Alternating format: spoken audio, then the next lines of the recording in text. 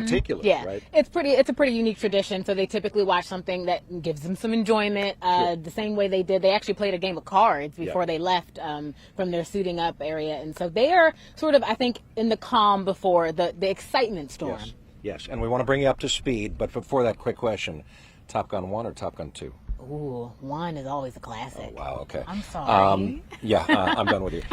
So here's where we are. Right? Okay. So 2:10 p.m., Lauren just said it. We have 4 hours and 14 minutes on the countdown clock. We're launching tonight, if all goes well, continues to go well, at 6:24 p.m. with that. That little tiny thing, 322-foot SLS rocket along with the Orion space capsule. I mean, this, as you can see right there, that is a behemoth, much closer view. But yeah, we are getting close. The fuel up, that is the biggest thing. That went well. For us to be only a few hours out and not have any updates, any issues, fingers crossed, Eric, it's looking good. Yeah. And it started this morning right around 7:45 with the touchy part, the tricky part of this countdown. So that's putting the fuel on board that giant rocket. About 500,000 gallons worth of liquid hydrogen, much less liquid oxygen. But liquid hydrogen is the tricky part because we saw through Artemis I, it took 3 launch attempts over 4 months to get that rocket off the ground. This is the same one. And then remember, they tried to do a wet dress rehearsal, basically going through the whole countdown back in February. And they had the same problem with those tiny liquid hydrogen molecules, leaks. And they said they fixed it. And guess what? We got through tanking this morning, fueling perfectly. As we say in the news business, no news is good news. It took them about 5 hours to fuel that massive rocket. And again, as I mentioned, for us to be here at this point and not have gotten any sort of updates about any problems, I mean, it looks like this is, as they say, all systems a go. The big question is now everything else. And again, truthfully, I'm a little bit surprised that we've been able to get to this point in the countdown just 4 hours out so smoothly, because this is only the second time, remember, that this moon-bound rocket, this is a NASA rocket. So the whole NASA team, along with contractors, but NASA team really across the country, built this rocket, flew it once in 2022, took a bunch of times, we said, to get it off the ground, and now this is the second time. But here's the big one. Here's the big deal with this. Those 4 people on board. That's what makes a difference, right? We have 4 incredible humans who are going to man this mission, which is why we've got to get it right. Rocket scientists, quite literally, the astronauts are very capable, each of them having their own unique profile, their own specific reason for being on this. Between, the commander, Reed Wiseman, we've got the mission manager, Christina Cook, who's going to be the first woman to orbit the moon. We've got the pilot, the first black astronaut, Victor Glover. So everybody's got their own set of specialties. But again, as you mentioned, that rocket is equal parts it's like a replica of history, and so every single thing on it has to go right for this to work. So we put basically leftover pieces from the space shuttle largely together to make this SLS rocket, the Space Launch System. So a lot of this is old technology. It has 4 old space shuttle engines that have been repurposed. They spent hundreds of millions of dollars upgrading the thrust. We're actually standing next to one. Sure, yes. A replica one. All right, there we are. So we are showing you live pictures of the van. They are arriving at the at the actual this is the launch pad, 39B, right? They're about to hop out, and we should see them any moment now. But Christina Cook, Reed Wiseman, Victor Glover, they have all just said goodbye to their families. They had a really touching moment. We saw them. I think we cut away from it for a second just to give them some privacy. But each of them had a pretty unique story about sort of how they spent their last few moments. Some of them even being able to quarantine with their families. So this has been beautiful because really up until the most historic moment in each of their lives, they got to be with the people that they love the most. Right. They woke up around 9:45-ish. That's if they got any sleep last night. We know they ate breakfast, and then we saw the video about an hour ago or so when they started to put on the suits, the pressure suits, the flight suits. They do leak checks. They do comm checks to make sure that the pressure suits hold. If, God forbid, there is a pressurization issue inside. This is the video of that. You see the boom microphone that goes across their mouth, so they have hearing protection built into those helmets. But the boom goes across their mouth essentially so they can communicate, they can talk while not hearing the monstrous roar of the engines, right? And you see the people right there next to them in those white jumpsuits. Those are their space suit technicians. So each astronaut, each individualized person, they actually have their own technician, because the space suits are so technical in themselves. So they're almost tweaked to fit each person individually. And so over time, as they've been checking these suits and working with the astronauts, they've been able to really fine tune them and make sure that they are, 100% perfect for this launch. Yep, and they did pressure checks. We saw that they put a little looked like an oxygen bottle onto the connector on the suit, simulating the plug-in once they actually sit down in Artemis. Vacuum, right. They walked out, got in that van, and now you see, as Lauren said, they're at the launch pad here, 39B. That's the elevator. So typically what we used to see in the shuttle days is the astronauts would get out of the van and they'd look up. And Lauren, that moment, right? So you've seen the rocket. Yes. You're familiar with it. You've trained in it for, several years, for all of them, right? And then you get there on launch day, when they stepped out of that van and they look up, and they got to be thinking, here it is, yeah, I know. yeah, it's today. So then they get in the elevator. Typically they take pictures. Didn't see that, although I'd imagine somebody took a picture. Oh, so they did take several pictures. Like I said, they did a lot of that when they were talking to their families. What's so interesting is that they're really all of them best friends at this point. Yeah. The SLS rocket is what powers it away from Earth, but that Orion spacecraft, where they'll actually be housed, that's really just about as big as a 6-person tent. Right. So right. Four more they say, of us just comparison. hunched together. You know what I mean? That would be crazy. So you see, that was a fairly quick ride up the elevator. That was. They've upgraded the entire launch pad, of course, to make it capable, because it, again, used to launch shuttles. Now it launches the SLS. So they rode up. Now they are at the very top. But here's the thing. It's the bottom of the rocket. Wow. Right? So look how tiny they are. It's just such a small, I know, they look like little ants compared to how huge this rocket is. Again, 322 feet tall. This thing is a behemoth. Yeah, and this is the scale, right? This puts it all in perspective. They, as you said, they look like ants off to the left of your screen there. Not even halfway up the end of the booster nozzle. That's how tiny they are compared to this gigantic rocket.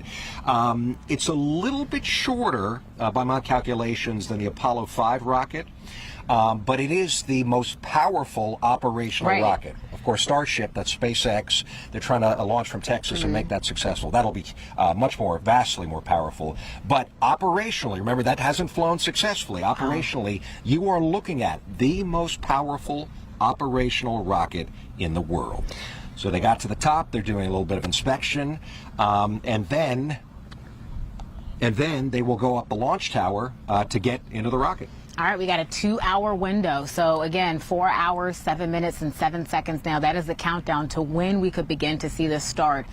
And this is just breathtaking. And you know what, the view we had, so I got to be honest with you guys, the TV that we have isn't so great. So that first elevator they were in is the elevator that took them to the base of the launch pad, which is essentially, if you remember the shuttles, it was a crawler. They called it a crawler. Right. It was a mobile launch platform. The thing rolled out with the shuttle on top. This same platform rolls out with Artemis on top. Mobile launcher, they call it. So they went up that, and now they're going to go all the way up to where they get in the Orion capsule, which, you said, is very small. It's at the top of the rocket. Very small, especially compared to the rest of the rocket. I just showed you a view of the communication center, too. Just want to highlight the fact that thousands of people have to be a part of this day to make this happen. Sure. In Houston right now, of course, and here at the Kennedy Space Center, the launch director, Charlie Blackwell Thompson, is in the firing room right now. She's been in touch with all of the crews. So, as you said, Lauren, lots of people. There she is. There she is. Perfect timing. Did you call her? Did you tell her that? I think the producers are being kind to us here. So she launched Artemis I, right? And she was selected even before that to kind of build some of the excitement that she's going to be taking us through the Artemis missions, right? Her being at the helm of this is really what's key, too, because as we were watching for weeks now leading up to this and all the delays, it was her who was at the forefront. Of course, Jared Isaacman, too.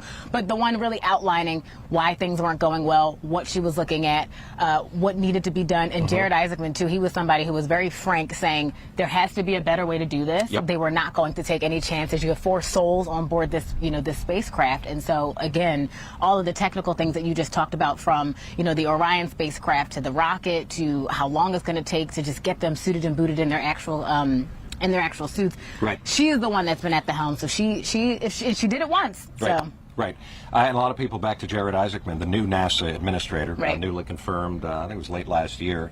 A lot of people are saying he's the right person at the right time, because this is no secret. We've done a lot of reporting on this. Here they come, by the way. This is the very, very top of the launch tower. There they are. And they are walking down the tower to the front of their Victor spacecraft. Glover. This is kind of crazy. They've done... Christina Cook. Yep, they've rehearsed this many, many times, but to be doing this in real time, I mean, Yep. this is the closest we've gotten. We heard Reed Wiseman say when they first touched down here at the Kennedy Space Center a few days ago that it was unlikely that they would do this. I don't know that they even thought they might get this far, Yeah. to be now just shy of 4 hours. So this is the edge of the Orion capsule. This is the door, essentially. We like to call it the hatch. NASA calls it the hatch, but this is how they get inside. And those ladies and gentlemen in the white suits, I think you mentioned some of them earlier. Right, they're suit These technicians. are the closeout crew, essentially. So they are the ones who will walk the astronauts into the capsule. They will seat them, they will strap them in, and then they plug everything in and start doing the checks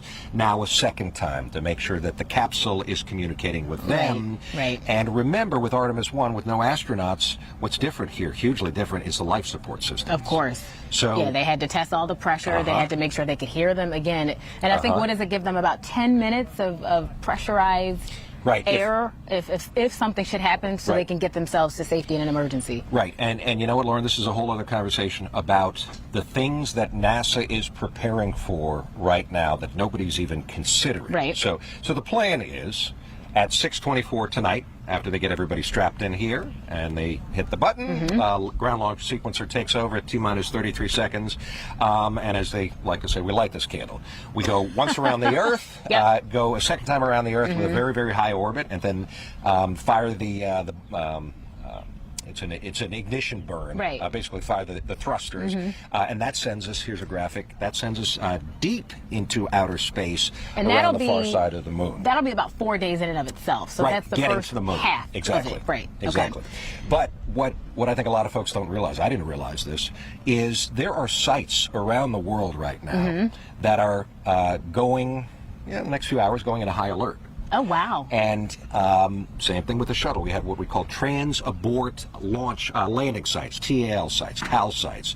So there are sites where our partners, NASA's partners, especially with the European Space Agency, they have agreed to be ready in case they need to respond around the world. So unlike the shuttle, which would land at these TAL sites, this Orion, this capsule, has to land in the water. And this So is, they have to respond with boats. well, and this is why there are so many moving parts to this. We talked so much this morning when we were doing the previews of this, of the weather, but there are 85 trillion components, as you mentioned, quite literally around the world that have to be in place at the right time, at the right place, with the right set of circumstances to be able to, manage this, any potential issues, any hiccups, so that, again, they are the priority. The astronauts are the priority. Obviously, what we're trying to do is land on the moon later again and actually have an actual a station there. But as you mentioned, they've got to make sure that they're good. And so these people, what are they called? TAL sites. sites. They've got to be prepared. Transport landing sites. But again, this is not landing. Right, so this would have to splash out on the water using off the coast parachutes. of California, I believe. Ultimately, sure, when right. they bring it home. But I mean, if there's an I emergency see what on the you're way saying. up, Okay, gotcha. right, and they have to abort. So one of the things we should talk about is questions we've got. So what happens if things go wrong? So unlike the space shuttle, which there really wasn't a good solution in case things went wrong, as we saw sadly, this has an abort motor built in, several abort motors built into the very top of the capsule. So we had a shot somewhere. In fact, you might be able to see it behind us. It's at the very top of the Orion capsule. It looks like a spire, like a point, right? So it's the launch abort system that they built in to where instantaneously, if, again, God forbid something Worst goes case wrong, scenario. this system detects an anomaly in hundredths of a second. The abort motors fire, and they pull the capsule away from the rest of the rocket. So it's essentially an auto separation system. Sure, or eject button, ejection Basically, seat, yeah. ejection seat in a controlled environment, right? So that if that were to happen, right, we need the rocket and the capsule to be over water for it to come down safely. But we have a whole path going from here, the Kennedy Space Center, pretty much due east-northeast-ish, out over the Atlantic towards Europe, to where, I mean, that's a lot of real estate where that capsule could come down, using that launch abort system safely. Right. So what that does, that motor lifts the capsule up, astronauts separate safely, parachutes come out, and it lands, and then we have to respond. So if it's off our coast, we do that. But that's what we were talking about. Our partners across the world, they might have to respond if, for some reason, 4 astronauts ended up bobbing in the ocean. It is quite. It is a real. It's a real possibility. You can't talk about the grandeur of this mission without obviously talking about the ramifications and the concerns. So. Gotcha. So to bring you up to speed, you are looking at the 4 astronauts getting into the Orion capsule. We're now, you see it in the top left of your screen, less than 4 hours until launch at 6:24 tonight. From right here at the Kennedy Space Center, those 4 astronauts, Reed Wiseman, Victor Glover, Christina Cook, and we got a Canadian joining us, Jeremy Hansen, for the first time ever. That's him right there. You see his patch. You called it. That's right, on his left shoulder. For the first time ever, Canadian going to the moon. Canadians have been to the space station. Launching into space for Canada is no big deal because remember the old shuttle they had a Canada arm? No big deal. Well, yeah, I mean, for them, hey. We do it all the time. I think it was 9 astronauts from Canada have been to the space station, have been into space, but nobody has been to the moon. And let's talk about that for a second from Canada.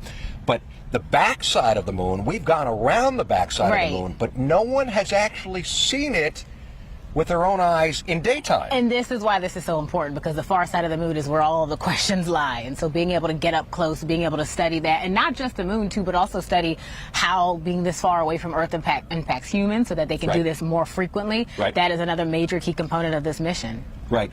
You know what, I heard some of the talk, which was really interesting, Lauren, about what seeing the back of the moon is going to look like. Because remember, during the Apollo missions, they went around the back of the moon, but it was dark. And the whole point of that was so that the front of it, where they were going to put the lunar lander on and go down to the moon, they wanted it to be light. Of course. So they could see. It's important. Obviously. Plus, you got to take pictures. So you need daylight. So for the first time, we're going to see the back. The 4 of them are going to see the back. And for the first time, it's going to be through a woman's eyes. Yeah. How cool is that? And there's some talk about how Christina may see it differently than Reed and Victor, and Jeremy for that matter too. Well, this is why we have diversity. Our human, our human makeup. We could take the same picture and you might see 3 things and I might see 3 different things, but that is why each of them has such a unique role. Her as a mission manager, again, her eyes quite literally are going to be one of the key components in terms of how they're going to extract information. And then you've got the pilot, Victor Glover, Reed Wiseman, who's going to oversee this, who is, by the way, a former Navy pilot and has incredible experience as well. Each of them bringing their own unique set of, I should say, skill sets to this mission. But yes, I do love the idea that quite literally looking at the far side of the moon through 4 sets of eyes is going to bring us invaluable information. And ultimately, it's a test, right? So it's a really cool view. They get to look at it. They fought to bring a specific, I want to say, a DSLR camera, a Nikon, or it was a Canon, a specific kind of old school camera because they want to point it out the window and take pictures. They think it's the best camera to capture these images. Also, how does the radiation affect the images, right? So far into space, so deep into space. That is such a good question. If it affects their bodies, it must affect the images. Right. They've been talking about that. The comparison that NASA keeps giving us, so how close is it going to look? I'm sure you've heard this too, right? They said if you had a ball, a like basketball, specifically, and you held it out at the end of your hand, that's how big it looks like it's just in the palm of your hand. But that is an incredible imagery, like to be able to imagine that the scale of how big the moon is versus what they'll see it as. So. And for anyone who's with us here on ClickerLander.com and News 6 Plus, who likes math, I'm going to throw some numbers at you. Oh boy, okay. So, Lauren, we were talking about the very beginning of this mission. Sure. So they launch here from the Kennedy Space Center. They go 1 time around the Earth, low Earth orbit. And so it's about where the space station is, more or less, which is a whole other conversation because there are now Starlink satellites in orbit. That's how we're getting internet all over the world. So we have to launch through Yes. these satellites. So there are actually more cutout windows than there have ever been because there's more satellites through space. This is incredible. So we have to get through those satellites, that sea of satellites. Okay. That's about 250 miles up. We go once around the Earth. They check everything out, right? You know, I can hear you. Yep. I can breathe. Everything's they're gonna good. Check out the toilet. Ask me about that in a second. My daughter I was asked just me going to about say, that. that's the big question. How do they use the bathroom? We'll get to that. My daughter that was the first thing she wanted to know. So they're going to go once around the Earth in low Earth orbit, about 250 miles up. Okay. So then they fire the thrusters, and then they go to high Earth orbit as basically another test. to Right. make It's sure sort of tiered. Right. That's about 44, if I remember correctly, 44,000 miles. Wow. You got up. the numbers down pat. But here's the thing. So when they decide, so they do that high orbit. It takes about a day or so. Then they decide we're ready to go for the moon. Yep. Everything's working. So at the far backside of the moon, it's about 252,000 yeah. miles away from Earth, which is further than anybody has gone. Remember, in Apollo 13, they hold the record, and that was not intentional because the ship broke down, and they ended up taking a similar trajectory using the gravity of the moon to just send it back home because the spaceship was crippled. But now we've got cosmic radiation. Now Right. we've got galactic radiation. So you've got two components that are now going to be very, very complicated in terms of the human body being that close absorbing those rays. And technology has evolved to where, Yes. you know, now we can measure this stuff so much better Right. than we did Right. in the 60s. Which is crazy that 50 years ago this didn't exist. Right. Yet we went to the moon. When we did it. 50 right. years ago, exactly. right? So the question is, how far is 252,000 miles from here? My daughter asked me this too. Okay, shoot. So I try to figure out what's an easy way to explain this. I looked up how many miles around the Earth. It's about 25,000 miles. Okay. So figure these people are going around the Earth 10 times. That's why it takes 4 days yeah. to get to the moon. And just to get back, yep. 252,000 miles. I think My Apollo goodness. 13's record was 248,000 miles. So if we launch today, and Yeah. by the way, it changes each day. So like if we have to do this later on in the week, Right. we may not go 252,000 miles. So if we do it tonight, and we get to the moon in 4 days, Okay. we may break this record for deepest humans in space ever by about 4,000 miles. So total, are we saying, because I think we quoted a number earlier, when it comes to getting there and back, Yep. it's like 685,000 That makes sense. miles That makes around. sense, So the whole that trip. 10-day orbit, Sure. which again is just, it blows my mind to think that the human body can withstand that much exposure. And of course they are obviously suited and booted and they've got protective gear, but again, this is serious. We've never done this before. And so let's talk about that. So safeguards, right? I spoke with a planetary scientist from Okay. NASA who's part of the science team on this mission, and I asked that exact question. I said, how do we know the astronauts are going to be safe? Right. We've flown this once. We went around the moon with nobody on board. They had a mannequin with a whole bunch of sensors that did a bunch of readings for us. But how do we know that now that we got people on board, it's going to Yeah, be okay? it's different. So her answer was, first of all, well, we've done this, right, in the 60s, 1969, when we went to the moon. And since then, we continue to learn, right, Okay. because we've kept a presence in space. Now, it's low Earth orbit. And Right, I said again. that, but this is very different than Right. going to the moon. It's like the ISS. So. Right. She said that with the data we've picked up and the way that they've built this Orion spacecraft, the shielding in it specifically, that we're going to be fine. And of course, life support systems you can test on the ground, Right. not in the vacuum of space. But they are so confident that all of this is going to work that they feel good to send these people so deep into space. Well, let's be clear. We've got 4 astronauts who have signed off on this, too. They're not just going to board the spacecraft and go, we hope it'll work. So that sounded like a really tough conversation to me for these astronauts to their families. Of course. I'll get to that in a second. But just to close the loop on the radiation, what I was reading is they have these floorboards in the bottom of the Orion capsule. They can lift up the boards. Can you see them in that shot? So if you see their feet, No, okay, not so yet. they're kind of laying on Okay. their back there. It's under their backs, but to the right and to the left. of where they're sitting, and they would open up these floorboards and they would climb in there to shield themselves in the case of a radiation event. We've been having solar flares, you probably heard. Yes.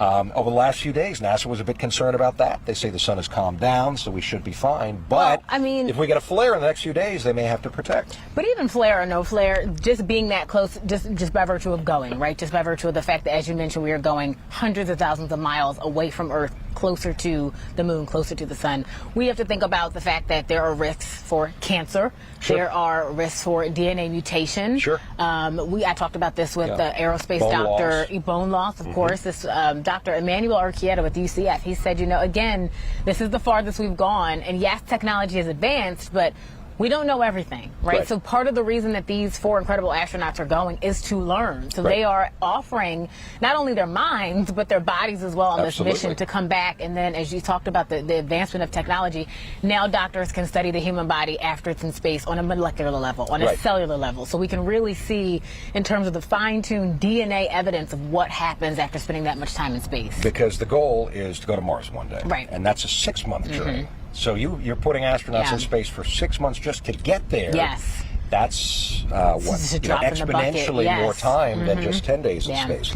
Not to mention the nausea, too. Do you remember that? Yeah, right. Your doctor said that everybody gets nauseous at least in the first few minutes. I can barely handle a stomach bug, my goodness. Good thing you didn't fly the Blue Angels who are coming here. I was upset about that. Yeah, in a few weeks. So, risk. Let's go back to that. Okay. We have video of when the astronauts walked out of the operations and checkout building, right? So after they got their suits on, we talked about the pressure checks, the comm checks, and then they said goodbye to everybody inside. Right. And walked out of this building right here. So they're pumped. Yeah. Of course, right? And this is the shot that everybody remembers. Yes. For all of the space missions, for all the astronauts that ever gone into space. But this is layered. There's a lot of emotion. Right. Because what you don't see immediately is in front of them, there's a rope.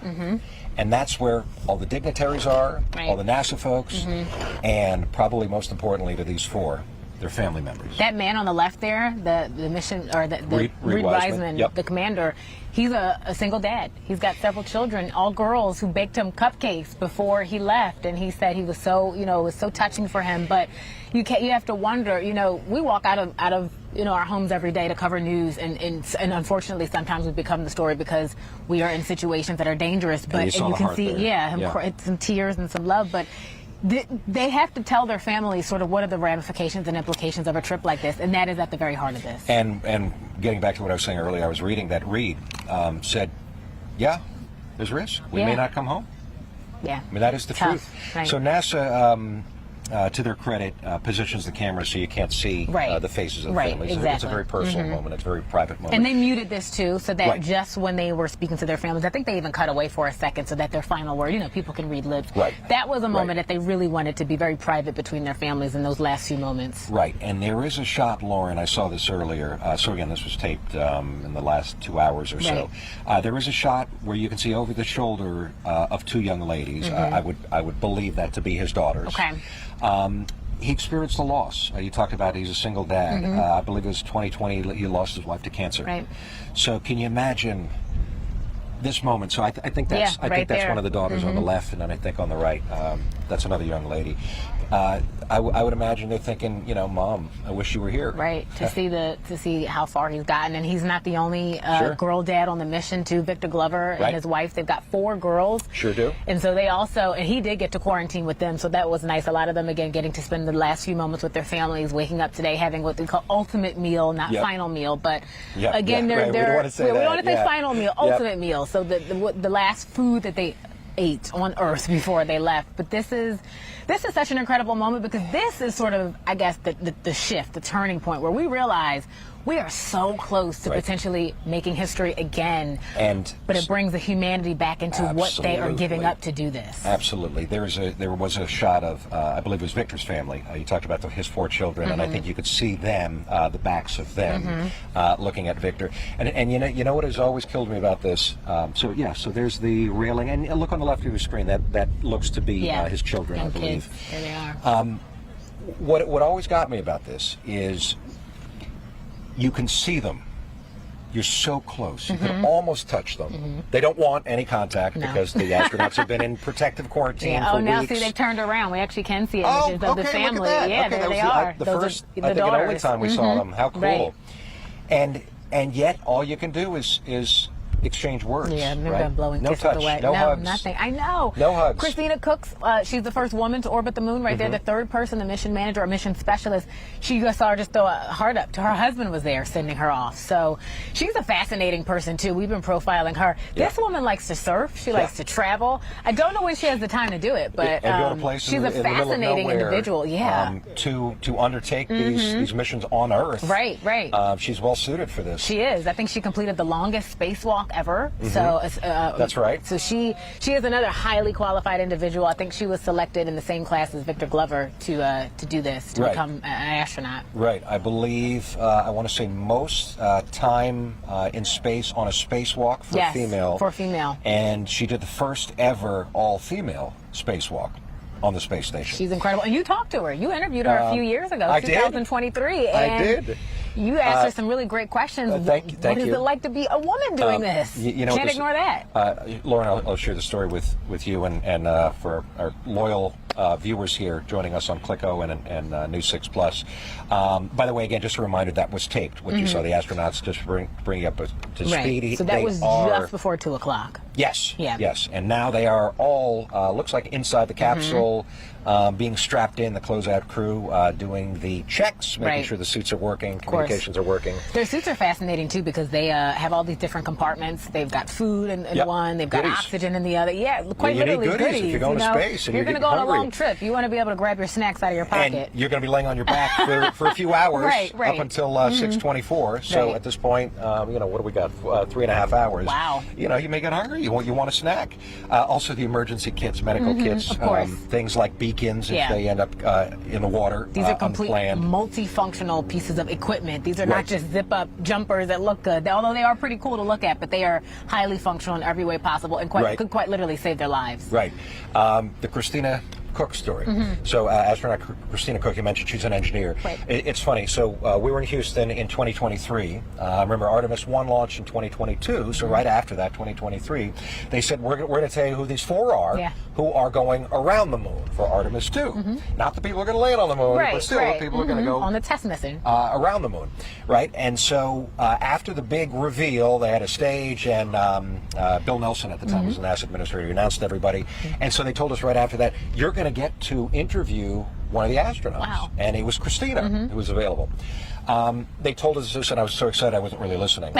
They said, I think you get like 9 minutes. Wow, that's a long time.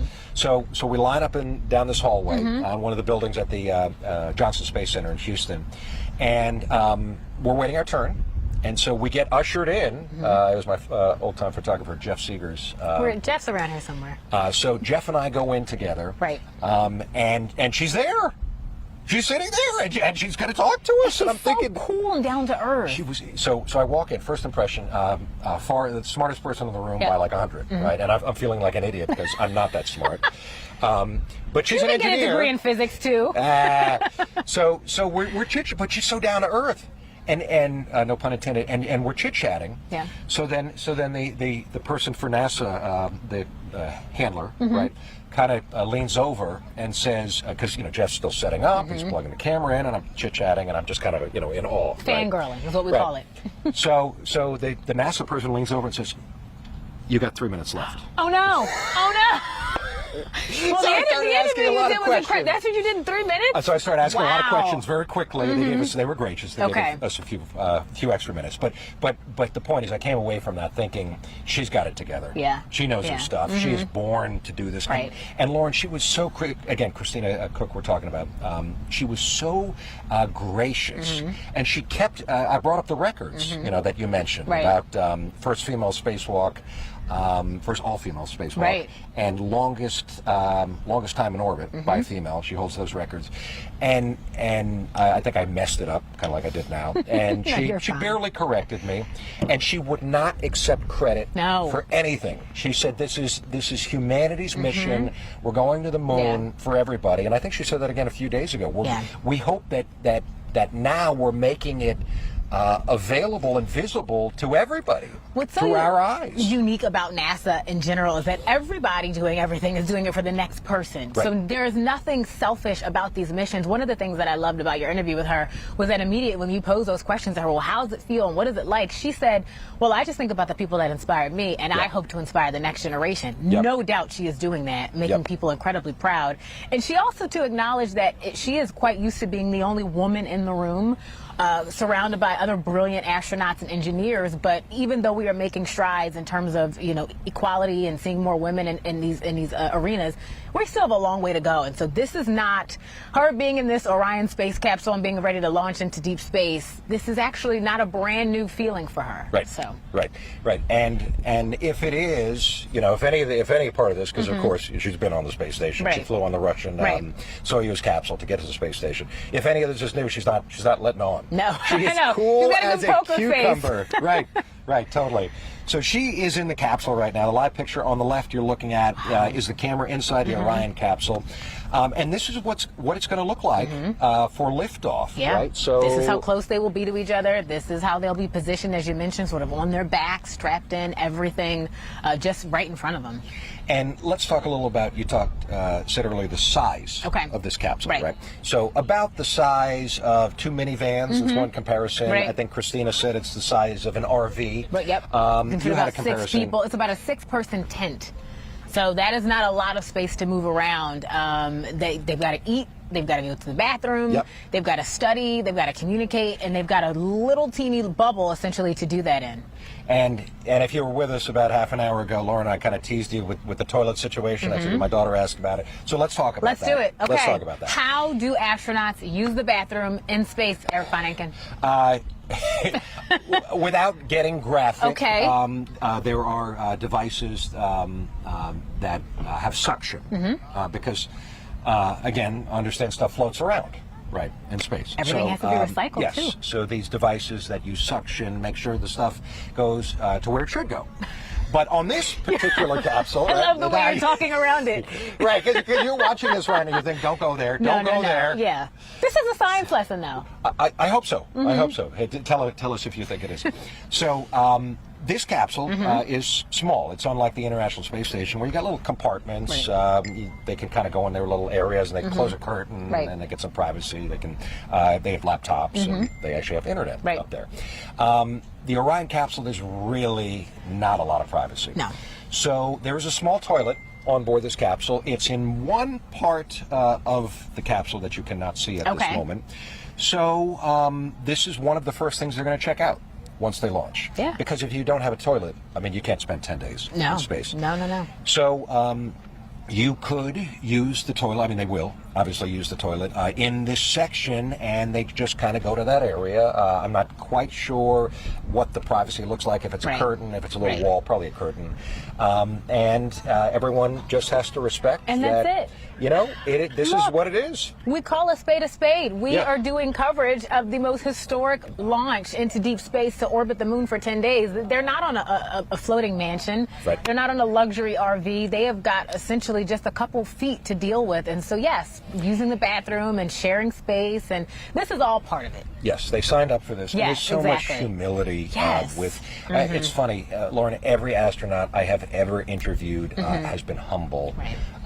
They have been so kind and gracious with their time. I think I see a little girl. I don't know who that was, but we've been previewing some teachers who have been talking about this, and we had Mark Lehman out live talking to people who are using this as an educational opportunity for their young children. So hopefully that little girl was a space fanatic, as we are. They have they had a bunch of kids line up in front of where we are, the VAB, the Vehicle Assembly Building, where we just saw the astronauts about an hour ago go by. But we also know there's people all over the Space Coast. There were some 400 to 500,000 people predicted. I got to believe it's going to be more than that, because we had something like 200,000 to 300,000 people in town just for the Artemis I launch. Wow. And here, and this might help for anyone. I've got a lot of questions over the last few weeks and last few months. Why is this a big deal? So if you're still asking that question, we are the only country in the entire world right now, not just launching astronauts to the moon, but the only country even close to being capable of doing it. We know China is working towards it. India has a goal down the road. Russia potentially could, but nobody is doing it today. We want to be the first, if we're being honest. We want to be the best. We want to do it right. And we have invested billions, not millions, billions of dollars into this. Matt Austin did a great piece about all of the money spent since 2012 until 2025, and obviously up until now, in terms of what it takes to do this. And so, yes, we certainly don't want to have invested all of that money to say, we'll let somebody else take over. Right. And of course, when we went in 1969, I mean, that was a space race between us and Russia, and we won. And now, what NASA has said very clearly is they want to win the space race with China. They want to be the first one to put boots back on the ground on, this time, the far side of the moon. We want to mine the moon. We want to get fuel out of the lunar rock, potentially helium, and then use that to go to Mars one day. We want to build a base and we want to stay there, which is, by the way, something that NASA just announced in the last few weeks, that this is now the new ambition, to build a major base on the moon. A lunar base. And to launch Artemis, the SLS rocket, Launch of Artemis II is scheduled for today at 18:24. over and over again. Lauren and I are just turning because somebody came over speaker and... For deposition of solid rocket motor exhaust exists under certain weather conditions. Deposition of solid rocket exhaust under certain weather conditions. So this is sort of an environmental update for folks who are in the area, or folks who are watching, of what could happen. So I'll share this with you. I don't know if you heard over the loudspeaker. Essentially what they're saying is when the rocket goes up, we could be sprayed with some sort of chemical, especially if there's an anomaly. So we were actually told, you might find this interesting, there are shelter-in-place sites that NASA has made us aware of. So we would go inside if there were an off-nominal event. And just to set the scene, there are some 800 journalists here. So quite literally everybody's impacted, whether you are watching at home, whether you are a couple hundred feet away, whether you're in Titusville, wherever you are, there is some sort of ripple effect in terms of us, just as humans, watching this unfold. Again, to bring you up to speed, so what you're looking at right now is some file video from NASA, but that is the live picture of the four astronauts inside the Orion capsule at this very moment, and we continue to work towards an 6:24 p.m.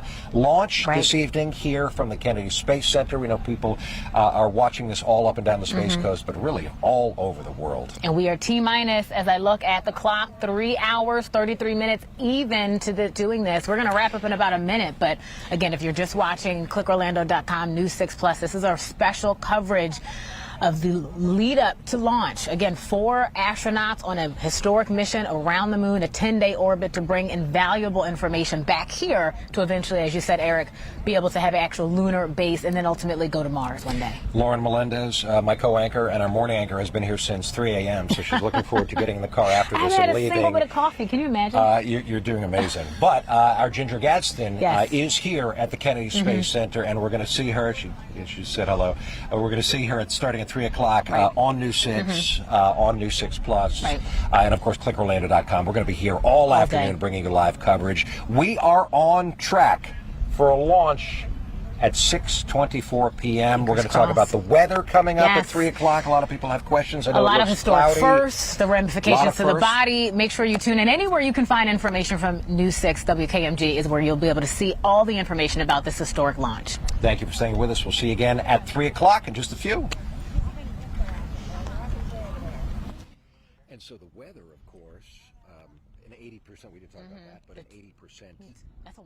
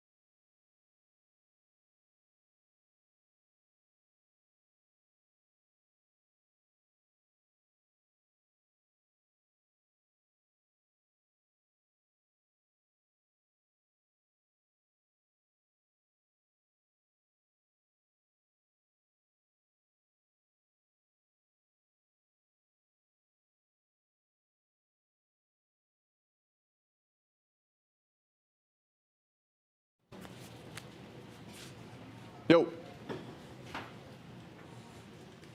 Hello, I got you. Yeah. Hey, buddy, I'm good.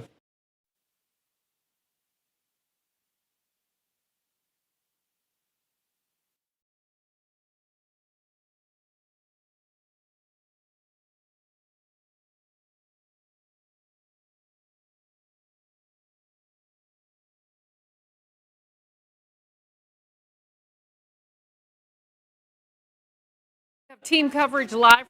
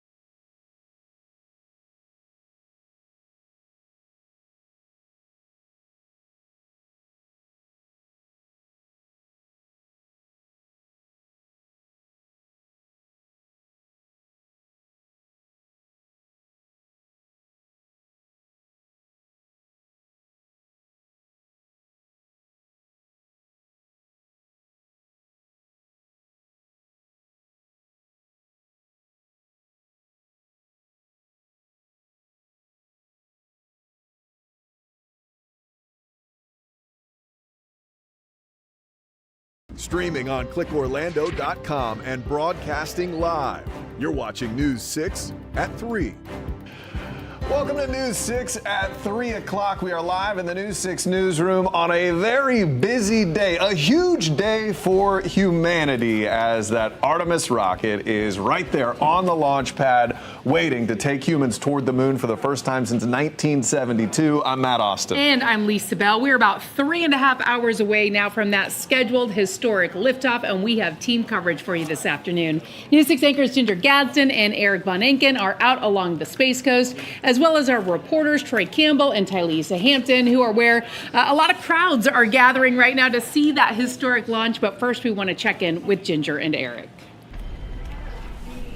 Hey, good afternoon, guys. I don't know if you know this, but we're super excited to be here. Can you tell? Oh, my goodness. Eric, you've been out here a little bit longer than I have. You got here early this morning, but the crowd is just continuing to build. By the time we came out, we could barely get through traffic because that's how many people, some 500,000 people are in town to see this launch. That's the number we're hearing. It is, Yeah. and Ginger, it's real, right? Yeah. It is Yeah, real yeah. at this point. I mean, we're 3 hours and 22 minutes away.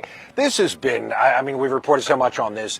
I think like a decade plus in the making. Even this launch of Artemis II, we tried to do this in February. It didn't work. Didn't work. But today has been super successful. I mean, I got to admit, I'm a little surprised. We thought there were going to be liquid hydrogen leaks early this morning Don't when say they started that. fueling Don't the rocket. Say, I know, we but there all were were very none. skeptical. Everything's Nothing. perfect. I felt the same way. I'm like, by the time they load that fuel, we're going to know that it's probably a go or no go. But right now, all systems are go. And we have been watching this thing since very early this morning because we have you covered from top to bottom. When this thing rises to the heavens, we're going to be the ones to show it to you. And let me tell you what else is exciting to me. When you see the astronauts, we were watching the feed, and you stand and you watch that door like something's going to come crashing out. And when those 4 astronauts emerge, it is something. People started cheering and clapping, and you know, they get to see their families for one of the final times before they get on the rocket. There it is. That's the shot. That's what's so exciting when you see them, and that's when it's already real for them, but it becomes even more real for the rest of us. Like, holy cow, they're going to get on a rocket. Right. And to bring you up to speed a little bit, so this was taped about a couple hours ago or so. Astronauts woke up about 9:45, had some food, breakfast. started to suit up. Before that, we talked about tanking, fueling. We thought it might have been a problem, but no, the rocket's full. They fixed fully it. fueled. They fixed it. Astronauts suited up. They did comm checks. They did leak checks to make sure that it pressurizes properly. You saw they just walked out. They got into a new version of what they used to call the Astro van, right? They rode from the operations and checkout building past us, so the vehicle assembly building is just off to Ginger's right. Yeah, you could see it. Went all the way out to pad 39B, directly behind us. Got out of that van, looked up for a few minutes. And they then said, wow, that's our ride. They kicked the tires. That's our ride to the They kicked the tires moon. a little bit and then just got in, and there they are. And it takes them about an hour or so to get suited up in their suits that they're going to be riding in. Make sure everything's working. Exactly. But it is just, what an emotional time. And you see Victor Glover there, the pilot, and Christina Cook. It's just an amazing moment for humanity. And while we are stressing it, they have said, we are just 4 people doing our jobs. And I beg to differ. I bet, we call them superhuman. They're just humans doing a super job. The humility. I was talking about this earlier with Lauren Melendez, right? Every time I've talked to them, I talked to Christina for a few minutes in Houston in 2023, and they're so humble, talking about who came before them, who they're doing this for. They have families, too. That's another moment we saw. So when they walked out of the operations and checkout building in those orange suits, new suits, they look a little like space shuttle suits, but they're a little bit different. And there was a barrier, right? Because they can't touch. Their family is on the other side of that barricade, and all they can do is look, smile. We saw Reed Wise from the commander. Really good, Right, made a heart figure. And so Reed has 2 daughters. We saw some video of them. He had a loss in 2020. His wife died of cancer. And you got to think that he's looking at his daughters, and they're looking at him thinking, wow, we wish Mom were here. Oh my gosh. Yeah, the thing that I love about his story is that he was afraid to tell his daughters, like, I'm going on this mission and I know there's a lot at stake. Right. But the next day, one of his daughters baked moon cupcakes. for him. And So- he admitted this is risky. Yeah, it is Right? risky. We haven't It is done this risky. in some 53 years, going Yeah. around the backside of the moon. All right, right now we need to know if the weather's Yeah. going to hold up. I think we're still saying it's an 80% go for launch. And I ran into some showers on the way over here. I don't know if I you did too. did. I Okay, did too, so yeah. that made me a little nervous. Yep. Meteorologist Julie Broughton joins us now. She joins us from the studio. And Julie, I know they can only launch if there are no cumulus clouds Right. around. You and Jonathan have been talking about that. And the what about wind, 'cause we're feeling the wind out here, too. Julie. So give us Yeah. the forecast. What's it like? Yeah, we're still officially by the of the weather cooperating. At that time, again, you mentioned clouds being a concern, so we can't have cumulus clouds within 10 nautical miles of that launch pad 39B, so that's about 11 and a half miles. Also, winds can't be stronger than 33 miles per hour, and as we saw in that shot with Ginger and Eric, we are seeing some gusty winds. Right now, they are below that threshold. Here's a look at the radar. Again, both Ginger and Eric mentioned running into some showers on the way over, and there are some showers in Brevard County as we go in a little bit closer, even some showers, again, really close to that launch site. But again, we've got about 3 hours or so to clear all this out. Now, here's how it looks as we take a little bit closer look in on this visible satellite imagery for you. Again, talking about we can't have those cumulus clouds within 10 nautical miles of the launch pad because we can't fly through the clouds because of the electrical charge. Now, right now, you can see on the satellite imagery, we've got a whole lot of cloud cover there right on top of that launch site. There is launch pad 39B right there.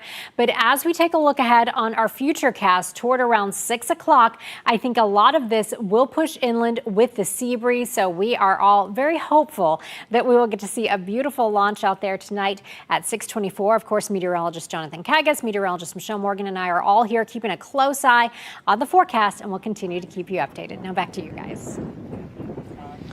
Julie, thank you. One of the things I want to be clear about, a lot of people have asked us, what's the big deal with the wind, right? Why is it so important? And as you say, Ginger, we're feeling it. I mean, we're getting blown around a little bit out here. So 2 reasons. So first of all, if it's too windy, right, at the top of that launch tower, and SLS goes through it, it could get blown off course, potentially. But the other reason is, which not a lot of people think about, I had to be reminded of this, is if there's a problem, this capsule, unlike the space shuttle, has to land in the water. So if they lift off that launch pad, right, and the wind blows it back over land, we got a problem. So this is why it's absolutely essential. And we're feeling it down on the ground, but you know, that's a huge rocket. It could probably take a lot, but they're not going to risk it when it gets to a certain level. Right. And we'll keep a close eye on that. A lot of people out here for this, we mentioned earlier. Something like 500,000 people, 500,000 people estimated to come to the Space Coast. I bet more than that, right? And we know people are watching all over the world, but in particular at Jetty Park, that's one of the best spots to see this rocket. Yeah, it really is. So our Tylisa Hampton, Tylisa, you got a really primo spot, and you're also talking to people who are out here specifically for this launch. That's exactly right. We have been talking to people just about the entire time that we have been out here at Getty Park. So many people just excited to see this Artemis launch as those astronauts go up into deep space, around the moon, then back to Earth. People are saying that they either plan this vacation for this, they either cut their vacation to come to this park to make sure they can watch this launch. Just take a look at all the RVs around this park. And we've been talking to so many people from different ages to different backgrounds, even from different locations, a part of the different areas in the country. So we're going to bring over Colt. So Colt is actually from North Carolina with his family. Colt, can you tell me, how excited are you to watch this launch? I am very excited. I can see you're smiling from ear to ear. Can you tell me, what are you most excited about? I am most excited about the first girl that's going to circle the moon. Oh, Colt, you are just hitting it with the best answers. Can you tell me, is there one thing that you just really feel like you're excited to see? Is it the smoke? Is it to see the ship go up into space? Which part? Everything. Everything. So how long have y'all been out here? Maybe about 3 days. 3 days. So how have y'all been trying to pass the time? Because we know it's a couple of hours until that ship is supposed to go up. We have been fishing, going to the beach. We hardly go to sleep sometimes. And hardly go to sleep, but just real fast, Colt. Y'all have been spending the day a little bit looking for something special. Can you tell us what that is? I was special about the rocket. The rocket. Yeah, they were looking for that rocket, guys. So many people just like Colt over here, very excited to see this rocket, hoping, of course, that it goes up today. Reporting in Getty Park, I'm Talisa Hampton. Yeah, we're all hoping that it goes up today. And I have a pro tip. Look up.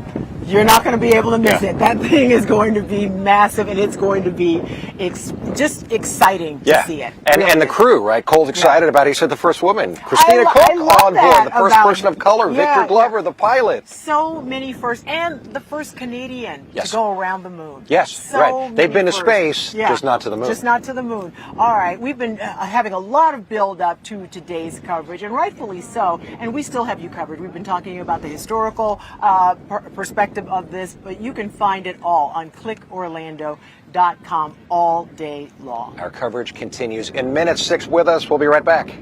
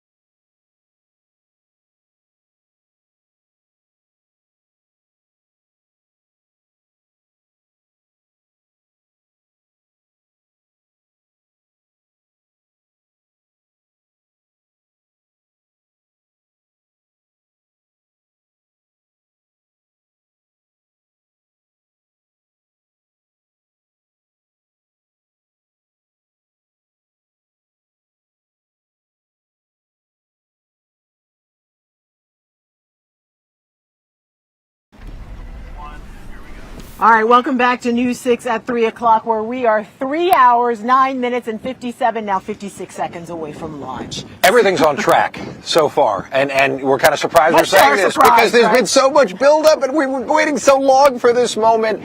As Ginger said, 6:24 is liftoff, and NASA has a very specific schedule they've been following all day long. It started at 7:45 this morning with fueling the rocket. That went beautifully, suiting up the astronauts, getting them out the door, and getting them up into this rocket. That is where they are at this very moment. That also went beautifully. Everything so we're far, waiting. Flawless.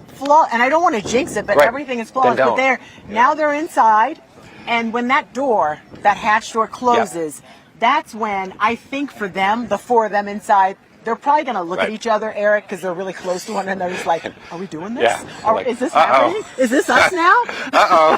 Can't get out now. No Yeah, escape. you cannot. There's no going back after that, I don't think. Right. So this is looking at a live picture. They're really close. So this was supposed to happen right around 3:14. We just hit 3:15. That is the closeout crew. So again, this is the very top of the launch tower. You're looking at the bottom right. NASA, you see on your left in the large picture. So this is the NASA television, the commentators here. But the bottom right is the action where the astronauts are in. So on the other side of that wall you see where the hose is and that little door is, that's where the 4 astronauts are sitting. And the closeout crew, that's the guy in the white suit. There's a couple other people in that shot. That's the last face they're going to see before they come back. Yep. Right. They don't Right. see a whole lot of face either, but that's who they see. Yeah, and they are critical because, of course, they've made sure that they're strapped in right and that everything is working. That's what's different on this mission from the first Artemis mission. It is a test flight, Eric. The It is life a test support flight, systems. yeah. Yeah, right. They have to test that. That's why we're going around the moon going around the Earth when we first lift off in low Earth orbit, just to check everything before we go to high Earth orbit, and then we go into deep space, Ginger, as you said, around the moon. They were saying if there's a problem, we talked about the space toilet a little while ago, if there's even a problem with that, you can't continue forward. They got to figure it out. Yeah, they have to figure it out because, again, it's a test. They need a toilet in space for that long a period of time. Right. We're going to be watching for the hatch closure because this is critical. Once they close that door, it has to seal. They had a problem with this, with Artemis I and some of the other rockets, the SpaceX rockets. If the seal isn't perfect. That's not look for problems. I'm just saying, it's a critical moment. Now. Everything is perfect I like so your far. optimism. So we're going to seal that hatch, and then we're going to get this thing off the ground, and when that window opens at 6:24. Yeah, we'll be watching this for you. All right. It's official. The Jacksonville Jaguars are coming to Orlando in 2027. I'm Stephanie Rodriguez reporting outside of Camping World Stadium. It's here where the team will be playing its home games in 2027 while their stadium is under renovation. It is a chance for the City of Beautiful to prove that they can handle NFL games, and it comes as city leaders try to market Orlando as a sports destination. Orlando is going to be an NFL city for one season. The NFL voted unanimously to move the Jags here for 2027. One word, awesome. We've been working on this for a while to bring a regular season game of either the Bucs or the Jags, and now we have not just one, but a whole season's worth in 27. The team will call Orlando home while its field, Everbank Stadium, undergoes a $1 billion renovation. The team will play home games at Camping World Stadium, which itself is undergoing a $400 million facelift to add more seats, premium suites, and give it a new metallic exterior. That work is expected to be done in time for the Jags' big move. Orlando leaders helped make the city a frontrunner with a $10 million sports incentive package in hopes of getting the Jaguars and more NFL games in the future. So Orlando, we need to make sure we have a sold-out stadium for every one of these home games and bring that Orlando energy to root for the Jags. And if you're wondering what matchups you'll be able to watch here at Camping World Stadium, the Jags' partial 2027 schedule includes home games versus the Dolphins, the Buccaneers, and the Bills. Reporting in Orlando, Stephanie Rodriguez, News 6. I don't think they'll have any problem selling out Camping World Stadium. I think, supply and demand, we only have so many home games that you'll actually be able to see in Orlando. I think it's going to be hard to get a ticket. When it will ever happen again. And the Jags, they're already at work. They came to our station today, dropped off some Jags cookies. I like that. Look at how. Are they going to be selling that at Camping World Stadium? I doubt it, but we'll check on that. Good to talk to them today, and we'll see where it goes. It's going to be an exciting time for sure. All right, coming up, a slight break in oil prices. Could that spell some relief at the gas pump? And what's behind a slowing job market? We'll talk about that coming up.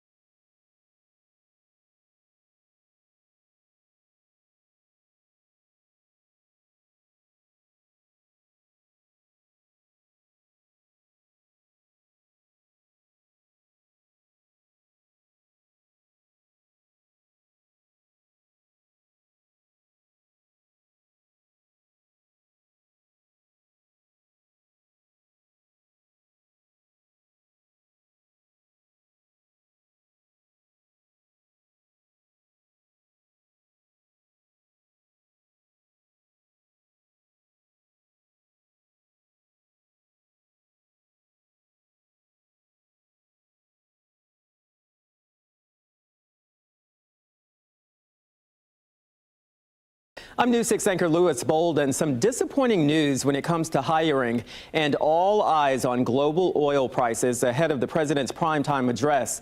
Let's get over to Maribel Aber in today's Money Matters. And Maribel, those prices have decreased just slightly, though.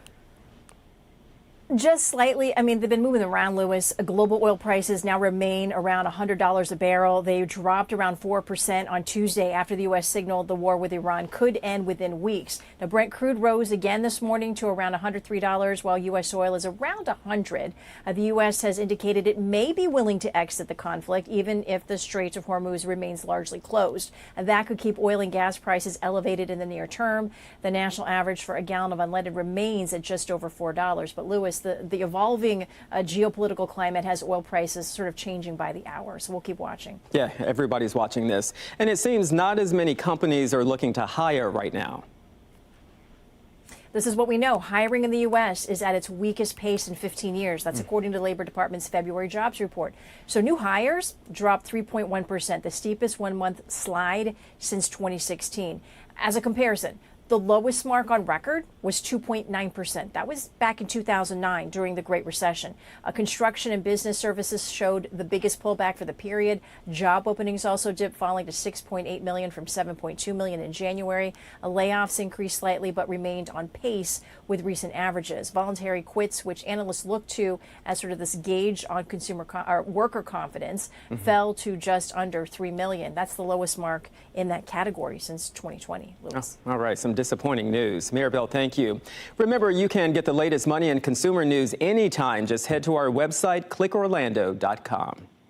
Or you don't like to see job numbers like that, for sure. Well, self-driving cars, they are now roaming the streets in Central Florida. And we found out that there are 2 crashes that were deadly and linked to these automated driving systems. So let's tell you about this. The NTSB says a, quote, over-reliance on Ford's Blue Cruise automated system led to 2 instances where Mustang Mach-E's rear-ended stopped vehicles. This is across the country. In one incident, the NTSB found the driver was relying on the car's automation while intoxicated. The NTSB said there were problems in how Ford implemented the technology and issues with federal regulations for these types of systems, and their investigation underscores the critical need for better safety standards and oversight with this technology. A Ford spokesperson said the investigation did not find defects or failures in that Blue Cruise technology, but it'll take the NTSB's recommendations under serious consideration. So a lot of cars, no matter the brand, have these technologies where specifically when you're on the highway, it pretty much drives for you. And we will be hearing more of these anytime something like this happens. It seems to make news. But keep in mind, every single day there are thousands and thousands of crashes where humans are behind the wheel that we don't hear about. And we have 2 that You're right, we found out that, exactly, there are a lot more than that when it comes to humans. All right, our coverage of that big Artemis mission taking place on the Space Coast continues after the break. Yeah, and coming up ahead at 4, we are trying to get some answers from Florida's top prosecutor who's putting the NFL in his crosshairs.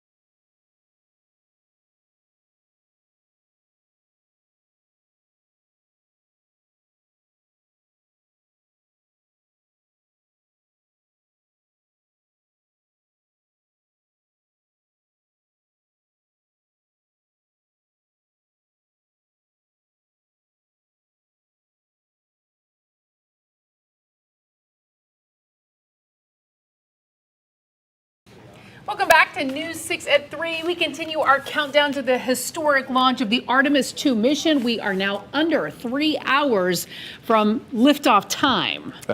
We are. It is getting closer and closer, and it's taken a lot of work to get to this point. Let's get you out to Ginger Gadsden, live at the Space Coast, anchoring our coverage. Ginger, what's it like out there right now? It is electric out here right now, Matt and Lisa, and we are so glad to be a part of this and seeing that giant rocket sitting on the pad just waiting for 6:24 to arrive. And if I look over here at the countdown clock, 6:24 is 2 hours, 54 minutes, and 19 seconds away right now. This is what our eyes are peeled on and glued to right now, that countdown clock, because we will know for sure at that hour if things are go or no go. I'm joined out here now by our space expert, Eric Von Enken. And you are a space expert, a space connoisseur. You've been out here for launches for more than 2 decades now, a long time. No, but it's great to have that kind of knowledge, and because you could put things in perspective, because we haven't done or seen this in quite some time. Thank you for saying that. It is a privilege. That's not lost on me that we get to be here. Yeah. We know there's some 500,000 people all up and down the Space Coast who are still going to get a great view. But we're only about 2.5, 3 miles from where this rocket is. Ginger, you bring up perspective. So I was out here for Artemis I, right? And by the time that finally got off the ground, everyone was wondering how loud was it going to be?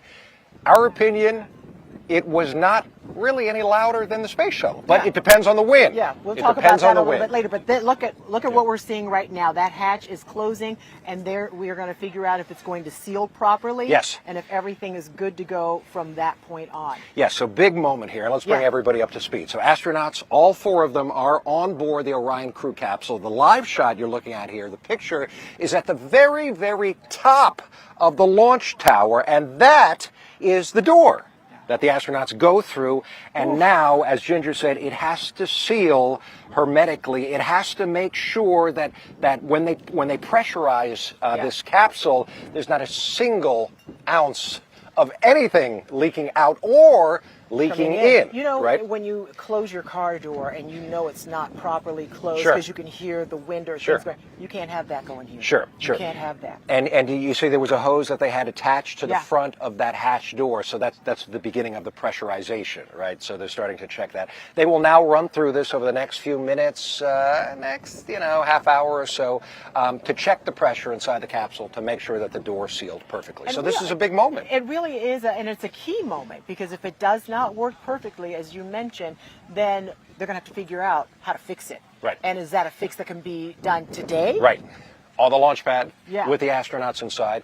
To bring up to speed where we are now, everything has gone perfectly so far. I mean, almost a little surprising, because remember, this is a test flight. This is kind of, I mean, I know this rocket has flown once, so it's not an experimental rocket anymore. It's human rated, but it hasn't flown with humans on board, right? Everything has to be absolutely perfect. Another first that we are seeing. And remember, a few weeks ago when it was supposed to originally go up, they had to roll it back into the VAB to figure out how to fix that leak. And it seems like they figured it out because they were able to tank it this morning. Right. A helium pressurization leak. You need helium in order to pressurize the tanks and ultimately fuel them with liquid oxygen and liquid hydrogen, so they fixed that. But they were also having those pesky liquid hydrogen leaks, which got us at Artemis I. Remember, it took 3 tries over 4 months to get Artemis I off the ground. Everybody was a little bit nervous today. Once they started tanking at 7:45 this morning, would those pesky liquid hydrogen leaks pop up again? And they didn't. And if they took that kind of care on an uncrewed mission, how much more care are they taking when there are 4 souls on board? It is really quite a moment for humanity, and they are risking a lot for us. And you look at that giant SLS rocket, that thing it's akin to a 32-story building. That's like, I tried to put it into perspective. I'm like, what's a 32-story building in Orlando? The Majesty is a little bit taller than that, but it's kind of like putting the Majesty on a launch pad and then shooting it up into space. Okay. It's a crazy thing to think The about. Majesty Building is the I-4 The eyesore. I-4 eyesore. I try to call it by its That- right that- name, that- and I don't want that's to be very a nice bully of about you. the building. Yeah, no, that's nice of you. The 4 astronauts said Oh, this is that's significant, wonderful, yeah. right? Because we have the first person of color who's the pilot, Victor Glover. We have the first woman who's going to the moon, Christina Cook. In between that, we have a Canadian. They've never flown to the moon. And Reed Wiseman And this on the is far his left first is the flight. commander. The Canadian, remind me his name. It just escaped me, but he is Jeremy Hansen. Jeremy Hansen. This is the first time he's ever going to orbit. Right. He's never been to space. He's never been The other to space. 3 are veteran space flyers. In fact, Christina Cook, she Oh holds my a gosh. record, right? She did the first ever all-female spacewalk. She spent more time in space, spacewalking. Spacewalking, Or I yeah. want to say continuous time in space than any other female in history. So she's got it down. But this new guy's got to be like, what's going to happen? Yeah, I can't wait. Right. All right, so what we have to wait, though, because we are 2 hours and 49 minutes away, so that clock is ticking. But we're going to check the forecast now because There's a been dark really, cloud in front of us. Really, We got time. It's been shifty out here, Yeah, Eric. yeah. Meteorologist Julie Broughton is looking at what our chances are. Still 80%, Julie, but it comes down to 6:24 p.m. Exactly, and that is always the case, of course. Those of us who have covered a lot of these launches, we know the forecast can look perfect and then change at the last minute and vice versa. But I did have hope when I saw your photographer panning around, and there were some breaks in those clouds. Right now, though, the cloud situation not looking so great. This is our Launch Credit Union camera out of Port Canaveral, which is a few miles south of where you all are, and we are picking up some showers right now in that area. Here's a look at the visible satellite imagery, and you can see, thanks to that strong onshore flow, all of these clouds continuing to move onshore and push toward the interior spots of central Florida. As we go in a little bit closer for you, there is launch pad 39B. So when we are talking about launch time, that 6:24 launch time, we can't have cumulus clouds within 10 nautical miles of the launch pad. So you see right now a lot of cloud cover right on top of it. However, it looks like we do have a little bit of a clearing behind those clouds, so we have time to get these clouds out of here. Here's the radar. Of course, we can't fly through any rain. We do have some rain, again, just to the south as we go in a little bit closer on the radar to the south of Mare Island. All of this is continuing to track to the east. Winds also an issue or a concern, I should say, today. Right now, winds in Orlando are gusting up to 33 miles per hour, but in Brevard County, we are below that threshold, which is in the low 30s. So again, still officially an 80% chance that weather will cooperate for that 6:24 launch. Of course, we will be here keeping a very close eye on things, and we'll let you know. But, you know, I saw a little bit of sunshine in your shot. So again, we have hope. There's hope. Little peak. It's Yeah, here. peak. Yeah, but We the just wind need more of it. the wind is Yes. still kicking up. I'm regretting not wearing a hat today. Yeah, because me it too. is- On that note, Julie, thank you, by the way. So the 80% launch forecast you mentioned. So a lot of people have asked us about this, Ginger. What does that mean?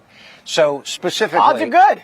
Yes, but it depends how you look at it, right? Are you a glass half full or glass half empty kind You know of I'm person? full. I know you are, but so the 45th Weather Squadron, they're saying there is a 20% chance of a launch commit criteria violation. In English. What that means is something could be wrong where they're not allowed. They have rules where they're not allowed to send up the rocket, primarily clouds, primarily rain, primarily lightning, and primarily wind, where they're not allowed to do it right at the time that they want to. So what that means is a 20% chance, but here's the good news, throughout the entire 2-hour window, there's only a 20% chance that throughout that entire time will not have good weather to launch. Yeah, so it's it good. Could, it it's could good. clear. And the sun is beaming down on us once Feeling again. it now, yep. Welcome to Florida, everybody. Yeah. And speaking of welcome to Florida, a lot of people are here to see this launch. They want to see history being made. And why wouldn't they? Kids are being pulled out of school. People are taking time off from work. And they have some of the best views here on the Space Coast. There is our Troy Campbell at Space View Park. Troy, look, I know we got it good here, but all those people around you, they got an incredible spot. It's just across the river. Yeah, we have the launch pad 39B right behind me. We're at Space View Park. I gotta say, guys, I've never seen this park so packed. If you just want to even just take a look at the people while I describe a little bit. As soon as we pulled up, there's parking blocks away. You already said blocks away, and that was 2 hours ago. You walk up here, these people must have been here for hours as they brought out blankets. I've seen even like the little playpens for the small babies to make sure that they're good. Got the pets, the dog food, the water, make sure they're good. The tablets for the kids, as we see here. Lots of charging devices too, we've seen. Also over here, we did chat earlier with June from Eustis, and she came out here, June, to get this spot right here. What time do you have to wake up and get here? We were up before 5, and we left the house. We gave ourselves like 45 minutes. I had already packed food and stuff the night before, so all I had to do was get it out of the fridge. And what did it take us? About an hour and 15 minutes maybe to get here. And this was as close as we could get. And so it's a good spot. What are you most looking forward to with this launch? Because you had said, there's a lot of meaning to this launch for you. it is. We're going back to the moon for the first time in 50 years. And I get chills just thinking about it. We should have been there a long time ago. We should have a base there. We should be taking vacations to the moon. Think about it. The technology has always been there, and we just lost our way somehow. And this is really exciting. Today extra special. It's super special. Well, hopefully, and what we're hearing is you'll have that 80% that you will feel that rumble of that rocket with that history, so it should happen. So, of course, we're going to stay here. We're going to keep chatting with people. We do expect it to get more busy, as we get even closer, but I'm telling you guys, it is crowded here. People are excited, and they are looking forward to this big launch. Back to you guys.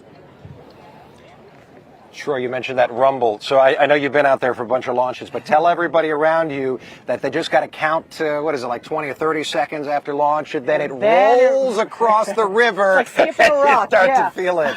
It's a great It's spot. incredible. Troy. Yeah, it's delayed, but it's worth that delay for sure. Thank you, Troy. We'll see you later on in other newscasts. All right, so we like asking what the people who watch News 6 think. And, this whole project has been delayed time and time again, and for years they've spent $93 billion to get this thing off the ground, hopefully today. So we asked you if you thought, is it worth spending all that money? Surprisingly, you can take a part of the poll right now. Just scan that QR code. We want to see what you guys are saying. Eric, do you see the results right there? Yes, most people are saying exploration is key. And this kind of parrots what the young lady was saying that Troy was just talking to a few minutes ago. She says, we should be on the moon. We should build a base. This is part of NASA's bigger plan. Once we get to the moon, we're going to put people on it. We're going to build a base, and then eventually we're going to go to Mars. So you say $93 billion is worth it. Sure. So people are saying, should this, should that. They're also saying, wow, we should be paying our teachers more. Anchor Matt Austin did a story on this very topic about how much money is being spent here. Matt, I don't know if you can hear me. We're trying to bring you in from the studio. But your story talked about the delays and the money and how many teachers' salary we could pay with that kind of money. And it got really real as far as dollars and cents. That's the alternative. I added it up. More than 1 million teachers. You could pay their salaries for a year with that $93 billion. And keep in mind, that's $93 billion so far. That's through 2025. So to do Artemis III and Artemis IV, if any of that ever happens, going to be many more tens of billions of dollars to sink into this project. But we will enjoy it today. That's right. We certainly will. Of that money. Let's hope that, fingers crossed that it all goes according to plan. We are now less than 3 hours away from liftoff. We've been focusing very closely on the weather out there along the Space Coast, but how are things looking around the rest of Central Florida? We'll talk about that coming up after a quick break. Also, the patience from a Central Florida deputy that just might have saved a life. We'll be right back. This portion of the news is sponsored by Bill Ray Nissan Longwood. We do it the right way.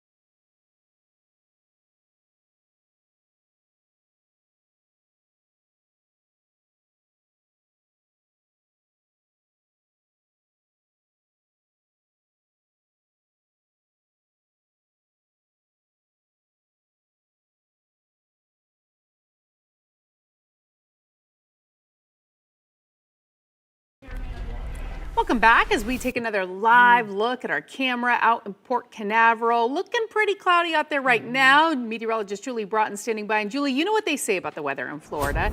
If you don't like it, just wait 15 minutes. You know, that seems to be the case a lot of times. And we do have hopes that some of those clouds will clear. Now, that camera that we were looking at, that's a few miles south of where the launch is happening. And let's go ahead and take a look at the radar, give you an idea of what's happening wherever you are in Central Florida. You can see some showers in Brevard County, central Brevard County, down to the south of where our launch is happening. But as we go farther to the interior, we are seeing some pockets of heavy rain near areas like Umatilla, back towards Sanford, going down to the south now, down toward the attraction, seeing some rain moving your way, some heavy rain just to the southwest of Flamingo, and also some heavier showers tracking to the west of the Weehawhoty area. And we will keep rain chances around as we head through the rest of the day. But again, by that launch time at 6:24, I think most of the showers push to the interior.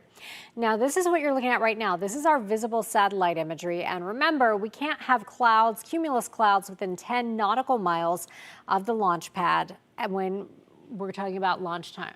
So that's launch pad 39B. You can see there just to the north of the Cape Canaveral marking on the map. And already the clouds beginning to clear just a little bit for us. This is a look at our clouds and rain forecast as we take you to around 6 o'clock.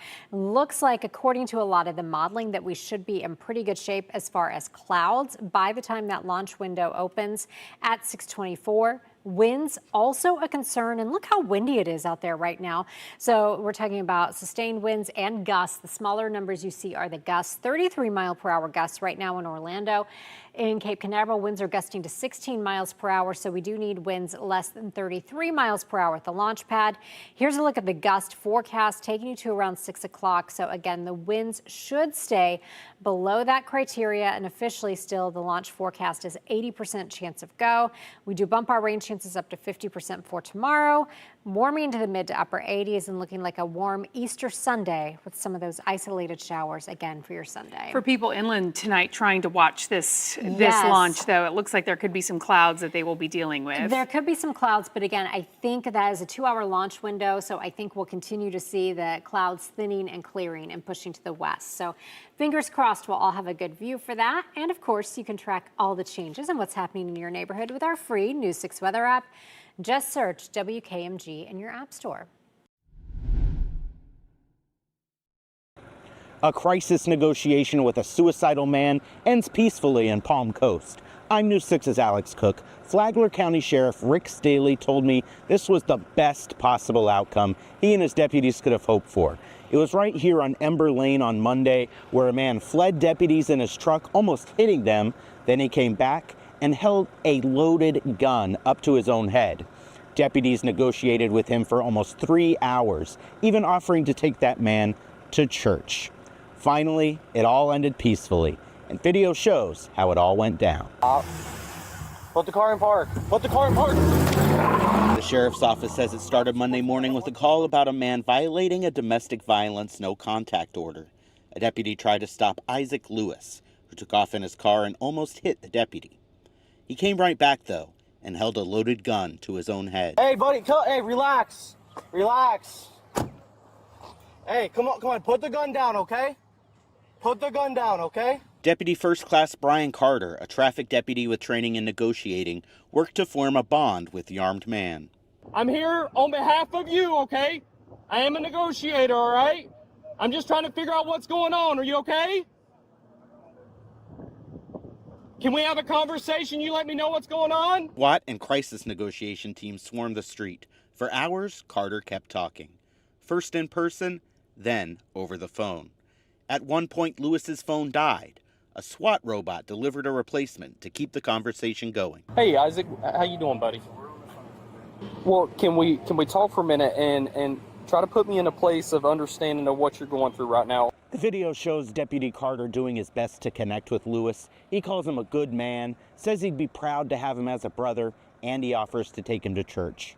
Sheriff Staley says that patience is what helped save a life. So the longer you can take to build that rapport, it's when you try to rush something because you want to get it over with that everybody overreacts. It is 100% okay to not be okay. Does that make sense? There's always another day. I can't have a good dude leaving this earth. At 2 p.m., video shows Lewis finally surrendered to deputies. He was safely taken into custody. Staley commends his deputies and says honors are in Carter's future. In Palm Coast, Alex Cook, News 6. We don't always see those endings. No, that is the truth. And our Molly Reed is catching up with that deputy today. We'll have that story for you later right here on News 6. Also coming up after the break, an American hero finally laid to rest. How a Florida man got in on this and helped get results 8 decades later. That's coming up.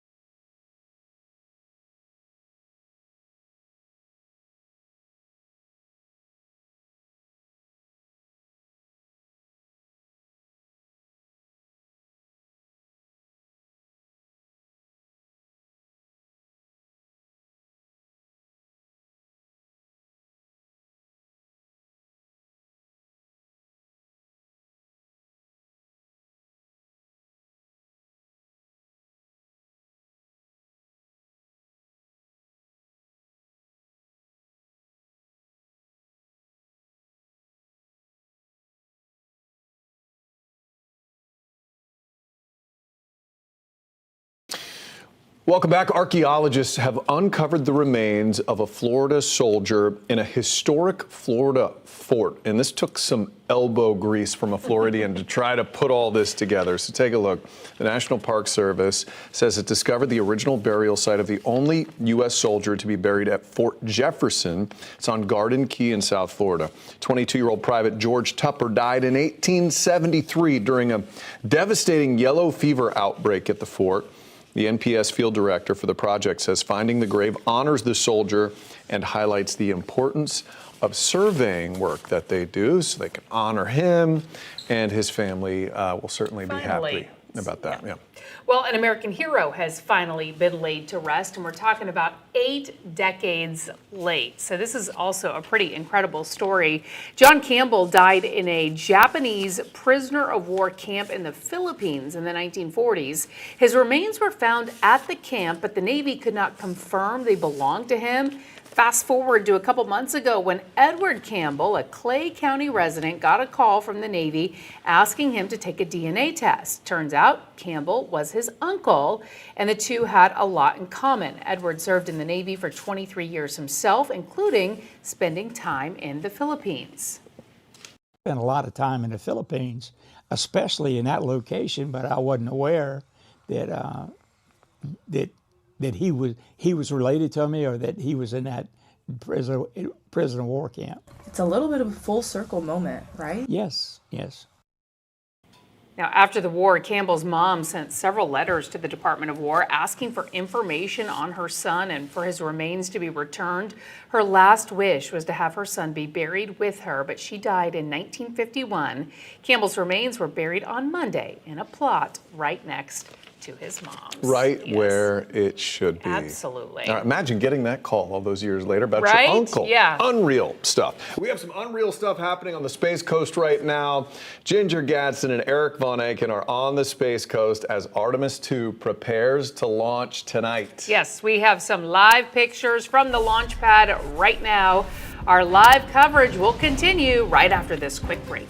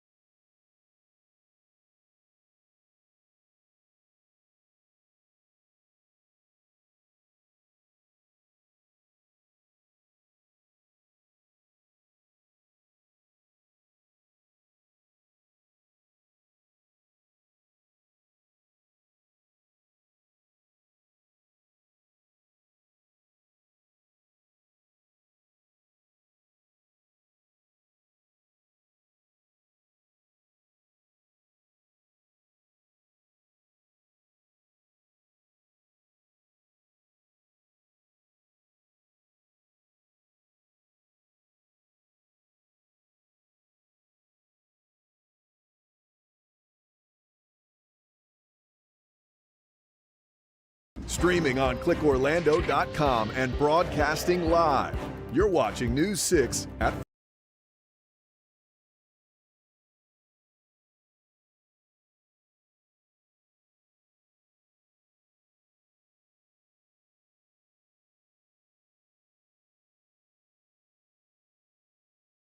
Streaming on clickorlando.com and broadcasting live. You're watching News 6 at 4. This is the opening act in a series of missions that will send astronauts to and from the moon with great frequency. It is a historic day, and it's all blasting off from right here in Central Florida. 4 astronauts are getting ready for a 10-day mission around the far side of the moon and back. Thank you so much for joining us for our special coverage of Artemis II. We are live at the Kennedy Space Center because in about 2 hours and 23 minutes, those astronauts lift off from here and then, as Ginger said, head deeper into space beyond the far side of the moon than anyone has ever gone in the history of humankind. And we got live team coverage for you. We've got Tylee. Jetty Park, because we know lots of people are seeing this too, and they got a great view. Also, the big question is, if everything's gone well so far, Ginger, how is the weather going to hold up? Oh, I think you can see the weather out here right now. We're wearing it. 2.5 hours. Yeah. Meteorologist Julie Broughton has your forecast in just minutes. Yeah, we'll get to all of that in just a moment. We want to bring you up to speed on what has happened on this momentous day so far. And let me tell you, a lot has happened. Yeah. And it started before a lot of you were even out of bed this morning. The astronauts, they had a good breakfast this morning. They were driven out to the launch pad. Well, first of all, they got to see their families. They came out, and it was one of those moments where you look forward to it, but you're not prepared. It's tough. Every time you see it, you're just moved by it. This is them getting their suits on, and that happened after they saw their family. This whole process takes about an hour. Yeah, right before they suited up, before they walked out to see their families. This was important. This was a key moment. This went flawlessly, basically not just putting the suits on, but doing comm checks and pressure checks, communication checks, making sure they can hear, making sure they can talk, and making sure the pressure stays inside the suit. Because these are, of course, in the case of an emergency, the capsule loses pressure. That's their life support system. Exactly, and they are fine. Before that, a big moment was fueling, tanking the rocket with all the super cold liquid hydrogen and liquid oxygen. That worked fine. But that is where we thought we were going to see the first issue. And it didn't happen. And that's where they had the problem the last time. So many problems on Artemis 1 and even this rocket, the Artemis II rocket. It's the same rocket. It's the SLS. But yeah, they've had a problem trying to put the liquid hydrogen on board without it leaking. That worked. This is, as Ginger was talking, the moment that we saw them ready to go before they got into that van to head out to the launch pad. And what you can't see, Ginger and I have talked about this, is right in front of them, there's a line, there's a little rope line. And that's where the dignitaries are. But more importantly to these 4 is their families. Yeah, I have to tell you, one of the moments that was really touching for me was seeing Victor Glover. He's a dad of 4 daughters. Right. And he said earlier that normally if he's on a flight or a mission, he will text his daughters, "I love you, and I'll see you when I get back." Right. Today was one of the first times he got to see them in person. Right. And say it to them in person. Right. And also acknowledge to them, like so many astronauts do, the risk.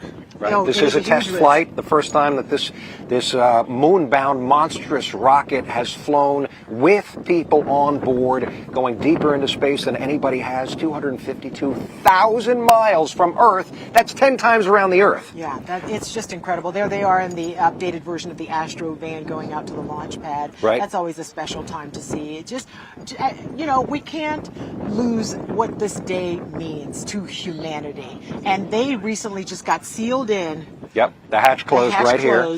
And a few minutes ago. Everything worked flawlessly as far as we know, because we haven't heard of any sort of anomalies or any issues so far. Everything has gone to plan. So now they're sitting in there with 2 hours and 20 minutes to go. Yeah. I can't even imagine. Yeah. Eric, what could we possibly talk about Right. for 2 hours and 20 minutes on top of this rocket? Yeah, a lot of checks going on, Yeah. but also the Weather Squadron, the 45th Weather Squadron, now they take over, right? So if the rocket mechanically is working perfectly, which it is, and the astronauts are strapped in and their suits are working perfectly, And they which are. they are, it Yeah. comes down to at 6:24 p.m. What's what are happening in the skies going to look yeah, like? Yeah, exactly. Meteor- We have somebody who knows the Yeah, answer to that. yeah. Fortunately, meteorologist Julie Broughton is the expert on this. Julie, 80% go still. We're still looking at that 80% go, like you said, from the 45th Weather Squadron. The main concerns, no surprises by just seeing your shot out there, cumulus clouds and the winds. But again, at that time, we're expecting somewhat of a clearing, and winds should be sustained around 15 to 20 miles per hour. That's been the case for most of the day today. Radar scanning out for us, showing we are seeing some showers. By this time, most of these will push inland. And right now, all that rain is off to the south of that launch pad 39B.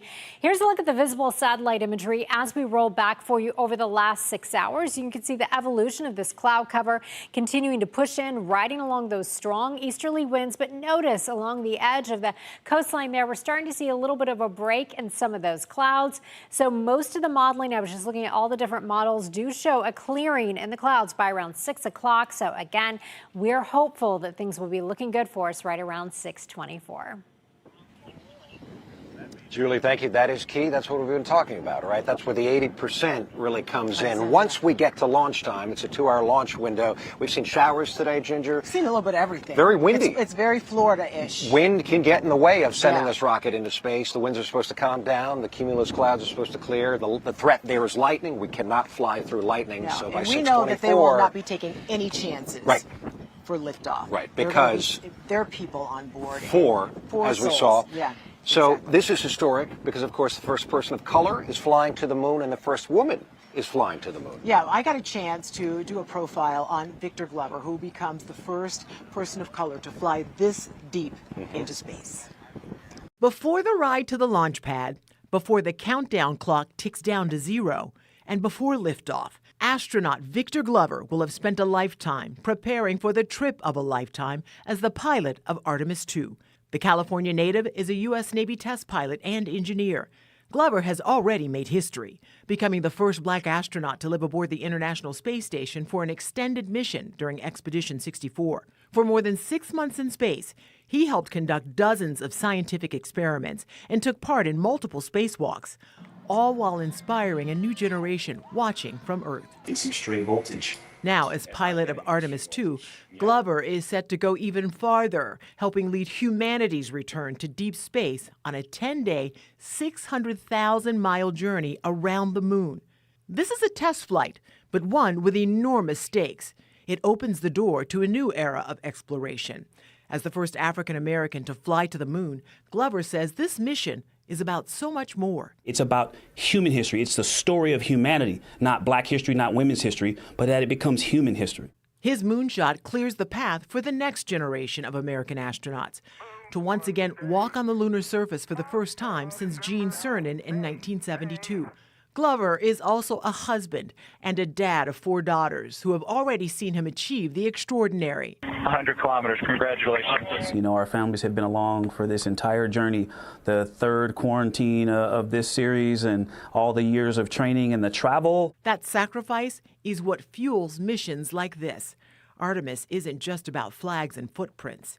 It's about proving the United States can still lead in space, in science, and in inspiration. Every day that we're here is the first time that we're doing this, and so, you know, we are exploring on this timeline as well. And when that 322-foot tall rocket rises, powered by the most powerful system NASA has ever built, it won't be just ferrying astronauts. It will be carrying the weight and hopes of humanity, and Glover, with an unmistakable place in history. We want to make sure that this system is ready so that we can be comfortable letting an automated docking happen on the future, more complex mission. And if they do, the next time humans leave footprints on the moon, they'll follow a path that Glover helped blaze.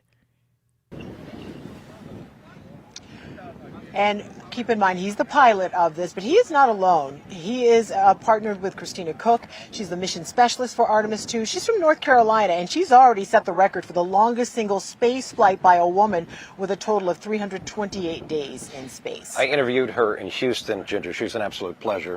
Definitely the smartest one in the room on that day for sure. Reed Wiseman, he's the guy on the far right. He is the commander of this mission. He's a fighter pilot, test pilot, very skilled. He's been to the space station before.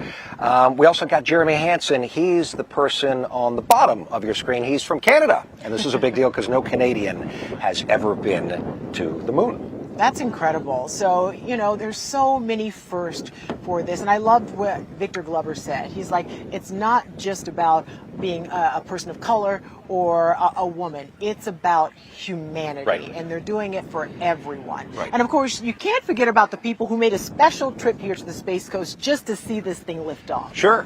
There are, I mean, the estimation is some 500,000 people spread out along the Space Coast. Lots of people watching inland, but one of those very lucky people with the 500,000 folks is Tylisa Hampton. She is at Jetty Park. Tylisa, you got a good spot along with all those folks. Eric, that's absolutely right. We already heard from officials that this park is already at capacity. So if you did not get that day pass, you're going to have to go somewhere else to watch this launch. And as you can see, so many people at this park. Just take a look at the number of RVs over here. But we got one that's special for you because you don't quite see it every single day. A school bus converted into this RV. Joining us now is Charlotte. Charlotte, you are decked out in your NASA hat. You can't see it, but she also has a NASA shirt on. Can you tell me, why is it so impactful and important that you're here today? I'm here not only to see the Artemis, but to honor the 35 astronauts or test pilots or ground crew that we've lost getting up to this point. You think about the people around the world, the Russians lost people. This is a big deal that we've come to this point, and we're putting 4 people up on board and going around the moon. We're going to see the dark side of the moon. How exciting is that? Get out your Pink Floyd. Very exciting. And you're actually from Florida, but you were in Georgia. You cut that. You came back here for this launch. Yes, actually, I live down in Venice, Florida, and I came up specifically for this. And my boyfriend came from Maine, and we're traveling in this outstanding self-contained bus. So we're here for the week. And just real fast, because we have a bus here, guys. We have to go inside. We have to. Absolutely. So watch your step coming in. We're going to watch our head on the way in. It is so amazing in here. We're going to wrap this interview up in this bus because it's absolutely amazing, guys, because we want to get this show on the road. Reporting in for News 6, I'm Talisa Hampton. Back to y'all. Get it on the road, Tylisa. I like it. She's driving that bus. Oh my gosh. How incredible is that? I love talking to people who come out for this, and she's doing it right. And for anyone, if you're watching us right now and you're not going to head out to the Space Coast, that's okay. I did a whole story about how far inland the sound may travel, potentially 45 miles. But either way, if we light this candle tonight, you're going to get a great view. I want to get on that bus with Tylisa. Yeah. Okay, so we're going to send things back into studio to Matt and Lisa. Sorry, guys, don't be jelly, but we're going to be out here for a few more hours until that thing takes off. All right. We had a bus and we had a Pink Floyd reference all in that one segment. That was amazing, guys. Thank you so much. A high-stakes showdown. Florida's top lawyer is targeting the NFL's diversity hiring rule. The NFL says the policy is staying. We're asking the Attorney General of Florida what happens now. That's coming up. Plus, with all this coverage on the launch around the moon, have you ever wondered what it's really like to be an astronaut? We're taking a day trip to a place where you can learn all about that.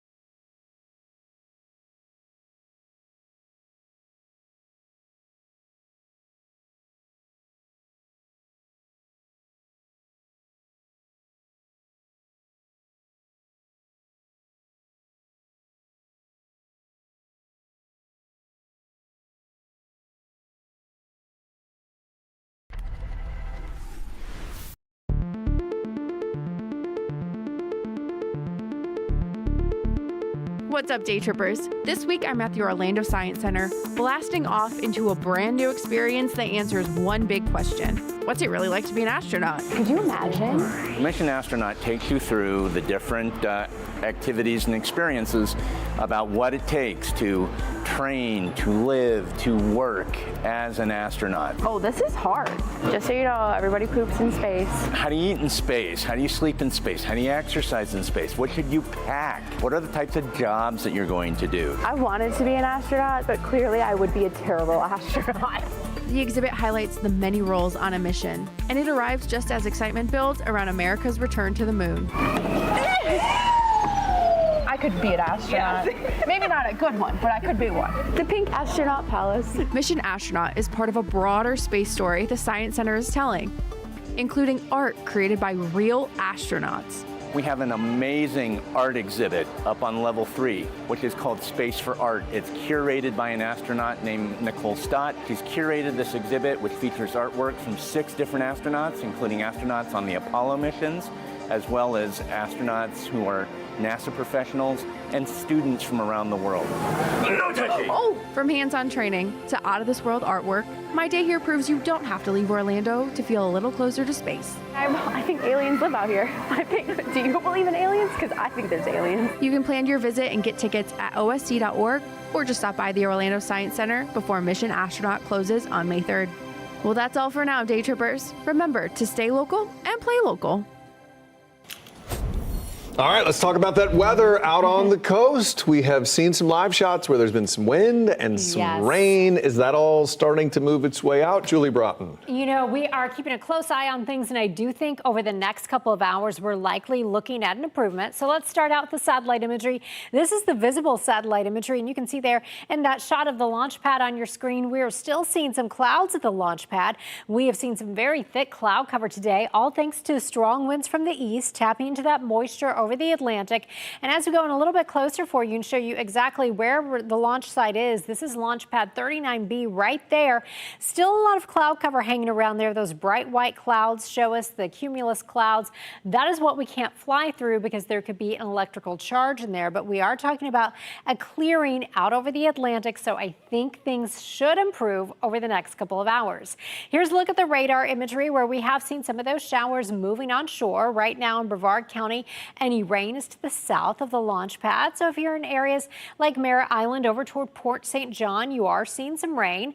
Taking you over into Orange County, most folks are dry, but heading over to Oak Ridge, you're seeing some light to moderate rain, some heavier rain right now down in the attractions area near the Epcot area. And as we pull out again and take a look at all of Central Florida, also northern Lake County, you are getting in on some of that rain as well. Limited lightning with these showers and storms today, but areas like Lindale, Altoona, over toward Ethel, all seeing some pretty heavy rain at the moment. Here's the clouds and rain forecast as we take you through the next couple of hours and into tomorrow. We stop the clock at 6 o'clock. Again, we are looking at the potential of really the clouds thinning out at that time.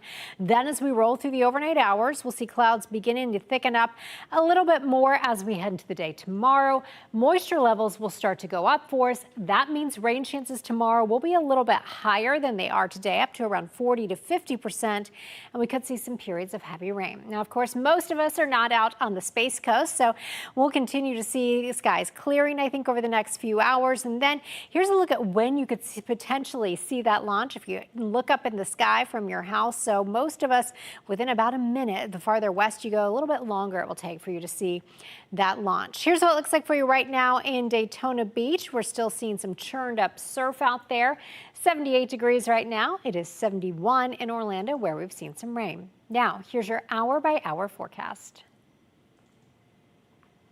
All right, well, we'll continue to see temperatures falling into the mid-70s as we head through the evening hours. I thought this was an appropriate pet picture today. That's Orion snuggling in bed with his chirpy birdie. Here's your 7-day forecast. Rain chances go up to 50% for tomorrow with highs climbing into the mid-80s as we head into our Easter weekend. 87 on Easter. Next front comes through on Monday, and that will cool us down for Tuesday and Wednesday. All right, Julie, thank you. Now to some big news for the City Beautiful. Look behind me. It's the home of the Jacksonville Jaguars. Well, for the 2027 season, to be exact. Coming up, the excitement continues one day after the temporary move was approved. Here's another live look as 4 astronauts prepare for liftoff. The 2-hour launch window runs from 6:24 to 8:24. We'll be with you the whole way through it. You're watching News 6. We'll be right back.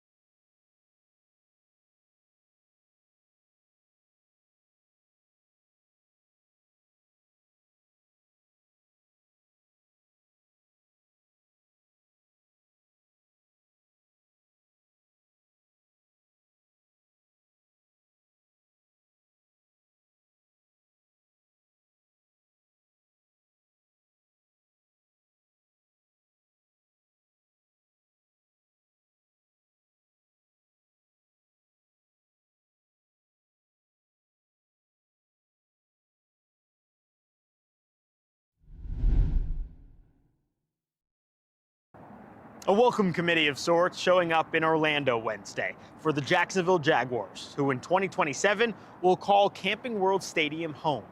I'm News 6's Mike Valenti, your Orlando community correspondent, and one day after the NFL owners unanimously approved the temporary move to Orlando, the City Beautiful got a peek at what's to come. Duval! Orange County Mayor Jerry Demings has certainly bought in, and the hope is that so too will tens of thousands of fans in the region come 2027. I just couldn't be happier for us to be here under the circumstances playing our next season here. Owner Shad Khan is planning to bring the Duval Chants back with him to Jacksonville in 2028, when the Jags' billion-dollar-plus renovation is slated to be finished.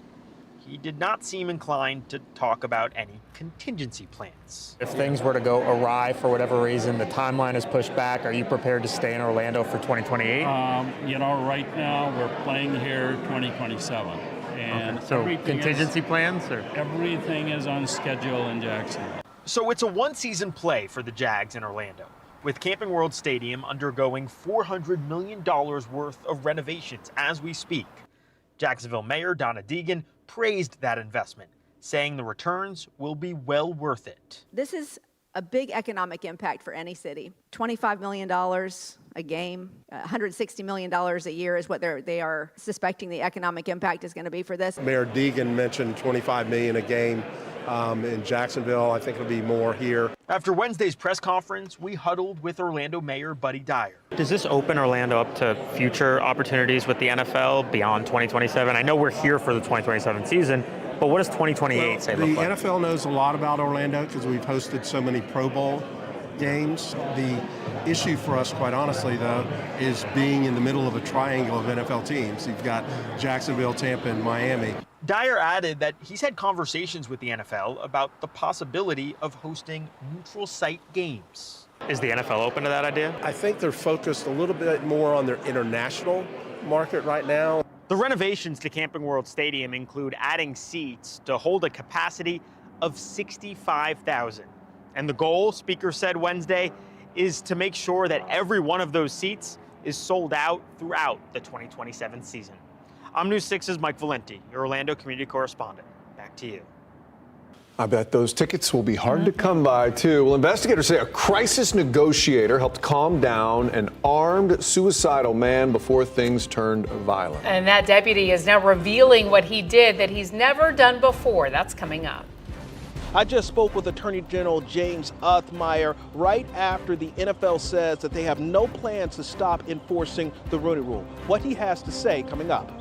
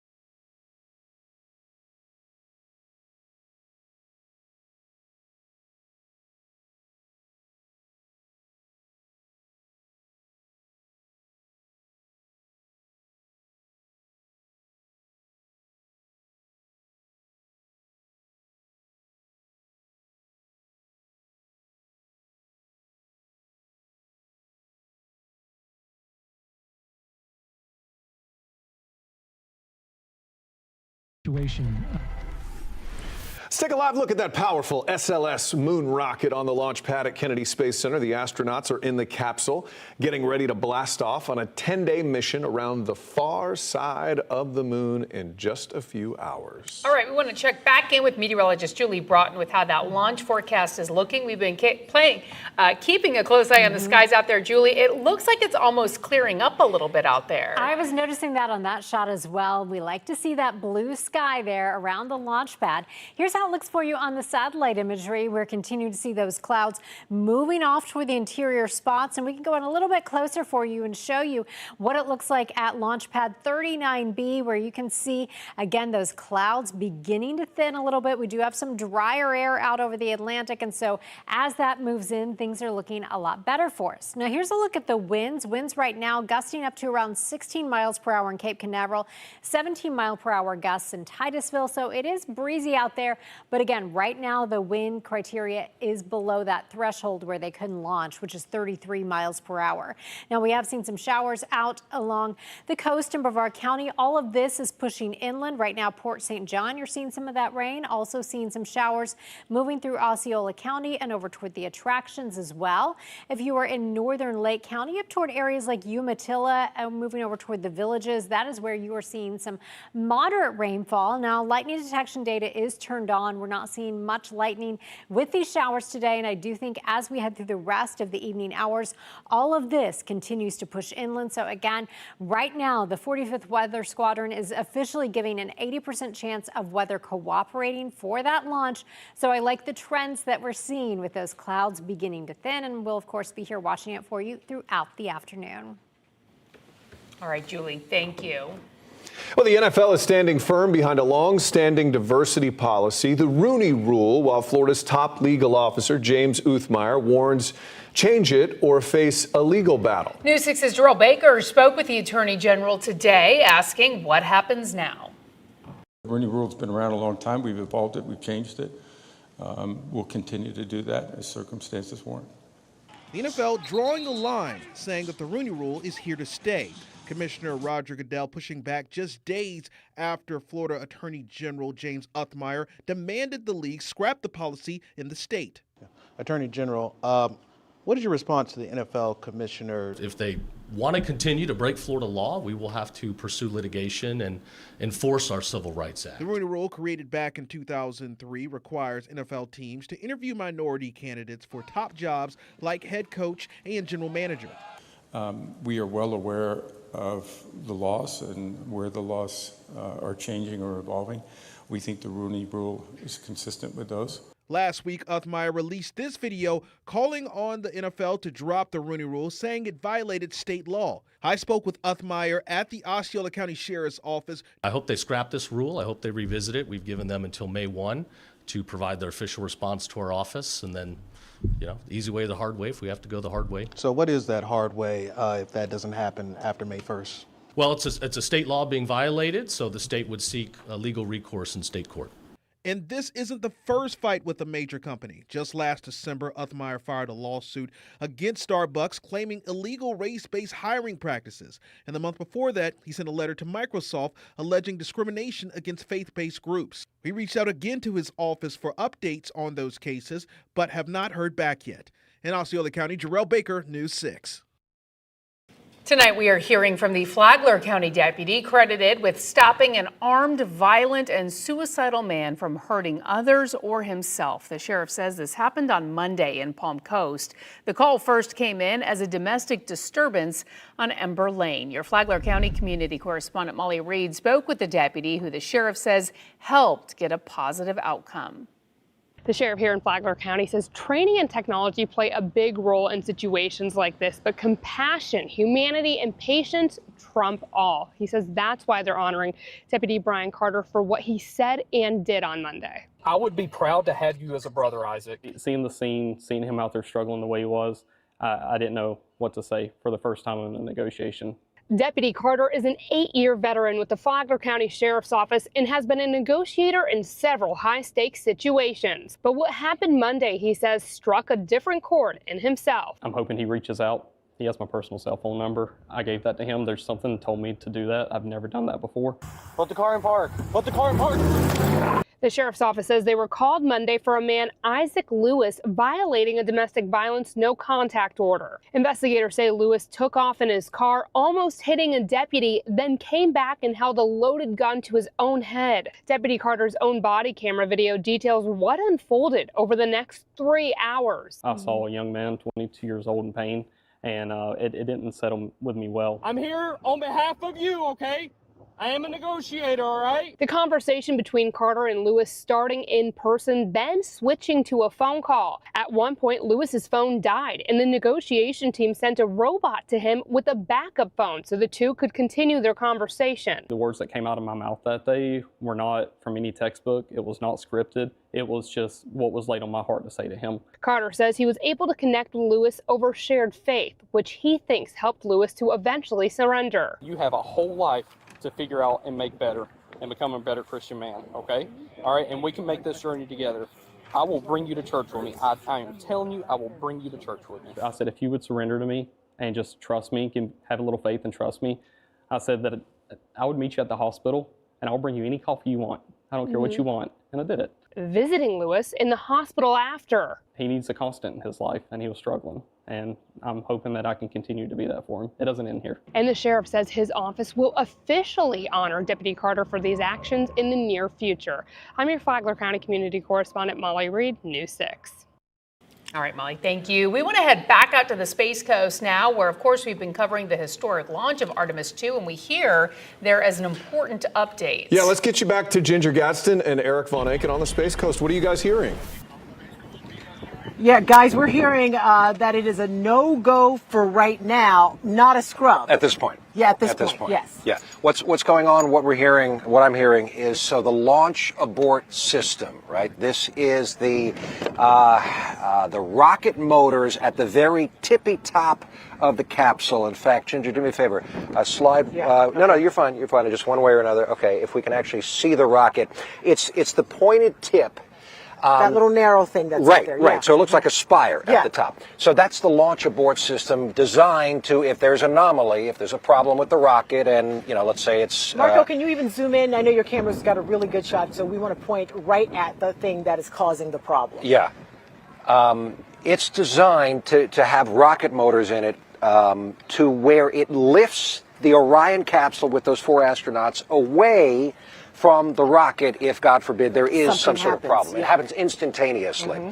That and the flight termination system. So here you can see really clear. You see, it looks like the top of a building, right? Like an antenna almost on top. So but it's a key instrument. It is crucial. So as soon as they fuel the rocket and they put the astronauts on board, the 4 of them, they arm this launch abort system because, again, something happens, they're protected. It instantaneously lights these motors, these rocket motors, and it shoots away from the capsule to protect them. And this is something they've learned over the decades because we've had disastrous things happen on the pad. Space Shuttle didn't have this. Yes. So this would protect them. This would keep them safe. They need this to be working. The other thing they need to be working is what's called the flight termination system. So what that is because anytime you send a rocket off the ground, anywhere near people over the Earth, you want to be able to destroy the rocket. So it doesn't cause any damage or minimal damage to people and whatever else might be around. Exactly. Let's say the rocket goes off course. One of the motors goes down, something like that, boosters, anything, right? And so if this rocket starts to veer towards an area where we do not want it going, they enact the flight termination system. There are explosives, and they make the rocket self-destruct. Of course, the astronauts would be clear because they'd be in the capsule, safely protected by the launch abort system. So anyway, what's going on here is, from what I'm understanding, it's not communicating with the range. So the range is the area that it flies over. We have radars, the 45th Weather Squadron, the 45th, help me out here, the 45th, the Space Wing, the 45th Space Wing is what I'm trying to say. Okay. They control the range, and they have to send this signal to that rocket to do what they need it to do if, God forbid, there's an emergency. They're not communicating. Yeah. So they actually, Ginger, this is crazy. They walk over the vehicle assembly building to my right, right, where they stack the rocket, and they pulled some old hardware out of that building that they use for the space shuttle. And from what I understand, they're driving it out to the launch pad, and what it is a receiver. They're going to stick it out there so they can try sending the signal from where we are, from launch control, out to the launch pad to see if the signal is actually getting out there while it's on the launch pad, which is crazy. And the thing I will point out that the countdown clock has not stopped. Right. So right now, it's and that's key. That is key, Yeah. because if it was something that they thought they could not get a fix for, like you were just saying, they think they have a fix, and it might happen. Who knows? Who knows? So then they would stop the countdown. So even more specific than that, it's that they don't want to stop it because they're going to try and work through it to see if they can fix it. But if we were to try and launch at this moment, it wouldn't happen. It's an absolute no-go. It would be a scrub, but right now it is not a scrub. It's simply because we got time. No-go. Because we're working through it. That is a very important distinction we want to make. Yeah. All right. I know they say go to teases. I'm just going to do a generic tease. Sorry, Brooke. We will be right back. Yeah.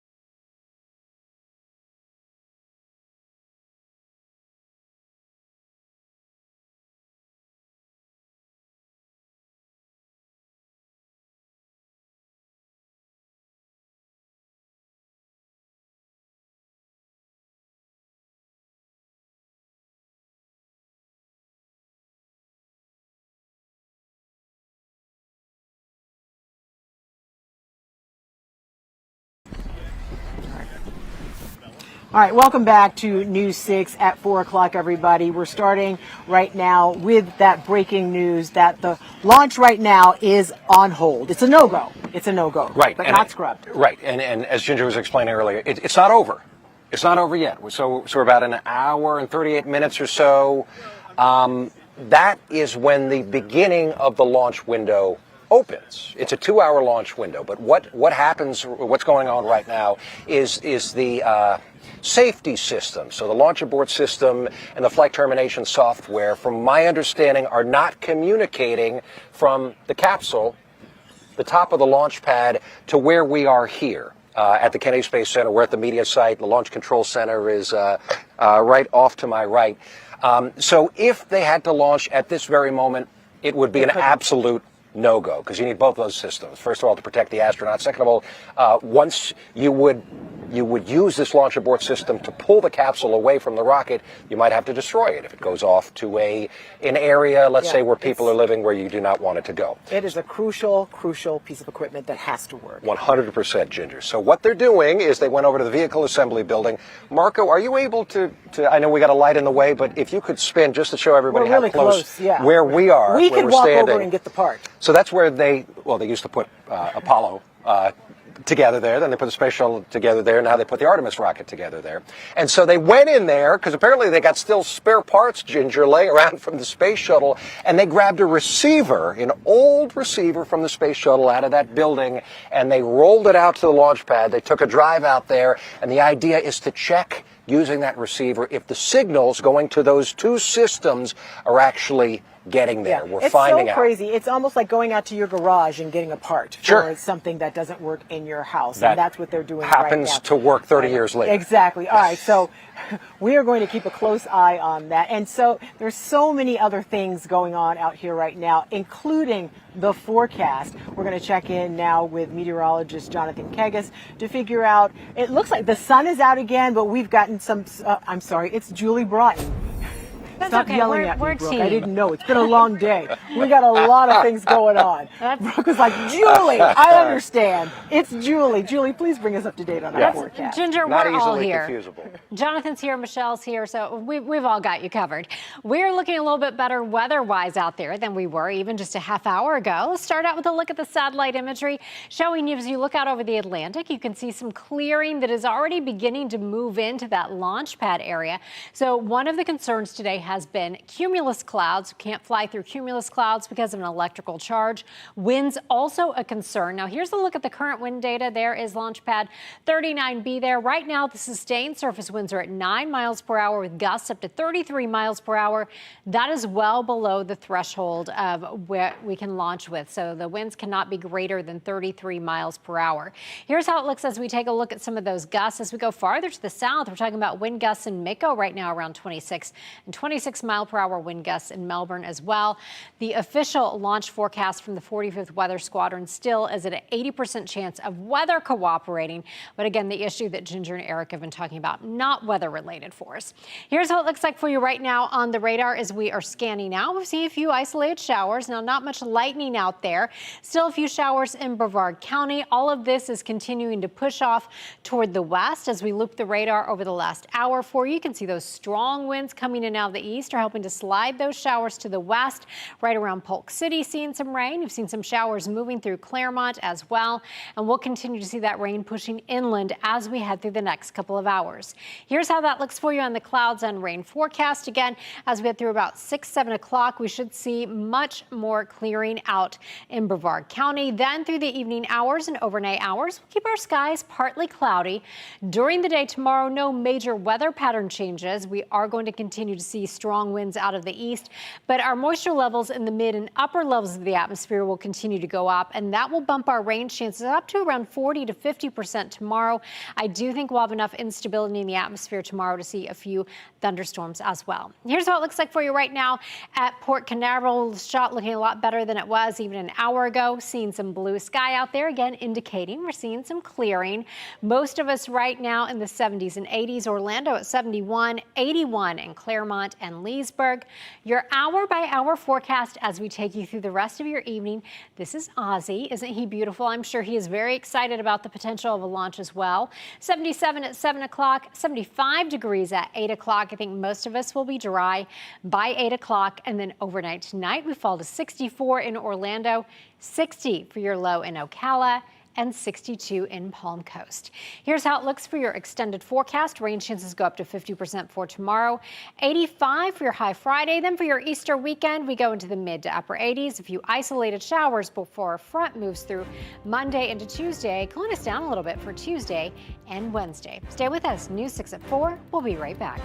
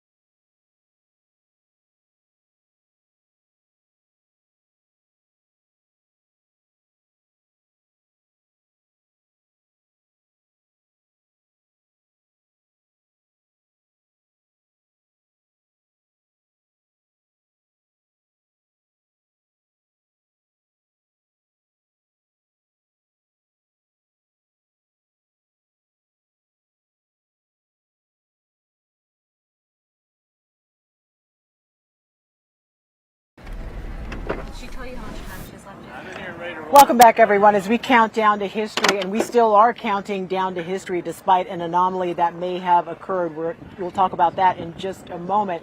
But we have so many other entities covering this big story worldwide. It is a very, very big deal.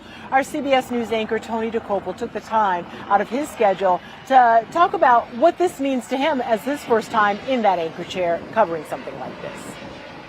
How do you feel because you've not covered something like this in the chair you're in right now? I'm jealous of you. You've seen these rockets take off before. None of us, though, have seen a rocket quite like this take off before with people on top of it. That's what makes this so special. One of the astronauts, Victor Glover, just a few moments before we started talking, got to say goodbye to his family along with the other astronauts. See you again soon. And they got into the astronaut vehicle to get to the launch site. And they played a video over that, and he said, I don't want to say I'm excited because I'm focused. And I feel there is an energy of focused here because NASA's been building toward this for a long, long time, and now it's finally here. One of the cool things I heard Christina Cook say about the moon itself, she's one of the astronauts, a mission specialist, she called it a memory plate, I think. And what she meant is that everything that has ever happened on the moon is still imprinted on the moon because there's no atmosphere, there's no wind, there's no rain. Those footprints are still there, the flag is still there, the tools are still there.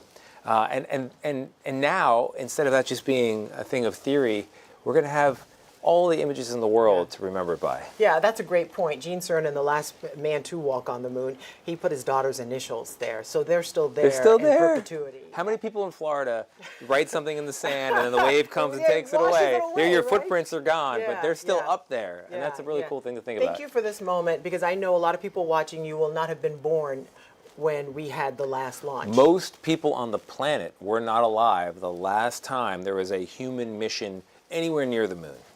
Crazy to think about that. Yeah. You're going to talk to all of them tonight. I'm going to do All my right. best. Yeah. We are. Oh, thank you, Tony. Thank you very much, Ginger. Pleasure. I appreciate it.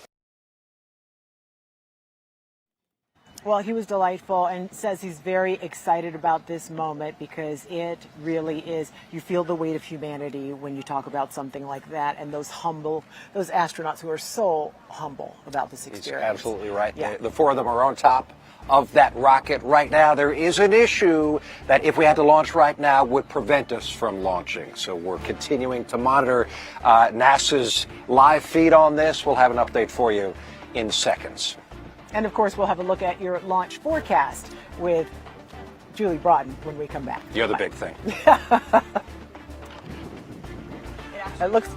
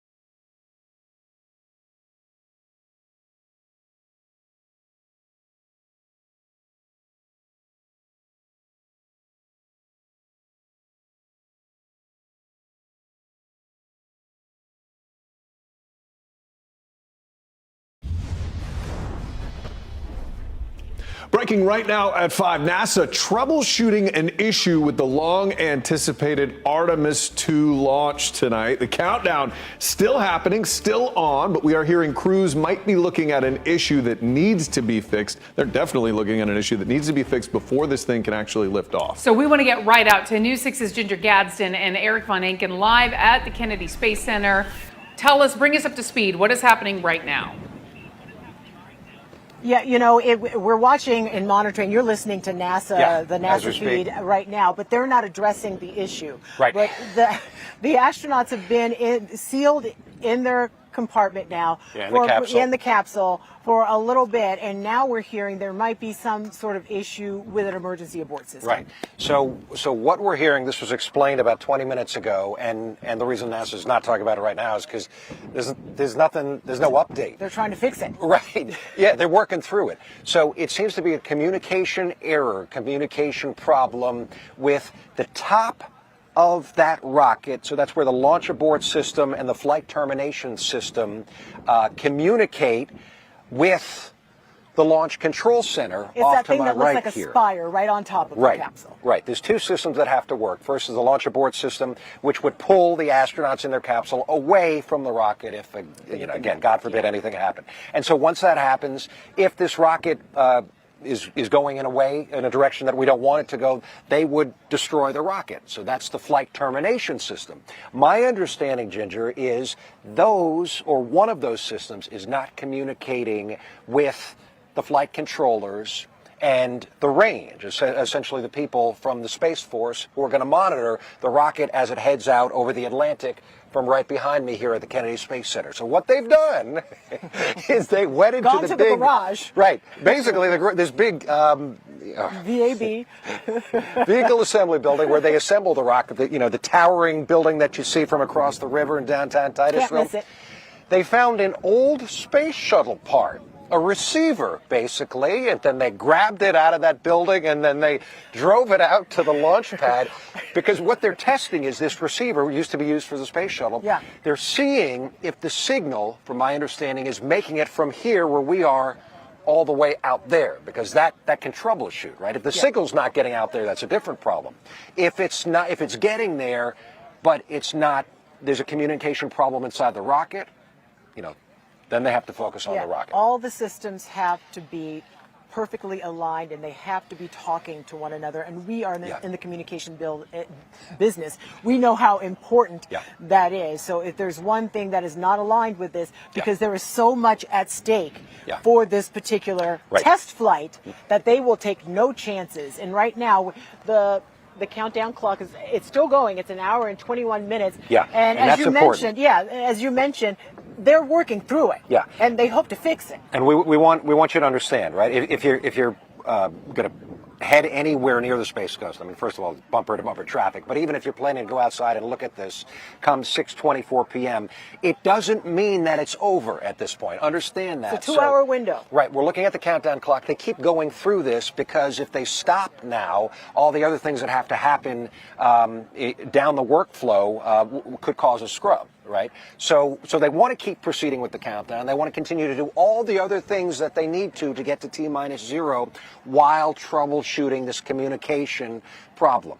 So, of course, if we got to 6:24 and this is not resolved, it's done. It is a no-go. It's a showstopper. And this is something, they hope that we get it fixed before then. This is what we have talked about leading up to this launch. Everything, so many things have to go right. Not one thing can go wrong. Yes. Not one, because then they won't do it. They won't do it. There's too much at stake. And for a little background, it's not that it's such a complicated machine, because remember, a lot of this SLS, the Space Launch System, is recycled space shuttle parts. The rocket boosters are recycled. These are the space shuttle main engines that they're using, 4 of them this time, to send this rocket up first into low Earth orbit, and it's not nearly as complicated as the orbiter, the shuttle itself, the little plane. There's none of that. It's just a capsule. Oh, the shuttle had something like 3,000 switches. This thing and I could want to fly say a million itself. moving parts. Yes, right? exactly. So this thing could almost fly itself. But here are the souls on board right now who are sitting, waiting, troubleshooting as well, and waiting to hear what will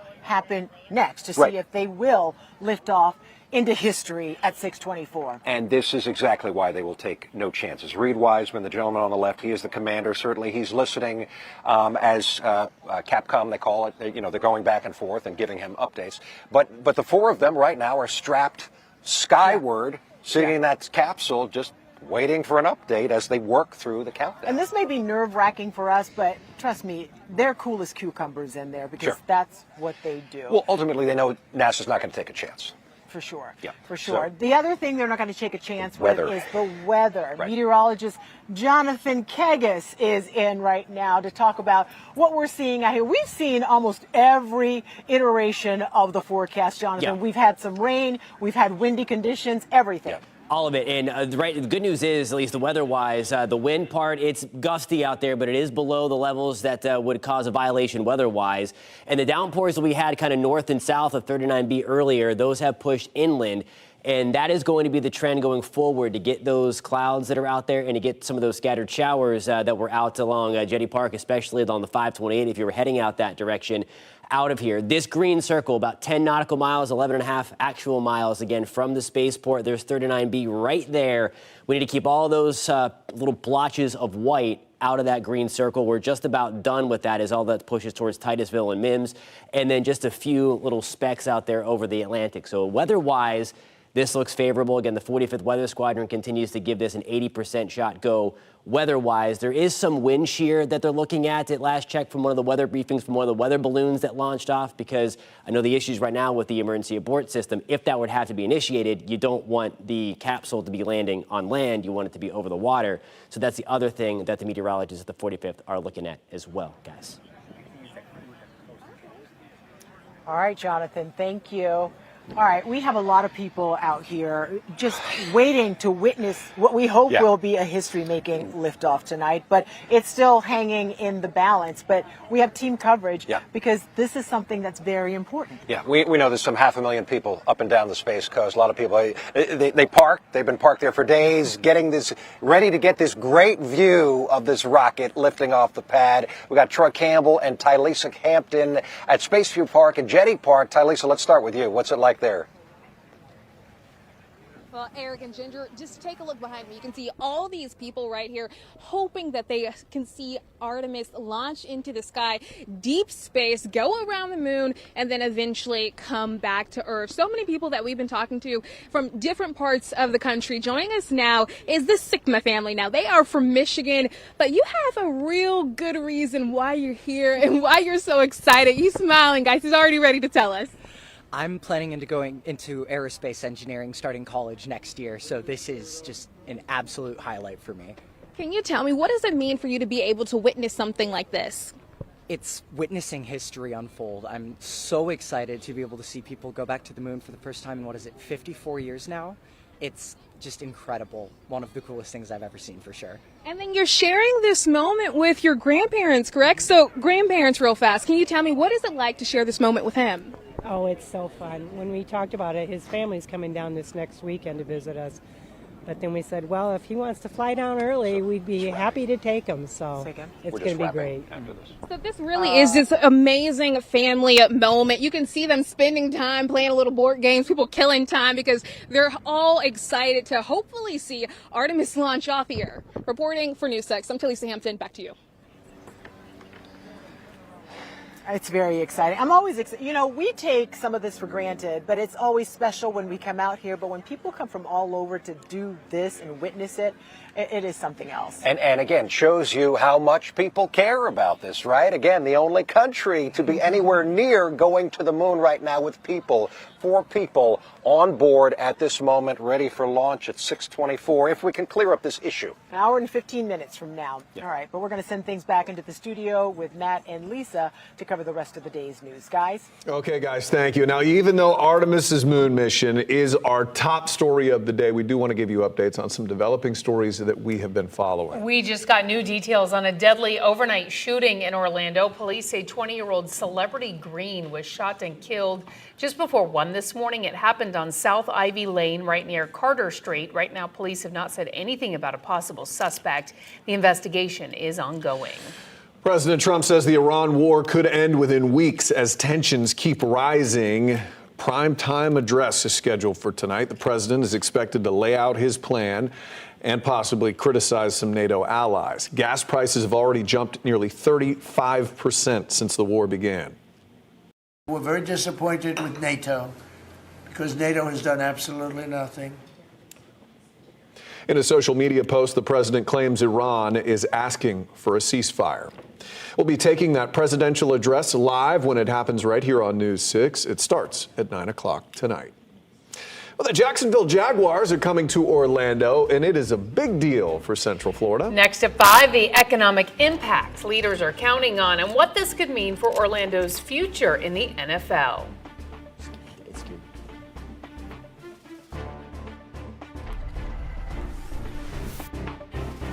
You're taking a live look over Kennedy Space Center right at the Artemis II moon rocket. We'll be right back with more coverage as we are a little more than an hour until liftoff.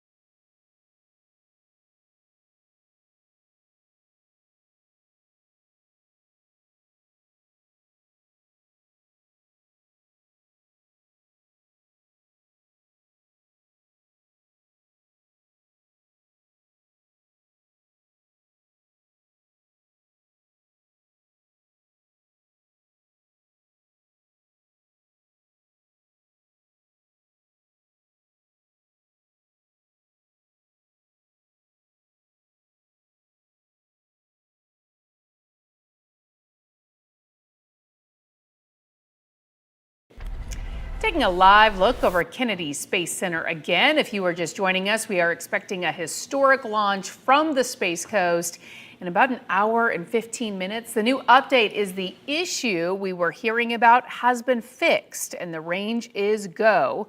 The 4-person crew has spent the day getting ready for their flight to space. If the rocket takes off, the 4-person crew is expected to travel farther from Earth than any astronauts ever have, pushing more than 250,000 miles out into deep space. The mission takes them around the far side of the moon before turning back home. And when they return, they will hit Earth's atmosphere at nearly 25,000 miles an hour, faster than any humans before this. Tonight's launch is set for 6:24. We will continue to bring you live coverage throughout the evening.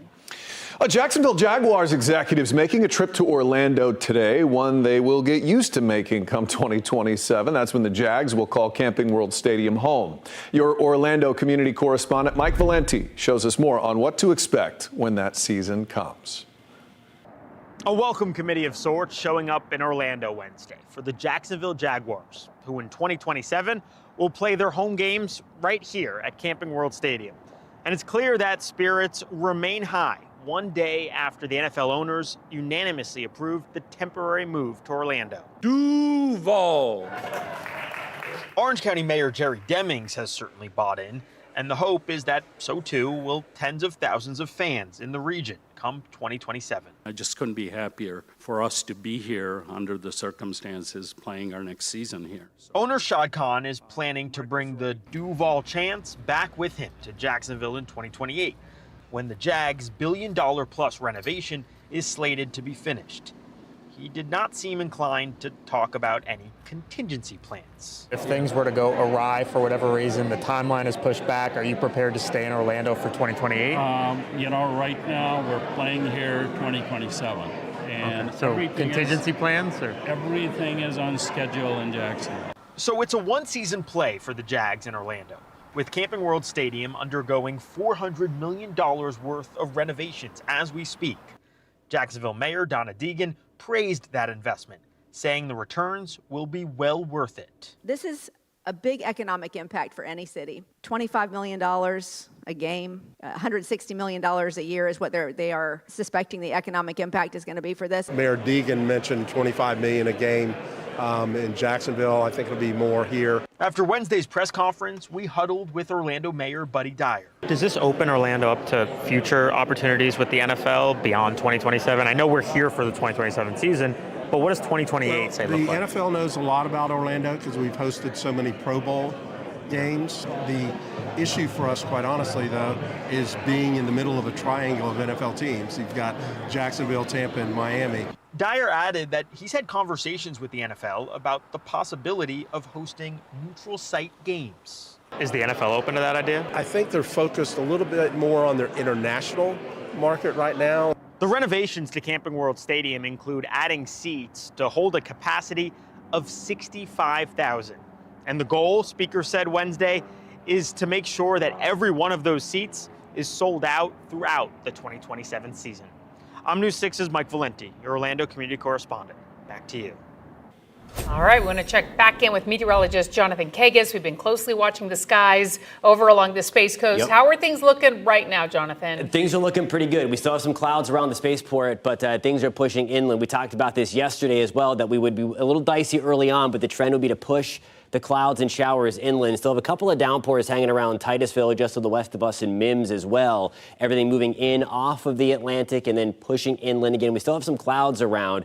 This little green circle here, that is where we do not want any of those puffy cumulus clouds. Again, that would prevent the launch from happening. But you see, as we take a further look back out into the Atlantic, just a few specks of those cumulus clouds with the breeze out of the east, and already some of those are dissipating to typically what happens anyway as you start to lose some of the heating of the day. But better news here than what we just had a couple of hours ago. We were expecting there to be some clouds around early and then to kind of fade out. There's 6 to 7 o'clock as we work our way back in through the rest of the evening, again, closer to the launch window.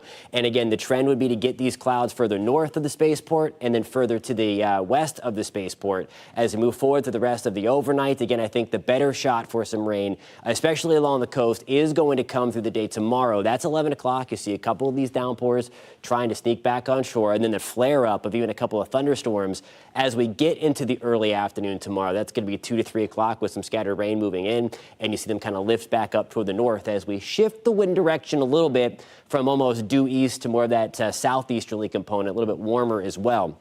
There's 8 o'clock on your Friday, just a few passing clouds in the mix. There are the clouds, again, bubbling up. Again, this is what we would not want along the Space Coast, but they are pushing inland toward Orlando. That is a live look in downtown Orlando with our Light Orlando delivering Hope Skycam this evening. We have air temperatures back to the mid-70s. The breeze is out of the east at about 15 miles an hour, again, bringing in some of that moisture right along the coast. We're at 76 in Palm Coast, 78 degrees in Daytona. Wildwood, good evening. We are at 86. Groveland, we're at 82. Kissimmee, we are checking in at 78 degrees. Forecast for tomorrow, starting things back off in the low to mid 60s again. We're at the Cape, we're at 72, 71 degrees in Cocoa Beach. High temperatures tomorrow, then getting back into the upper 70s along the coast. More like the lower 80s across the I-4 corridor. Middle 80s for us, closer to I-75 in Wildwood, Bushnell, Denellen, 87 degrees tomorrow. Those rain chances as a whole spike back up to 50%. Still a little breezy as well. We're going to shift the wind direction a little bit. Still out of the east, but more of a southeasterly component. Gusty at times. You see it right there, a 21 mile per hour gust as we get towards early afternoon. Again, nothing too crazy, but you will notice that breeze again as we move through the rest of tomorrow, and that will likely continue into Friday. Pride back in town again on Friday evening. Should be a very nice night for the match. We have clear skies, air temperatures to start things off into the mid-70s. We will dip into the low 70s by the time the game comes to an end. 20% shot earlier in the day on Friday for a couple of showers. 20% shot as well starting your weekend. Easter Sunday looking very nice on the warmer side, 87 degrees on Sunday. Rain chances going up a smidge as we get into the early part of next week. That's another storm system. You see what it does to our temperatures. Takes us back into the mid-70s. All right, Jonathan, thank you. Well, police in Kissimmee are taking crime fighting to new heights. Coming up, how the department is now using drones to give officers a real-time view from above and change how they respond to emergencies. Your Wednesday evening traffic alert. I'm talking things starting around 8, 9 o'clock, pretty much after Artemis takes off. So be careful along the Florida Turnpike up towards the north end and, of course, our central zones, lane closures east and westbound along I-4, Turnpike up towards 528, and then our east side. Some construction on some local levels, Bates Road heading east and westbound between Crown Jewel and Glen Street. Also, Goldenrod up by University. We have been seeing some lane closures as well, and the coast will be busy. It's worth me mentioning, so just make sure we're paying attention. I'm Trooper Steve with the News 6 Traffic Alert. Drive safely. I'll catch you in the morning.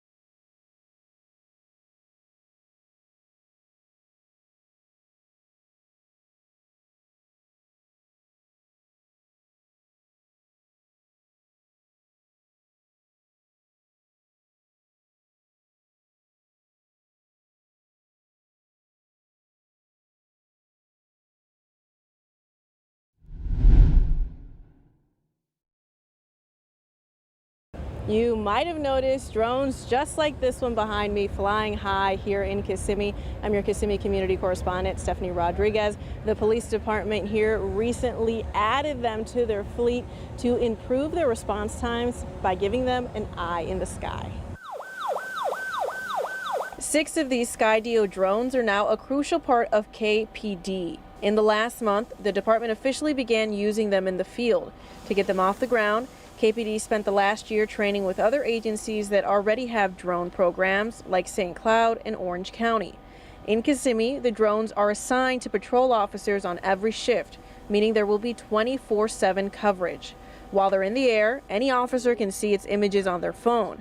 Unlike helicopters, they can be airborne in minutes and allow officers to cover a large area in a short amount of time. The biggest priority here is the protection of life, and these allow us to kind of have a force multiplier to provide our officers and our citizens with safety, being able to get to scenes quickly, provide an aerial view for missing persons or any other kind of exigent or imminent threat to the community. Every time it goes up, its video will be recorded and put into evidence. Other agencies, like St. Cloud, can fly their drones remotely. KPD tells us theirs are capable of that, but for right now, they're only using them on scene. I'm your Kissimmee community correspondent, Stephanie Rodriguez, News 6. Let's get you another live look at that Artemis II moon mission rocket at Kennedy Space Center, that big SLS there. We are gearing up to witness a historic launch on the Space Coast. That's right. We are now about an hour away from liftoff. We'll have another live update for you from the coast coming up along with our team coverage. That's next.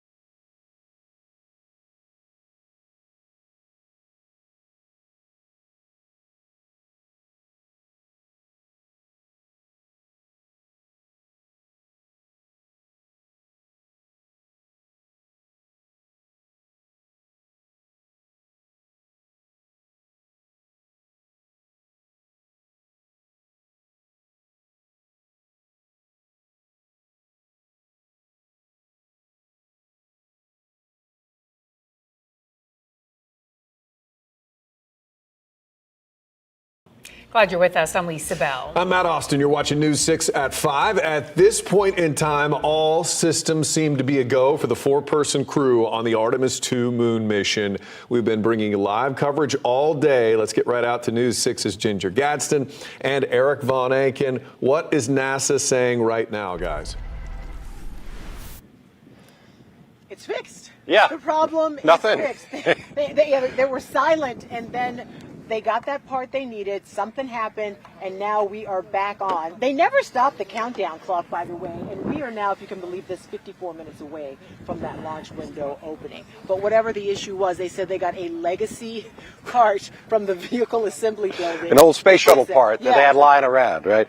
And you know what it showed us too is that apparently this concern wasn't that big. So it created an instant no-go situation. In other words, the problem was a communication issue between where we are here and out there at the pad with the flight termination system in case they need to destroy the rocket and, of course, protect the astronauts first, but then destroy the rocket.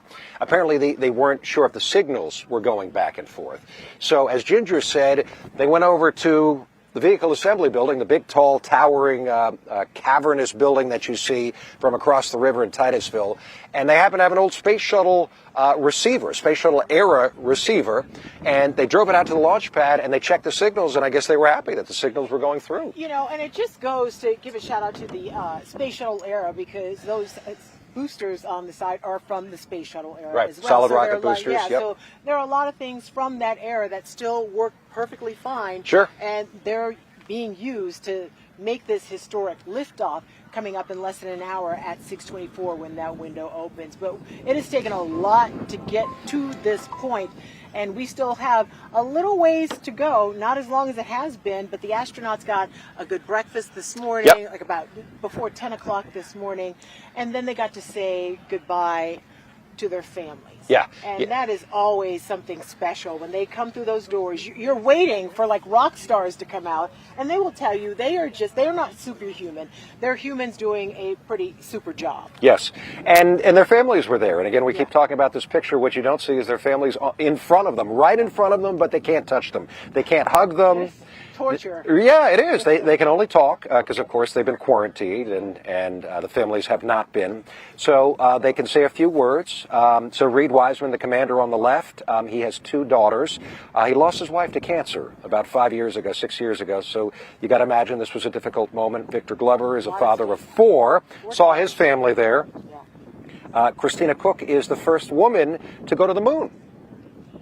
It's amazing that we have so many firsts coming, including the first Canadian to.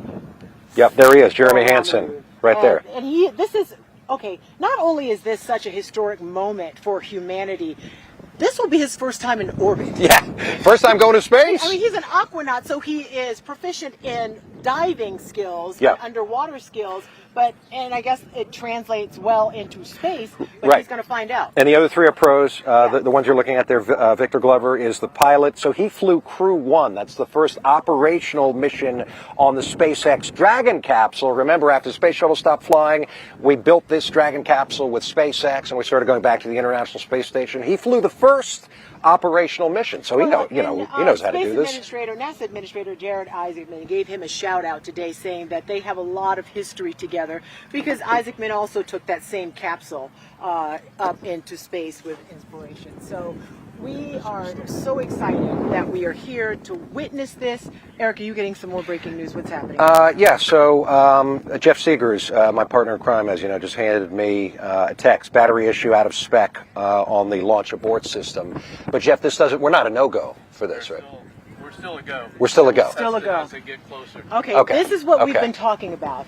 Everything, there are a million, dare I say, a gazillion things that have to go right. And nothing can go wrong, or else they will not launch, because that is how much is at stake, because you have people. This is not an uncrewed flight. Yes. You have those 4 astronauts we just talked about on board for this, and it's still a test flight. Yes. And for perspective here, so the space shuttle, very, very complicated machine. I think you said this. 3,000 switches on board. And 1 million moving parts, right? So we don't have anything like that. This is a fairly straightforward kind of return to basics capsule. But Remember, the last time this rocket flew, the SLS, was the Artemis I mission, and they didn't have anybody on board. They had a dummy, a mannequin with a whole bunch of sensors to check that they could support life inside this capsule. But now this is the first time these humans are on board. There are 4 lives. And they are going, if they launch today, they are going deeper into space than anyone has. Apollo 13, they ended up accidentally going deep into space, 248,000 miles, I believe, away from Earth. These guys would go 252,000. Mm-hmm. Okay. So, it is a trip. This is how when they go. This is how deep they're going into space. When they get into space, the moon will look like this, the arm's length, and it looks like a basketball out the window. Can you imagine? That's the moon. Something we look up at every single night. And this is how close it will look to those guys who are on the Orion capsule. That's crazy to me. this is the analogy, by the way. We didn't just come up with this. I'd love to think we're that smart, but NASA says this is the analogy. Hold a basketball at the end of your hand. And the other thing is, so as they fly around the backside of the moon, some 252,000 miles away from Earth, which is about 4,000, I think, more than Apollo 13, if they launch today. It changes day by day, but if they launch today, and so they're going around the backside of the moon, which is not new, but they're doing it when the backside of the moon is lit up so they can see it. Nobody has seen with human eyes the backside of the moon. And they're going to be able to take pictures, and we'll be able to benefit from all of that. So it is a benefit for humanity. Okay, so the big question has been all day. We've seen changing conditions out here. It's been windy, we've seen rain, and it's been cloudy. The sun's out right now. Let's check in with meteorologist Jonathan Kegos to figure out exactly. They're still saying it's an 80% go for launch. Yeah, and I think as we get closer, they will update that even further, and I think it'll end up going higher than 80%. We're looking pretty good now. This is the green circle. We want to keep all the clouds and weather outside of that green circle. 10 nautical miles for any kind of cumulus clouds. Of course, the rocket can self-inflict a lightning strike if it goes to a vertically developed cumulus cloud, which are now hanging out to the west of I-95. So we are well without that circle now. There are a couple of these gray blotches on the visible satellite that we're watching, but you see here some of them even trying to dissipate as they move on through. And you saw in a shot there with Eric and Ginger that we have much more sunshine than we did about an hour and a half ago. Taking you forward into the start of the launch window, 6:24, of course. This is right at 6 o'clock, and here is that circle again drawn. We want to keep all the cumulus clouds out of here, and at that point, you see a few on the northern arc of that circle, and then a few well beyond that trying to push in. So according to the forecast model, and again, according to our forecast, everything by launch time should be well enough inland to, weather-wise anyway, get this rocket off the ground. So exciting stuff for sure. The breeze, you saw it was breezy out there. It has been breezy. One of the things we're watching, of course, is the wind up in the upper levels of the atmosphere and at the surface. At the surface, it is still way below where we need it to be for any kind of problem. So the good news there, a little bit of wind shear in the upper levels of the atmosphere, according to a balloon launch that was launched a few hours ago. They're watching that closely to make sure that it does not increase. It's all about that abort system. Again, you don't want the capsule, if there would be a problem, to come back on land. It needs to splash down into the Atlantic. So those are the few things that we're watching, but things are looking fantastic right now, guys. Yeah. And 46 minutes. Yep. And what's so important about this, Jonathan mentioned, right? So wind, and of course those clouds, the cumulus clouds, could produce lightning. We're not going to fly through that. We'll take no chances with But that. at 6:24, that 80% chance means that we're going to be able to launch right at the top of the launch window. We got 2 hours to do so. But this weather report is also great for everybody who's inland or on the coast looking east right now towards the Kennedy Space Center. To experience something. It really is magical. Tylisa, I think this might be your first experience with a launch. I'm excited that you get to cover it from Jetty Park. I'm also excited that every time we come to you, you have found a new character. I mean, there's so many people to choose from. There's people all the way from that pier all the way down. So people are so happy to be here. Some people have been waiting days for this. Some people have been waiting hours all for this moment. We know that this park is at capacity. So if you can't find a spot here, it's okay. You might have to just go somewhere else. And again, we've just been talking to people from different areas, this group from Alaska. So can you tell me, what are you excited for when it comes to this launch? What am I excited for? Mm-hmm. I'm excited to see this whole thing. I've seen it on television, but I've never been here to see it really blow up and go up and do everything. Well, hopefully it doesn't blow up too much. Hopefully it just stays the course. Go up, go up. That's what we're looking for. Can you tell me, is there anything that you're excited to see? Well, I remember the first space launch, I was a senior in high school. I mean, it's time we went back. That's what I'm excited for. I don't know why we've spent the last 50 years not going back to the moon. So this feels pretty historic for you. It's a good step in the right direction. I like to see this coming. Can you tell me, we don't have too much longer now, but how have you been trying to fill that time? Oh, just enjoying and thankful for this beautiful weather and just good friends and a nice, easy place to sit and relax and wait and beautiful viewing spot. Thank you so much. So a lot of people making memories here, very excited to see Artemis launch, and we're going to hear so many more from different people. Reporting for News 6, I'm Talisa Hampton. Back to you. All right, Tylisa, it looks like everyone's having a good time out there, and we hope that they get the show that they came to see. Fingers crossed as we see that. Oh my, it's 43 minutes. It's going so quick, especially for us, because we keep gabbing. Yes, exactly. And you know, again, to be absolutely straight with you, we didn't know that we'd get this close because, as Ginger was explaining, it's not the space shuttle, but it is still a complicated machine. Yes, we have old parts, but so many systems and sensors and connections, everything has to work because now we have 4 people on board. There is zero room for error. And they won't take any chances. They will not take any chances with 4 people on board. So far, so good. We are proceeding. We're on track. 42 minutes out now. All right. There's always another chance tomorrow, but by golly, let's get it done today. We're going to send things back in the studio to Matt and Lisa. Guys, we have our fingers crossed. We're out here. We're getting closer and closer, and we are so excited, and excitement is building. Back to you. Yeah, from our vantage point, it looks great. Everything is looking good. It's like the clouds are parting. Let's hope it works out, guys. Thank you. We'll check back in soon. Space Coast already filled with people to take a close look at that launch, but patience is one of the things you're going to need if you have if you're visiting there. Yeah, coming up, Trooper Steve catches up with a Titusville police officer who shares what people out there need to know as they try to leave the jam-packed city after the launch. This portion of the news is sponsored by Shark Coatings.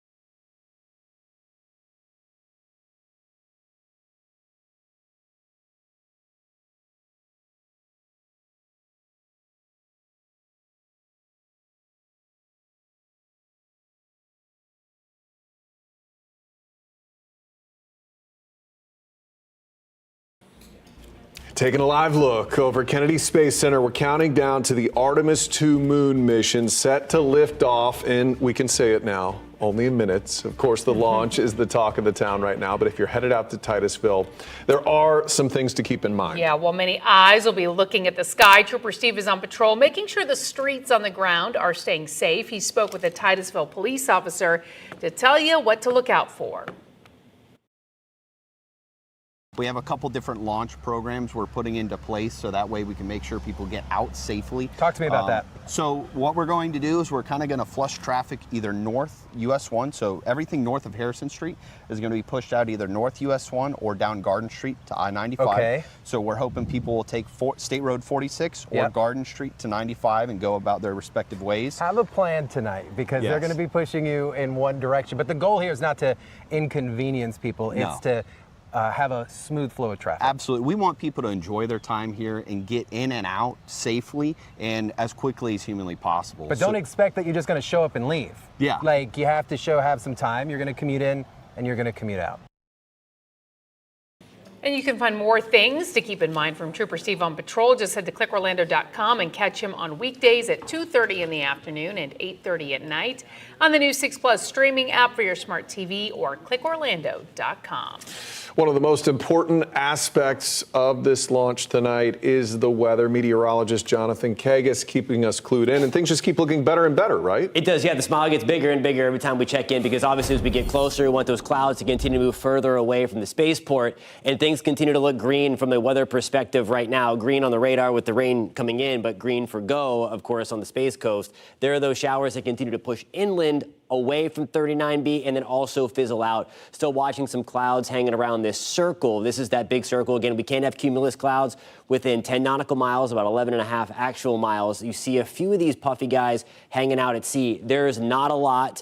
And as you heard yesterday or the day before in one of the briefings, that with a 2-hour window and just have to thread the needle between a few puffy cumulus clouds out there, there's a pretty decent shot to do that. And that is why the weather percentage remains very, very high at 80%. And again, they normally upped at that leading up to the launch. We're likely going to see that go up. Clouds and rain forecast. There's 6 o'clock. And again, most of the clouds by this point pushing north of Kennedy Space Center and also to the west. And again, things looking pretty good at that time within the 2-hour window. The breeze, it's still elevated, but right now it is below any kind of level that would cause a scrub weather-wise. There's 11 o'clock on your Thursday morning. At this point, I think that's when we'll start to increase rain chances again. There is 1 to 2 o'clock in your afternoon with scattered showers and thunderstorms trying to push inland a little bit. There's 6 o'clock on your Thursday evening with some more scattered downpours still in the mix. So that's going to be, I think, our highest opportunity for rain, at least over the next few days heading into Easter weekend. That's 8 o'clock in the morning on Friday. Things a little cloudy, but I think we're going to be on the drier side to at least start the day. Here's a live look outside downtown Orlando with our Light Orlando Delivering Hope Skycam. There are some of those puffy clouds that continue to move away from the Space Coast again. So again, good news there. That was one of the main concerns, putting concerns in air quotes. But we're back into the mid-70s right now. There's the breeze out of the east at about 10 to 15 miles an hour. Again, gusty on the coast, but we're doing all right inland. We're at 75 in Orlando, 76 right now in Oviedo. Good evening in Wildwood. We are at 82 degrees. Now here's a look at your forecast. Your forecast is sponsored by Advent Health. Temperatures tomorrow getting back into the low to mid 60s. We're at 63 in Sanford, 64 degrees in Orlando, 63 in Oviedo. High temperatures tomorrow getting back, it's all dependent upon location with those showers and downpours around. Upper 70s along the coast, more like lower 80s along the I-4 corridor, and then mid to even upper 80s across I-75. So a little bit warmer tomorrow for us in Ocala in the Villages.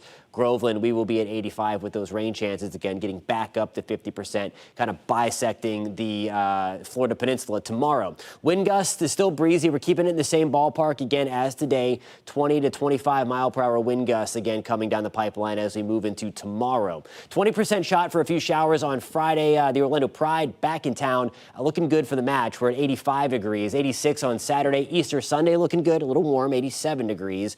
Next system comes in early next work week. That's going to put us into the lower 80s on Monday. Those rain chances going up a little bit. And then you see the temperatures drop just a little little bit. We're back into the low to mid 70s for high temperatures both Tuesday and Wednesday, guys. 70s looking nice, Jonathan. Thank you. Well, it's a giant leap for NASA and a historic mission, hopefully lifting off today. Artemis set to send a crew farther into space than ever before, around the moon and back. Coming up, we are live with the latest on the high-stakes moments leading up to liftoff. Coming up in the morning, a local city looking to put the brakes on marijuana dispensaries where they could soon be banned, and what happens to the shops that are already open. And our rain chances are on the rise. We'll have updates on the timing every 10 minutes. We'll see you for News 6 Morning starting at 6.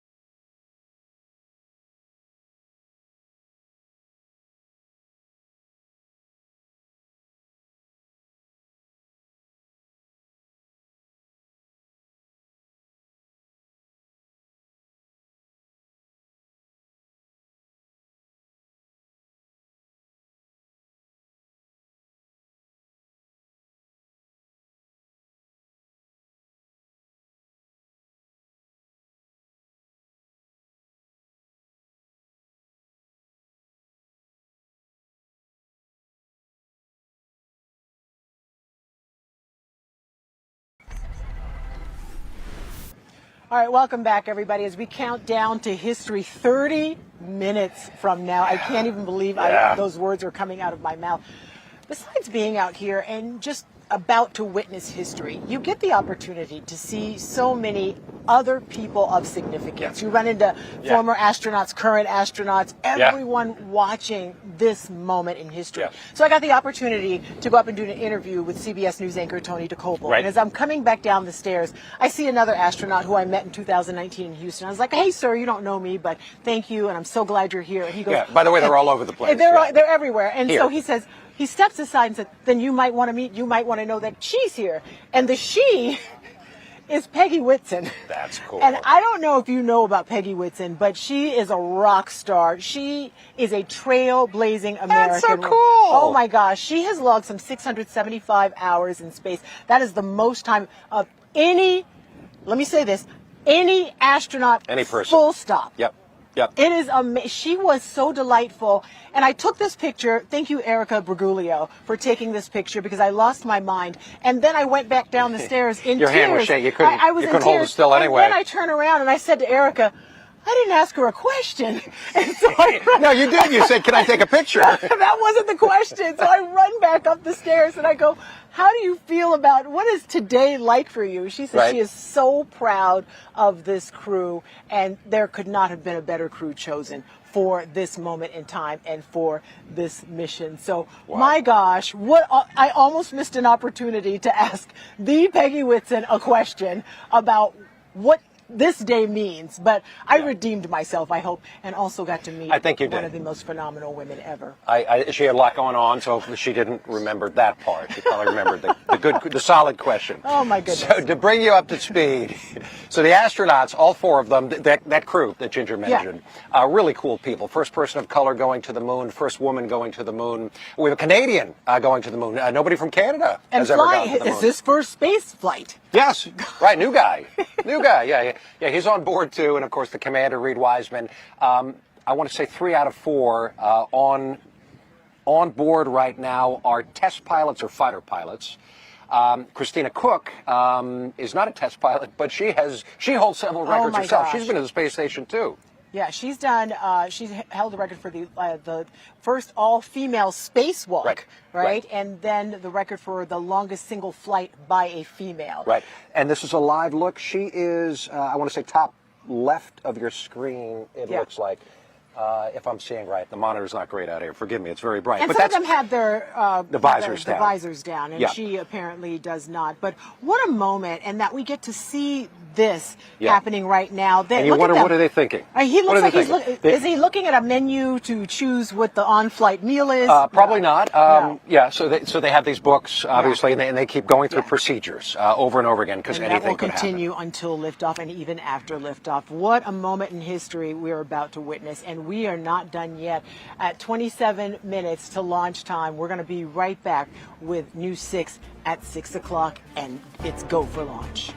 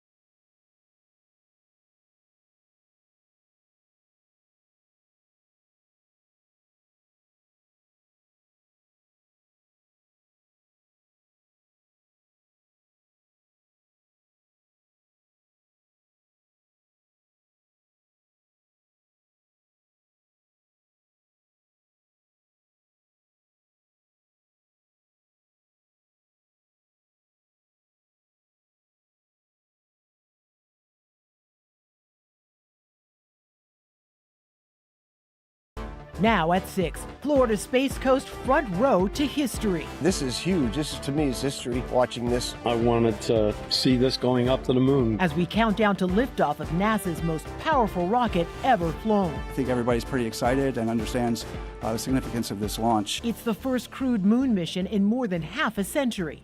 The astronauts traveling farther into space than any other human has before. We know we have to take risk. If we weren't willing to take risk, we'd never leave the planet. Major setbacks and critical upgrades, all culminating to this massive moon milestone. This is the opening act in a series of missions that will send astronauts to and from the moon with great frequency. It's go or no go tonight from the Space Coast. We're inching closer to the potential launch of the Artemis II mission. I'll have that forecast for you in just minutes. It is an exciting day here in Central Florida, across the country, an out of this world mission to send humans around the moon for the first time in more than 50 years. We have team coverage for you tonight on this monumental event. News 6's Troy Campbell and Tylisa Hampton will be speaking with people who are so excited to get a front row seat to history. First, though, let's check in with News 6 anchor Ginger Gadsden and our space expert Eric Von Anken from Kennedy Space Center. Okay, hey guys, if Tylisa wants to talk to people who are excited, she should just come over here. Yeah, right here. Right here. We're very excited. As I look over at the launch clock, do you see that it says 22 minutes? 22 minutes. That is phenomenal because we thought we would not get to this point of the day. And I'm so glad that we are wrong. Don't listen to us when it comes to things like that because you got to listen to the scientists. Right. They know what they are doing. But we have had a couple of hiccups. Yeah, and to bring you up to speed. So as of this moment, we are a go. So if we were to launch right now, this would happen. Weather is good. There's no issues with the rocket. We had one earlier that was almost a showstopper. It would have been a no-go. There's a communication issue between the rocket and the Launch Control Center with the launch abort system, the launch termination system, both those systems. There are two of them. They have to talk to each other. NASA verified successfully that they are, so they felt comfortable with lifting this launch constraint. Yeah. So as of now, we're really just waiting on the weather or something else to pop up, which it hasn't. We hope it doesn't. Please don't. We hope it doesn't, Please but the astronauts are safely on board Orion right now. They are strapped in, looking skyward, all four of them. We just had a live look a little. That's them sealing the hatch right there earlier today, and we thought there have been problems with that seal before, but this went flawlessly once again. Another issue that we thought was going to come up, it did not. Right. And to get to that point, pressurizing it. Yeah, and to get to that point, a lot happened earlier today. We started bright and early this morning with those astronauts. My favorite part is, well, they get the breakfast and then they start to make their way over to where they're going to eventually walk out those doors. Yes. Right? And we all wait for them because their family is there as well. Yes. And suit up, of course. Is a major milestone. They do leak checks. They do comm checks, make sure the suit's working as intended because this has to protect the astronauts. This is a life support system. God forbid, right, there's a loss of pressurization on board that capsule. So they made sure that everything is sealed up, everything is working. The other thing is it's not just a life support system when it comes to oxygen. So they're flowing cold, coolish water around their bodies to keep them cool inside that capsule. So they have to be able to, essentially flood the spacesuit, not the helmet, to keep them cool. That has to be working. You see the hoses coming out of their legs? Yeah. So that was big. That worked.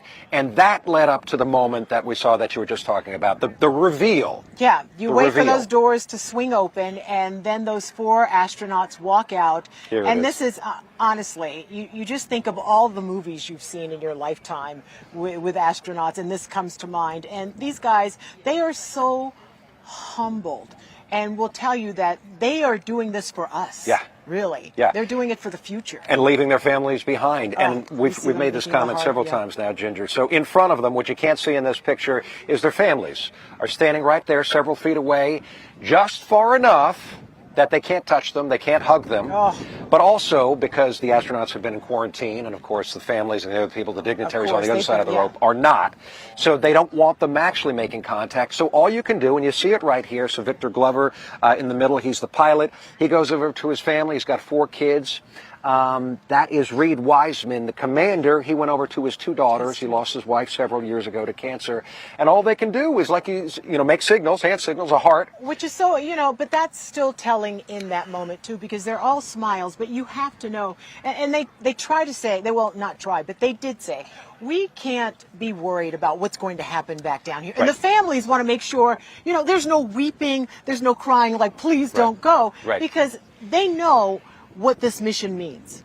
Yeah, by the time they've gotten to this point, exactly, they all accept the risk. There is absolutely risk. This is a test flight. This is the human test flight of the SLS rocket, the Space Launch System. Remember, Artemis II in 2022 had nobody, or Artemis I in 2022 had nobody on board.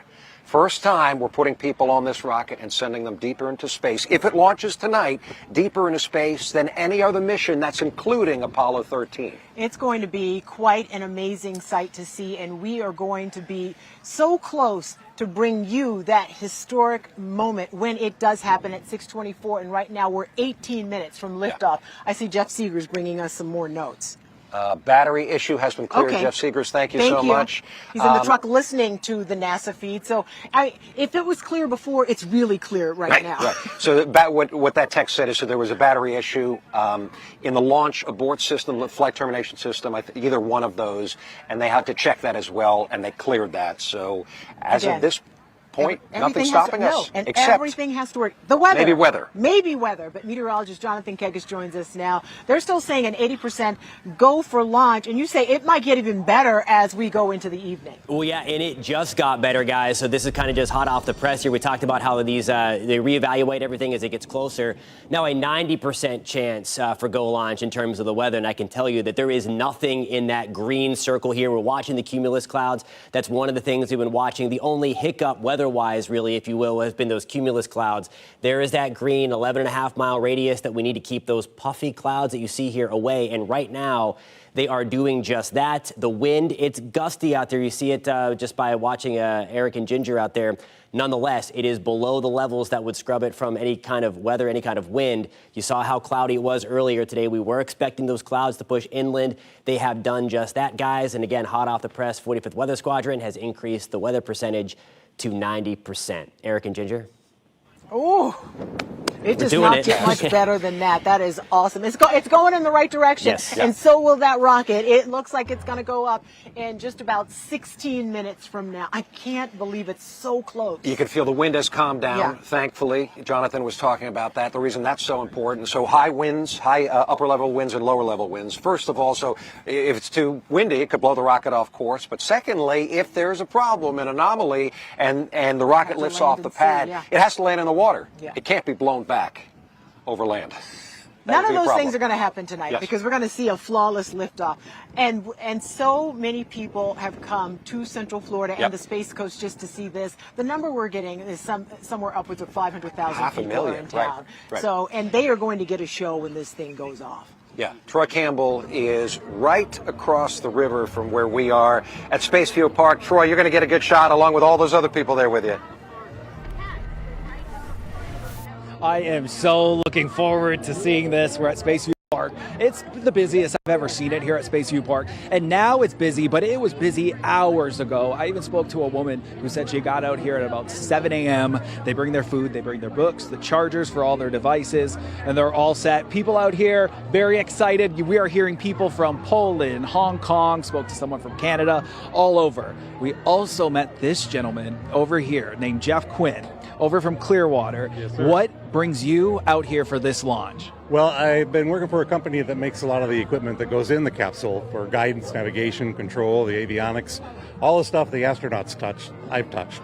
So I get really vested in what's going on today, and we've been really, really looking forward to humans going back to the moon, and this whole thing has been really, really exciting. It's like the Artemis Festival out here, like you were saying. It's really really great atmosphere. It's really, really cool. And you were saying the work that you've done, it really, takes you over and you get so encompassed in it. So what's going to be going through your mind the second that project you worked on, you're starting to see it in play? Just that it be a success.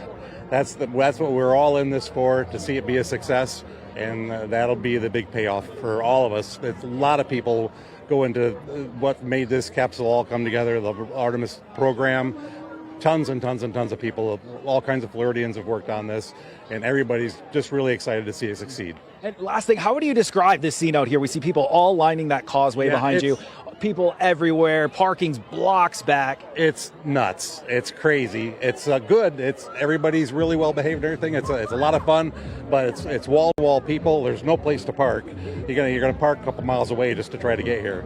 So we got out here what we thought was really early, and it wasn't as early as what I had thought it was. Because like you were saying, there are people here to watch the sun come up. So it's been pretty crazy. And then we're now, okay, so it's 6:09 now. You were saying you're starting to get a little bit of anxiety. Yeah, I'm getting antsy and anxious for sure. Yeah. So I'll be happy to see it lift off. All right, well, it is getting close. Thank you so much, Jeff. We appreciate chatting with you. Great. Lots of people out here. Lots of people all have stories about what brings them out here. Of course, this isn't the only place people are trying to see this launch. There's a lot of people also over at Jetty Park. My colleague, Tylisa Hampton, she is out there chatting with people. Tylisa, what is it looking like out there?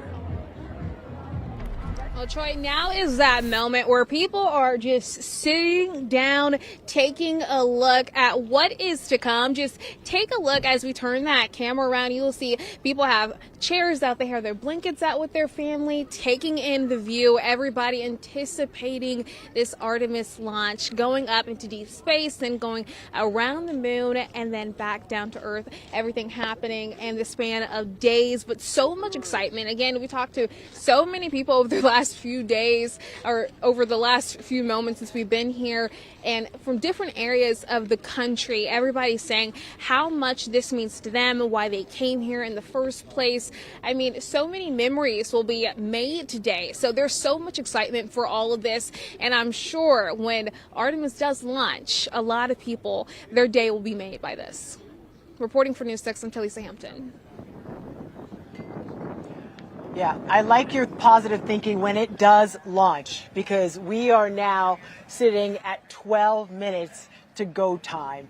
And those 12 minutes, right now it's going to feel like an eternity, but it's going to go by so fast. It will. And you know what's about to happen right now, Ginger? In fact, if we could bring up some of the audio from the NASA feed, they're about to poll the mission managers, the team. Copy, that's in work. And CDR, Orion, Earth 1. We're able to confirm with BCI photos that the condition that they observed has been there since 2025. Our manager has had a chance to review the findings, and they do not have any constraints from either a CIS or MER manager perspective. Okay. Copy all. And Launch Director, NTD, you copy? Yes, sir. I copy. That's good news. OTC, CCL 212. OTC. ARS primary loop isolation valve configuration is complete. Copy.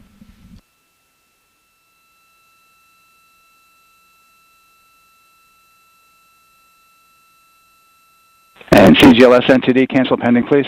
TLS copies, and that's complete. All right, and for all personnel, we got a little bit more work to do before we pick up the clock, and we're about a little over a minute from getting to T-minus 10 minutes. But we've canceled the resume time there, and then we'll pick it up after we get through all of our work and anything else that we need to do to get through the remainder of counts. So we'll continue working that to get to our T0 today. So when we get to about 50 seconds from now, we'll... So we have a countdown clock, Ginger, to the left of us. Here, in fact, on our 10, screen, yes. You can see it. But they build in holes into the official count, the formal countdown that they're using with the astronauts. Basically at points along the way to give themselves enough time to decide, do we want to continue? Or if there's an issue. Right. Yeah. And so the next one here, we're coming up on the official go, no-go poll, where they ask everybody on the team, do you feel good about this? Now's the time to speak up. Forever hold your peace. Yes. Yeah. Oh my gosh. And that is one of the most exciting times, because they go, go, go, go. And when you start hearing those goes in succession, your anxiety here on the ground starts to build. Like, they're going to go. Right. and we're also getting to a critical point, because now that we're hitting about 10 minutes out here, recycling the countdown, if this doesn't work, recycling the countdown today, we got a 2-hour launch window, but that becomes a little bit more difficult. If we were earlier on and they had an issue, they could probably try again. We're getting to the point where they can't. This is They got not one unusual. shot. They stopped at 10. That's fine. They stopped at 10. This is the built-in hold. The built-in hold he talked about. So people are saying they're a little they're panicked a little because they saw the 10, but that is what is supposed to happen when we get to 10 minutes, and they will resume when they know everything is good. Give me. So, okay. Okay.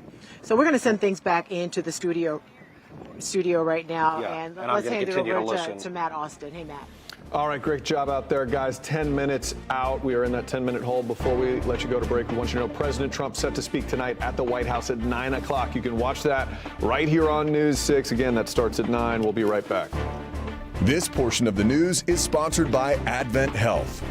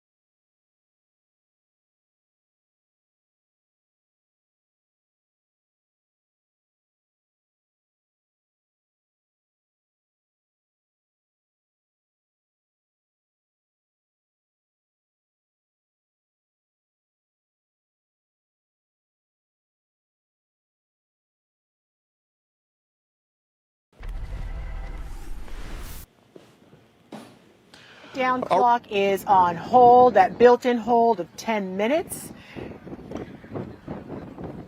So what's going on here? Okay. I'm not sure if you guys can hear me, but at 6:18, the countdown clock has that built-in hold of 10 minutes. And Eric, you're listening to the NASA feed right now in real time. Yeah, there's an issue.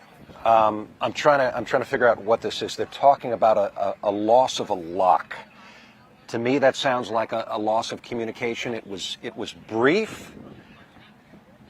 It was very brief. I believe that to be, again, communication with the rocket and the Launch Control Center.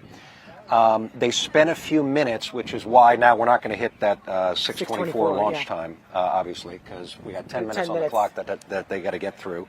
But it's a 2-hour window. We have to remember sure, that. they got time. They got time, but it's not going to happen at 6:24 at this point.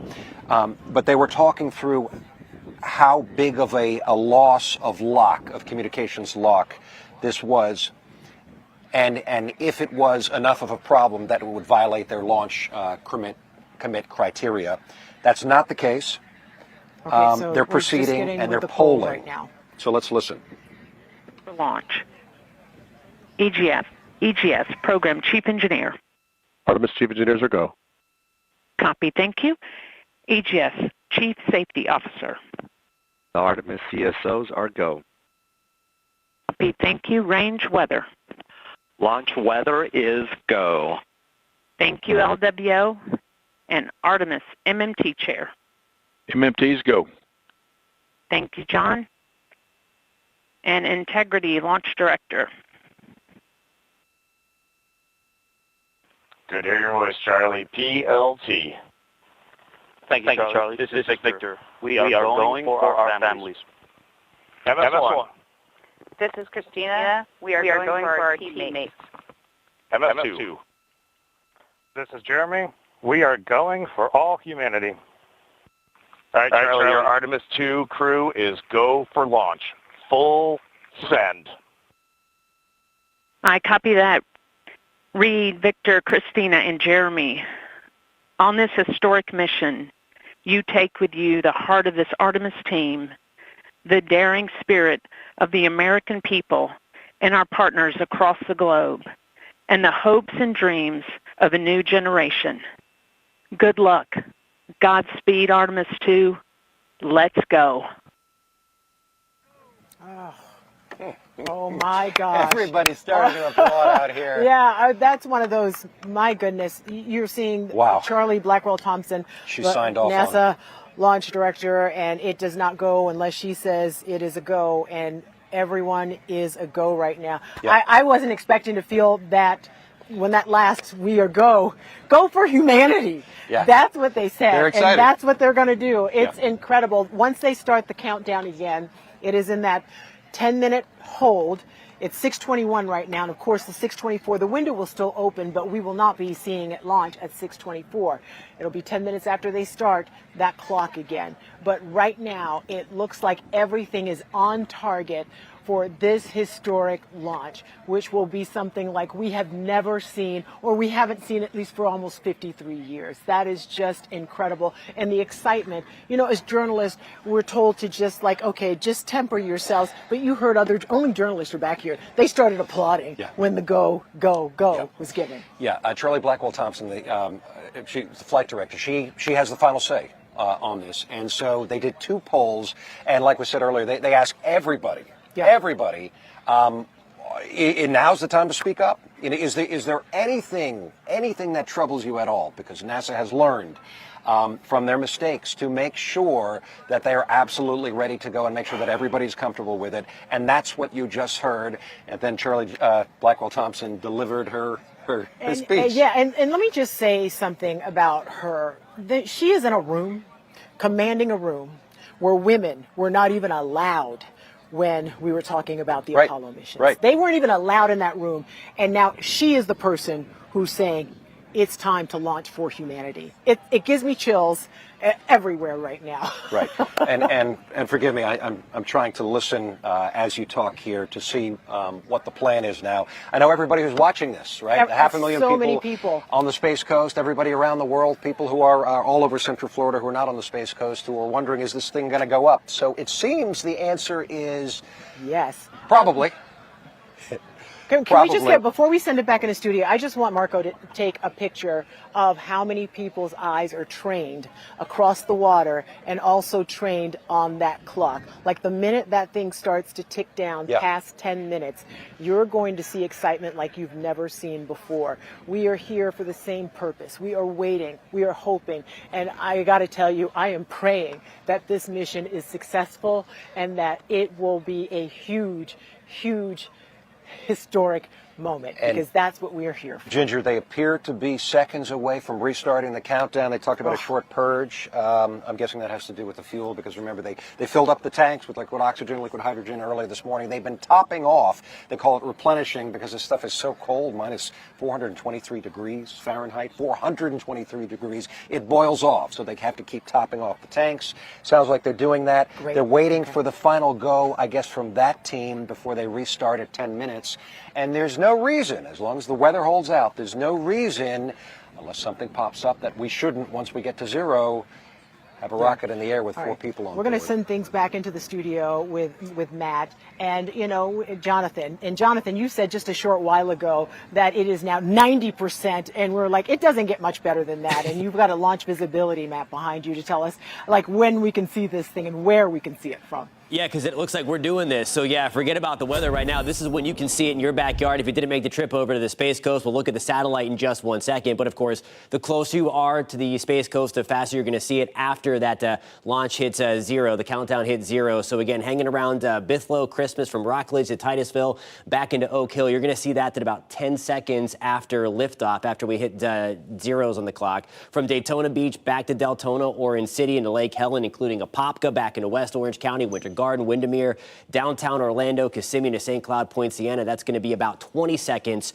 after they fire off the rocket there. Palm Coast back to Bunnell, through the Villages, into Lake Catherine, Astor, into Leesburg. We will see that at about 30 seconds after the launch. And then further to the west, closer to Tampa, that's going to include us in Denellen, just to the west side of Ocala toward Micanopy as well. That's going to be about 40 seconds after the clock reaches zero. So again, make sure you're looking east in your yard as that happens. There is that green circle. We need to keep those cumulus clouds out. There's a 90% shot for go. Few clouds hanging around, but there's nothing inside that circle right now. Everything looking really nice, Matt, with the weather.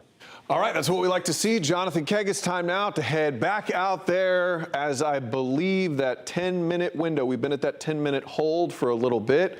I'm wondering if they have boosted that back up, if we are beginning the countdown to this launch. Yes, we are. There it is at boom, 9. Here's your answer, Matt. 13. Here's your Ginger. answer. Oh my gosh, there is your answer live and in real time. We are now 9 minutes away. 6:35 p.m. is now the new launch time. Guys, the test director just said. Pop your popcorn now, because this is going to be something to see. It is going to be so exciting out here.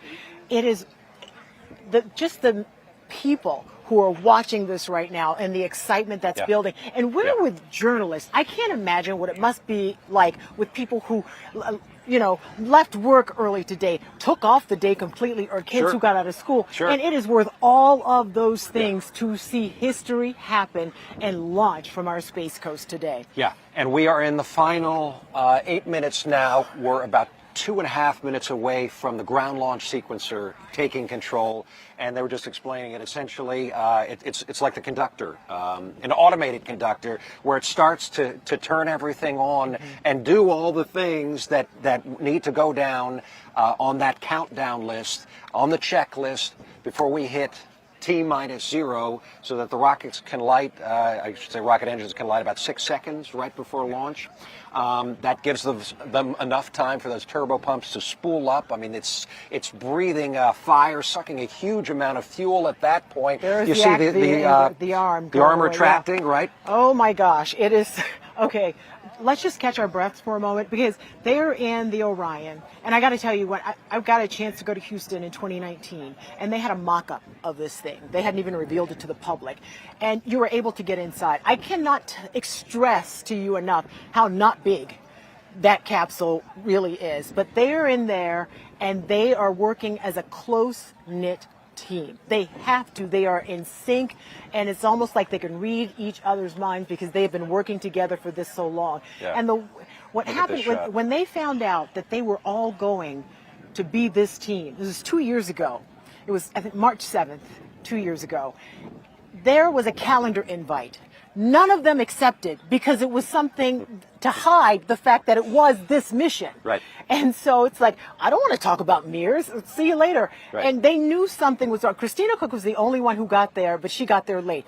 Victor Glover had to join them by like some sort of secret Teams link in order to hear what the meeting was really about. It was them, yeah. And they almost missed the call. Yeah. None of them showed up. Yeah, and again, just a reminder here, why we're doing what we're doing here, and why we're doing this. These 4 people, a person of color, a woman, a Canadian astronaut, and the commander of this mission, Reed Wiseman, are going deeper into space. If they launch in 6 minutes and 16 seconds than anyone has ever gone, deeper than the Apollo 13 crew, who accidentally ended up going deep into space around the backside of the moon. They're going to see the moon lit.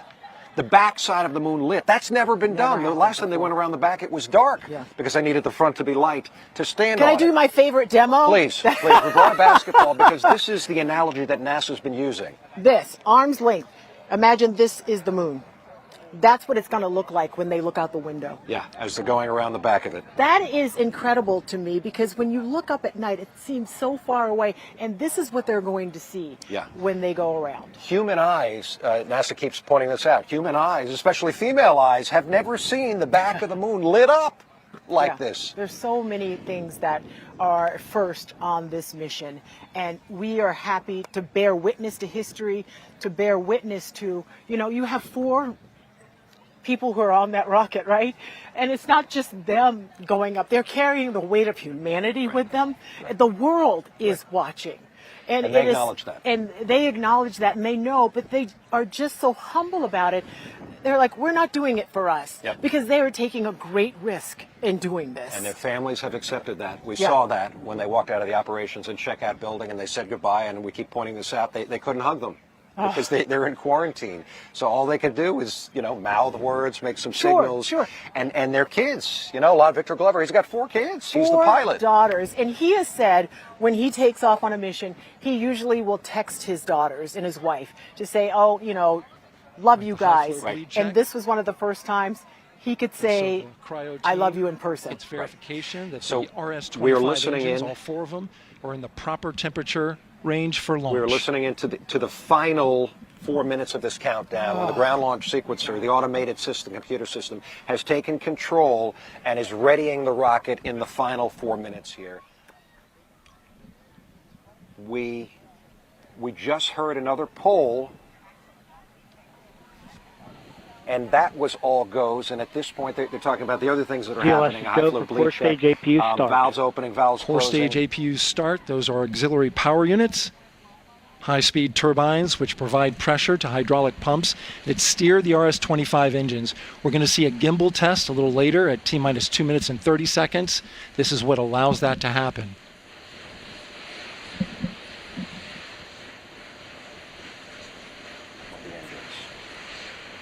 Coming up in about 20 seconds, we're listening for go for purge sequence 4. That's a helium purge of the 4 core stage engines downstream of the propellant valve. This gets all the air and moisture out of there.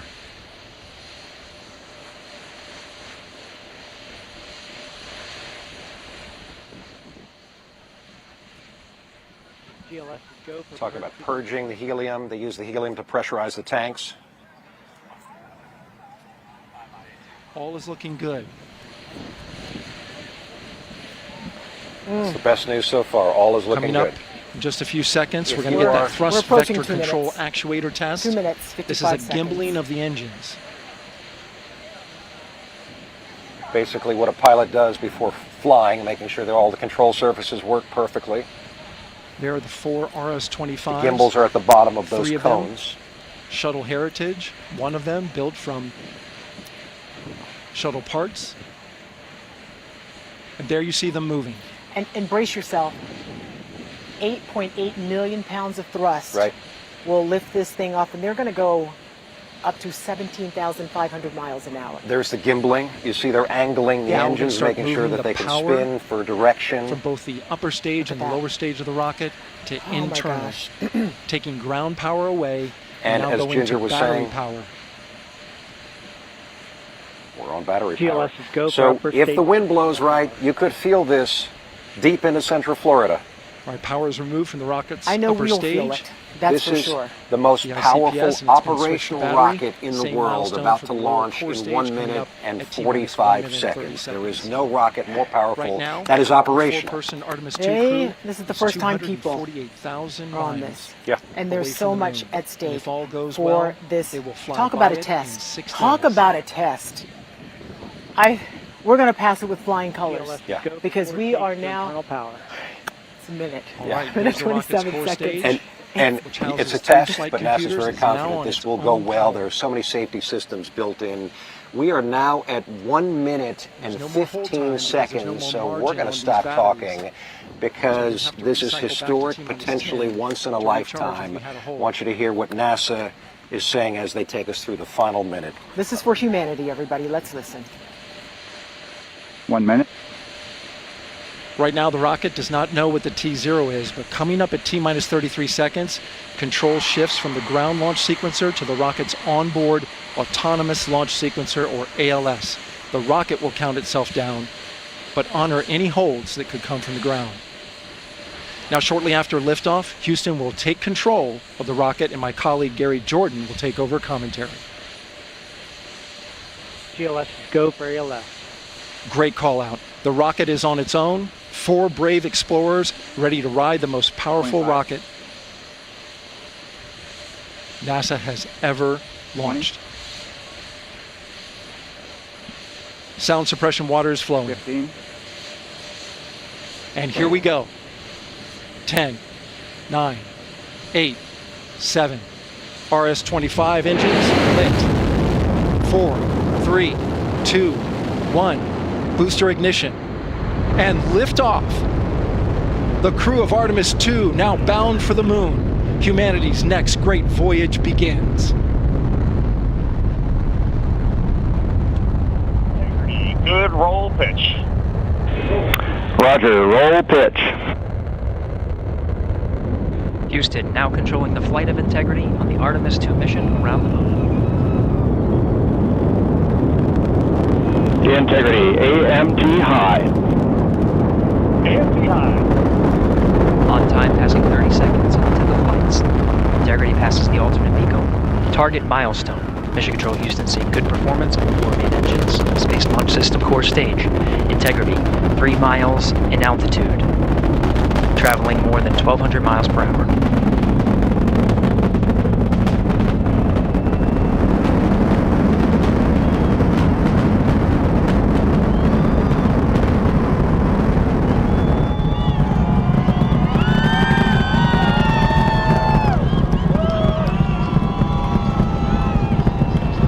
Mission elapsed time, passing 1 minute, approaching max Q. On, Ponce de Leon. Stan, we have you loud and clear on Ponce de Leon. Have you the same? Communication signal transfer confirmed as Integrity and its crew go supersonic. Approaching 90 seconds into the Artemis II mission. Integrity is 14 miles in altitude, 8 miles downrange, traveling more than 2,600 miles per hour.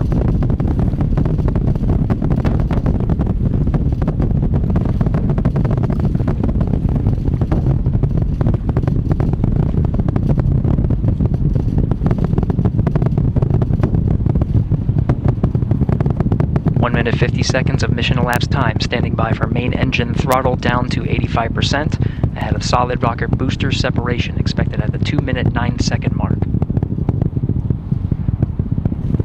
We see throttle down.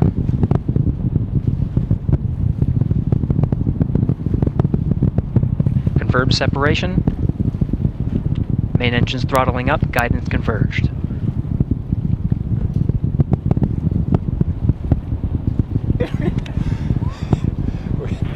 Integrity, guidance converged, performance nominal, upper stage RCS ready.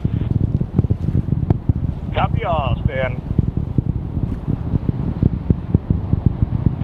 Integrity, SM priming complete. SM priming complete. 2 minutes 45 seconds of mission elapsed time into the Artemis II mission. Thrusters on Integrity and upper stage confirmed in a ready state ahead of service module fairing separation.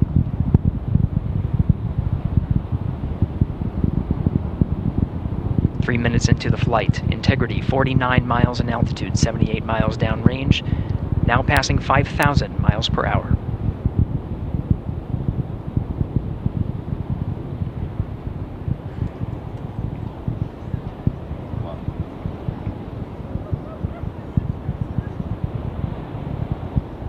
Standing by for launch abort system jettison. Houston Integrity, good last jettison, great view. Copy jettison, Team Eco 8+02. We see the same on board, Stan. And Houston has you loud and clear on Tidris at the Carmen line. Outstanding, Stan. We have you the same. Already. 3 minutes in. 3 minutes 50 seconds into the flight of Artemis II, Wiseman, Glover, Cook, and Hansen cross the boundary to space with good comm checks. GPS signals acquired after last jettison now working on internal checks to verify accuracy. Flight Dynamics Officer analyzed the time of main engine cutoff, confirmed at 8 minutes 2 seconds, time of MECO. That was I think I'm in a state of shock. Wow. That is amazing. Look, it's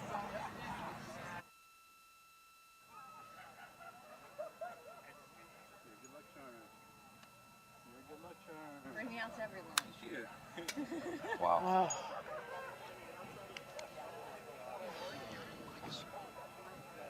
What just happened? Oh, sorry. Integrity, GPS processing. Outstanding, Stan. We see the same, and we have a beautiful moonrise. We're headed right at it.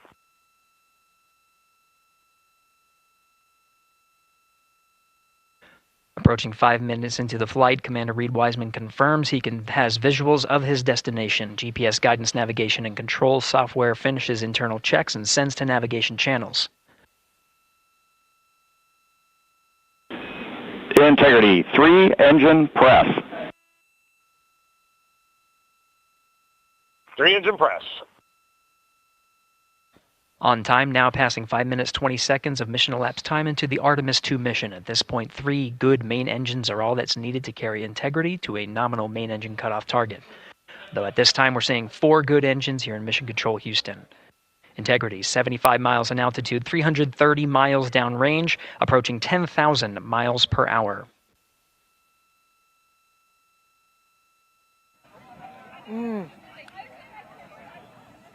All right, I'm just going to say it. God bless America. Amen. God bless America. That was unreal. That was Integrity, looking good at 6 minutes. Looking good at 6 minutes. They have.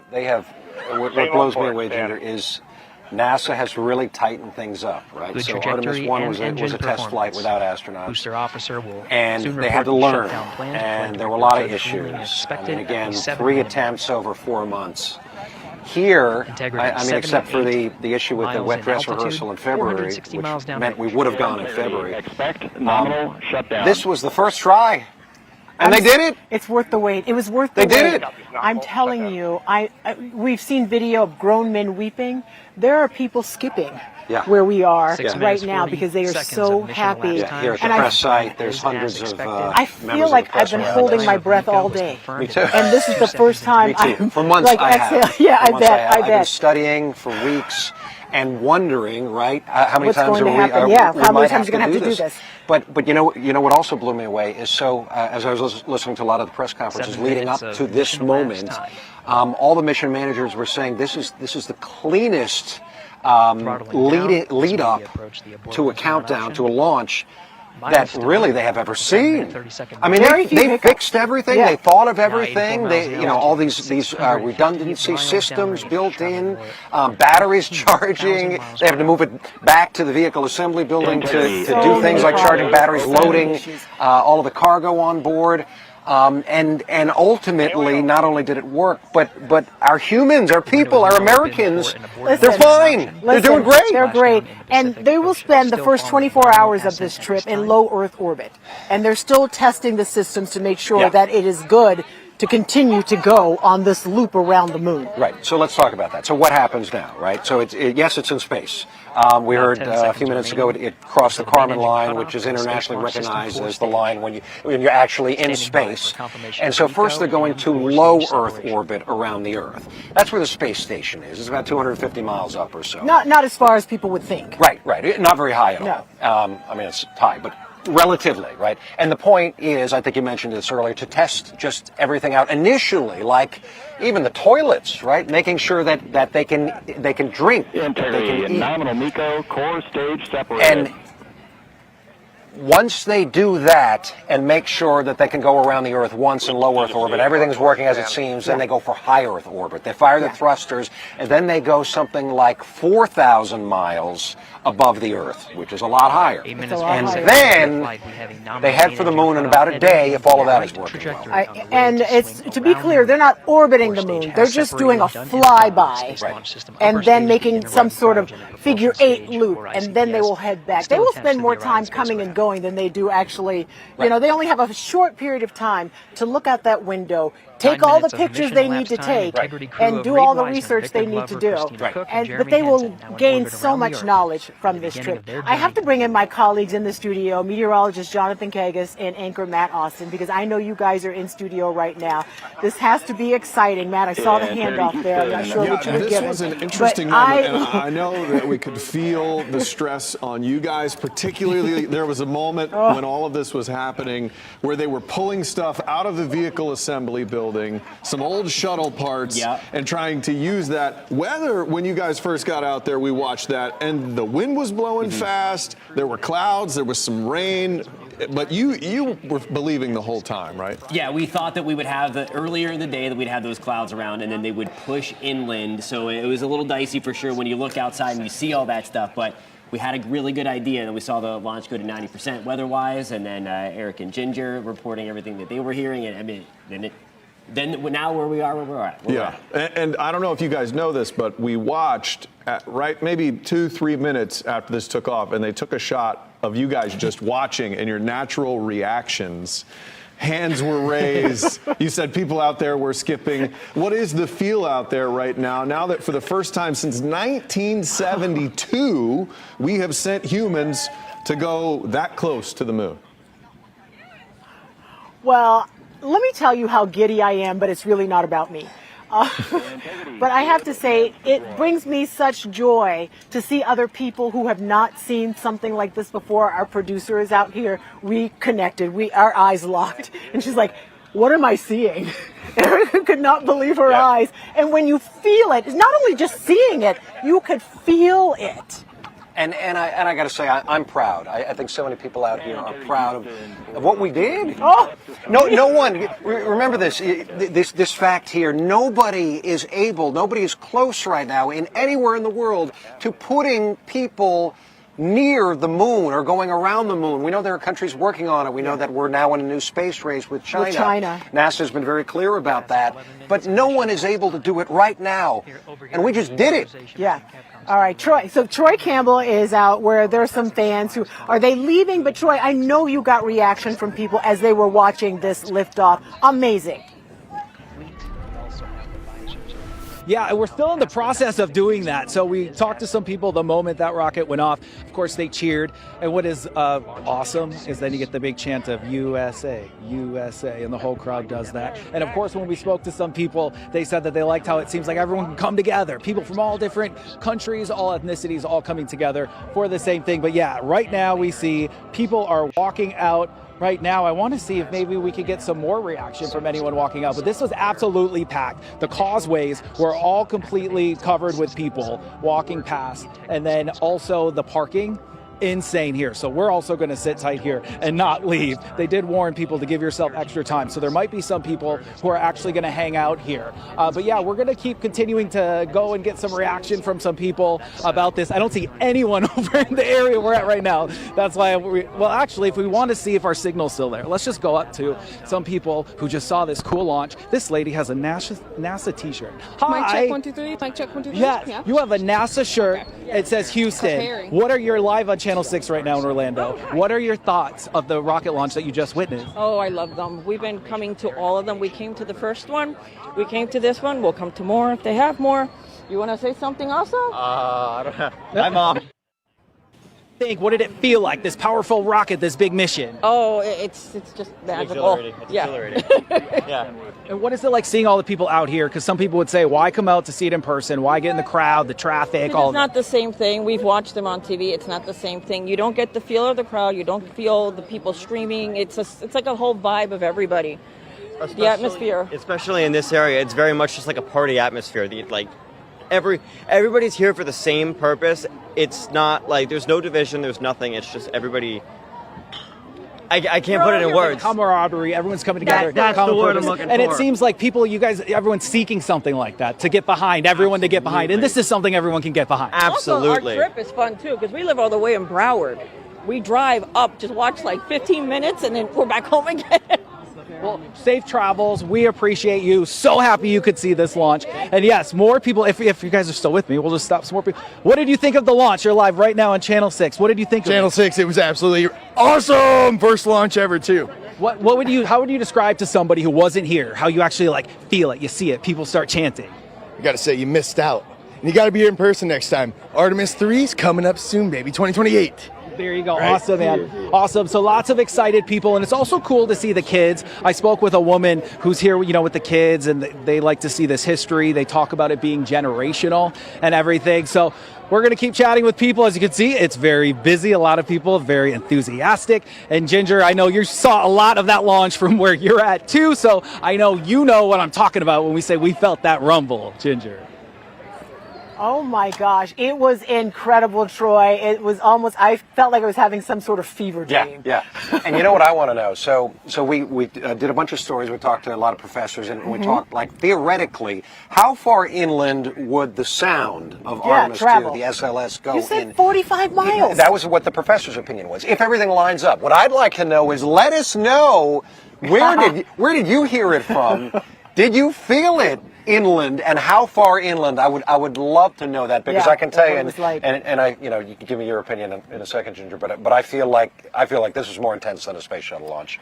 This time, Artemis 1 didn't seem like it, but this one, I mean, the ground was rumbling. This one was a lot. It was incredible. I was like, am I going to space now? Right. It's so good. We are just so happy that we were able to be here to witness that, and that it went off flawlessly. All right, so Tylisa Hampton joins us now. Tylisa, I see people trying to get out there or leave, because just wait a minute, because traffic is going to be a nightmare. Yeah, you got a few hours before you can go anywhere. Tylisa, you're one of our newest team members. You are indoctrinated now by an astronaut launch to the moon, not just a SpaceX launch to the space station. Welcome to the club. Welcome to the club is right. I'm happy to be here. Great experience. But right now, we're going to take it to Caperi, because this is really a full circle moment. If you've been watching News 6 just about all day, then you remember Caperi when I talked to him earlier, saying that he was excited to watch Artemis launch, because this is something that you actually want to pursue in your career. So what was your reaction to this? Complete and total awe. I am in shock right now. It's amazing. Can you tell me, what was your favorite moment? I was watching the countdown, and it was a little bit delayed, so I'm thinking, oh, it's going to launch in 5 seconds, and everybody gasps, and there's just a rocket right over there. And just seeing how bright it was, that made my night. Can you tell me, first of all, this area was just crowded with people, and we all heard that moment of silence, then it launched, and then you could hear clapping. And you got to experience that atmosphere. Talk a little bit about the atmosphere. It just felt incredible. Like there was electricity or tension or something, and now it's just amazing. Everybody just snapped, and whoa, rocket. Whoa, rocket is right. He took the words right out of my mouth, but just in case you weren't watching us earlier, you needed to be. So Caperi, remind us, why is this so important to you, career-wise? I hope one day to be the flight director at Kennedy Space Center, so in theory, I will eventually be the one who says go for launch, and watching this happen just completely reinforced that for me. All right, so we're just on 3, 2, 1. We're just going to say go for lunch. Ready? All right. 3, 2, 1. Go for launch. All right, guys, back to you. Well done. Oh, okay. Let's make sure we save this. So when he is we'll check launch back. director, Yes. that's incredible. It is one, and I have to say, I was not I'm always optimistic, but I really wasn't hopeful about this because I was not a fan of them not doing a wet just dress didn't want to rehearsal. get excited. I didn't. Right. So they didn't do the wet dress rehearsal. I'm like, well, that's where they find out a bunch of issues. Right. Why wouldn't they want to find that out? Right. And then the other thing, Eric, as I was driving in, I was like, somebody in one of those boats, they're going to mess it up for everybody because you know it's happened before. Another launch constraint. Yes. If you get too close to the launch pad, they stop the whole thing because they don't want anyone to get hurt. Correct. I totally agree with you, Ginger. I think everybody out here was maybe a little bit surprised, but impressed and proud that we did it. We did it in one shot. We did it tonight. We did nothing. And okay, not we. Not we. No, I know. But America. But look, that's the bigger picture here. What that young man just said, right? How he now wants to do this. So many people are inspired by seeing people who look like them on this capsule headed further into space than anyone has ever gone, further than Apollo 13, 252,000 miles away from the Earth. Right, this is why you don't want to leave yet. Because everyone else is leaving right now. Right. This is State Road 405 at US 1, and this is why, pro tip, just hang out. Yeah. Hope you packed a picnic or something and just hang out. We have a little Is it something an in the median there that was accident or going people on. just taking I a think break? people are just taking a break. They realize we're not going anywhere tonight. And this is what you're going to encounter. We will be lucky enough to stay here later, so this might be gone by the time we hit the road. Yeah. But even if you get caught in traffic, and you got to witness that today, you got to witness something that other people can only dream of witnessing, Because right? you live in here person. in Central Florida. In person. Because you live here. Yeah, and I have to tell you, the weight of the moment is not lost on any of us because anything could have happened. When you see them saying goodbye to their families, they know there is a lot at stake. And when you talk about, I listened to interviews with the astronauts, and they talk about doing things like estate planning for their families. Right. Because Acknowledging the risk. Yes, but not in a sad way, just knowing like, okay, This we is have what to we have do. this in place. And This this is is what part we of my signed up job. for. Exactly. Yeah. And when you saw them see their families today, there was no sadness, just joy. Yeah. And just hope. Yeah. And I can't imagine someone, your father, your mother, your sister, your brother, going on this historic mission, being the first to do anything like this. Right. Victor Glover's, his kids, his daughters, I can't even That imagine. picture when they turned That's around, my dad. all four. That's my dad. Yeah. To recap a little bit, so astronauts are safely in space. Everything went incredibly perfectly. I mean, flawlessly.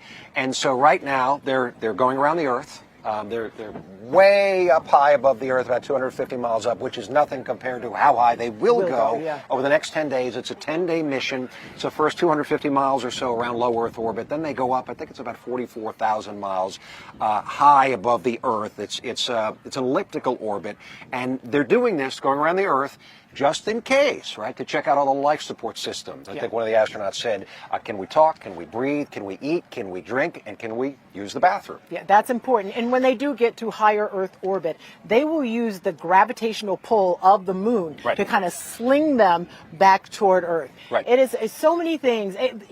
We're exciting, we're celebrating right now because they are off and running, but they still have to come back down safely. And they say it's not a successful mission until we splash down in the Pacific Ocean. And they had the problems with the heat shield last time. And I know they've checked all those things. They feel good about it. They feel really good about it. People are worried about that. Yes, of course. So still a lot at stake. Right, and it's funny, somebody asked one of the mission managers, do you care about breaking the record, the Apollo 13 record? Because if they do, Apollo 13 was 248,000 miles from the Earth.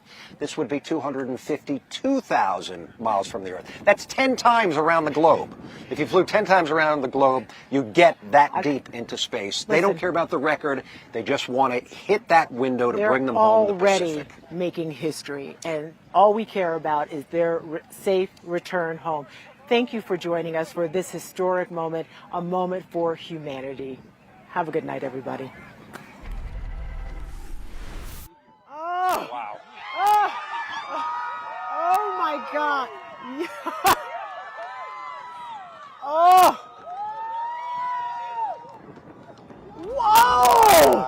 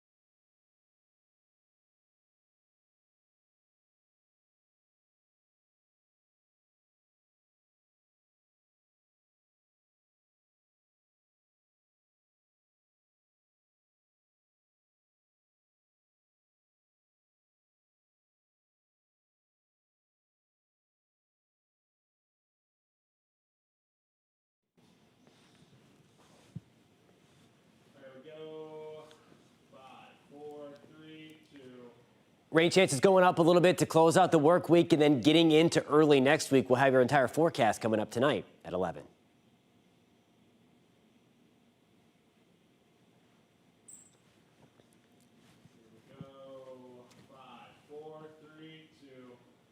Rain chances on the rise for part of Central Florida. I'll have your full forecast tonight.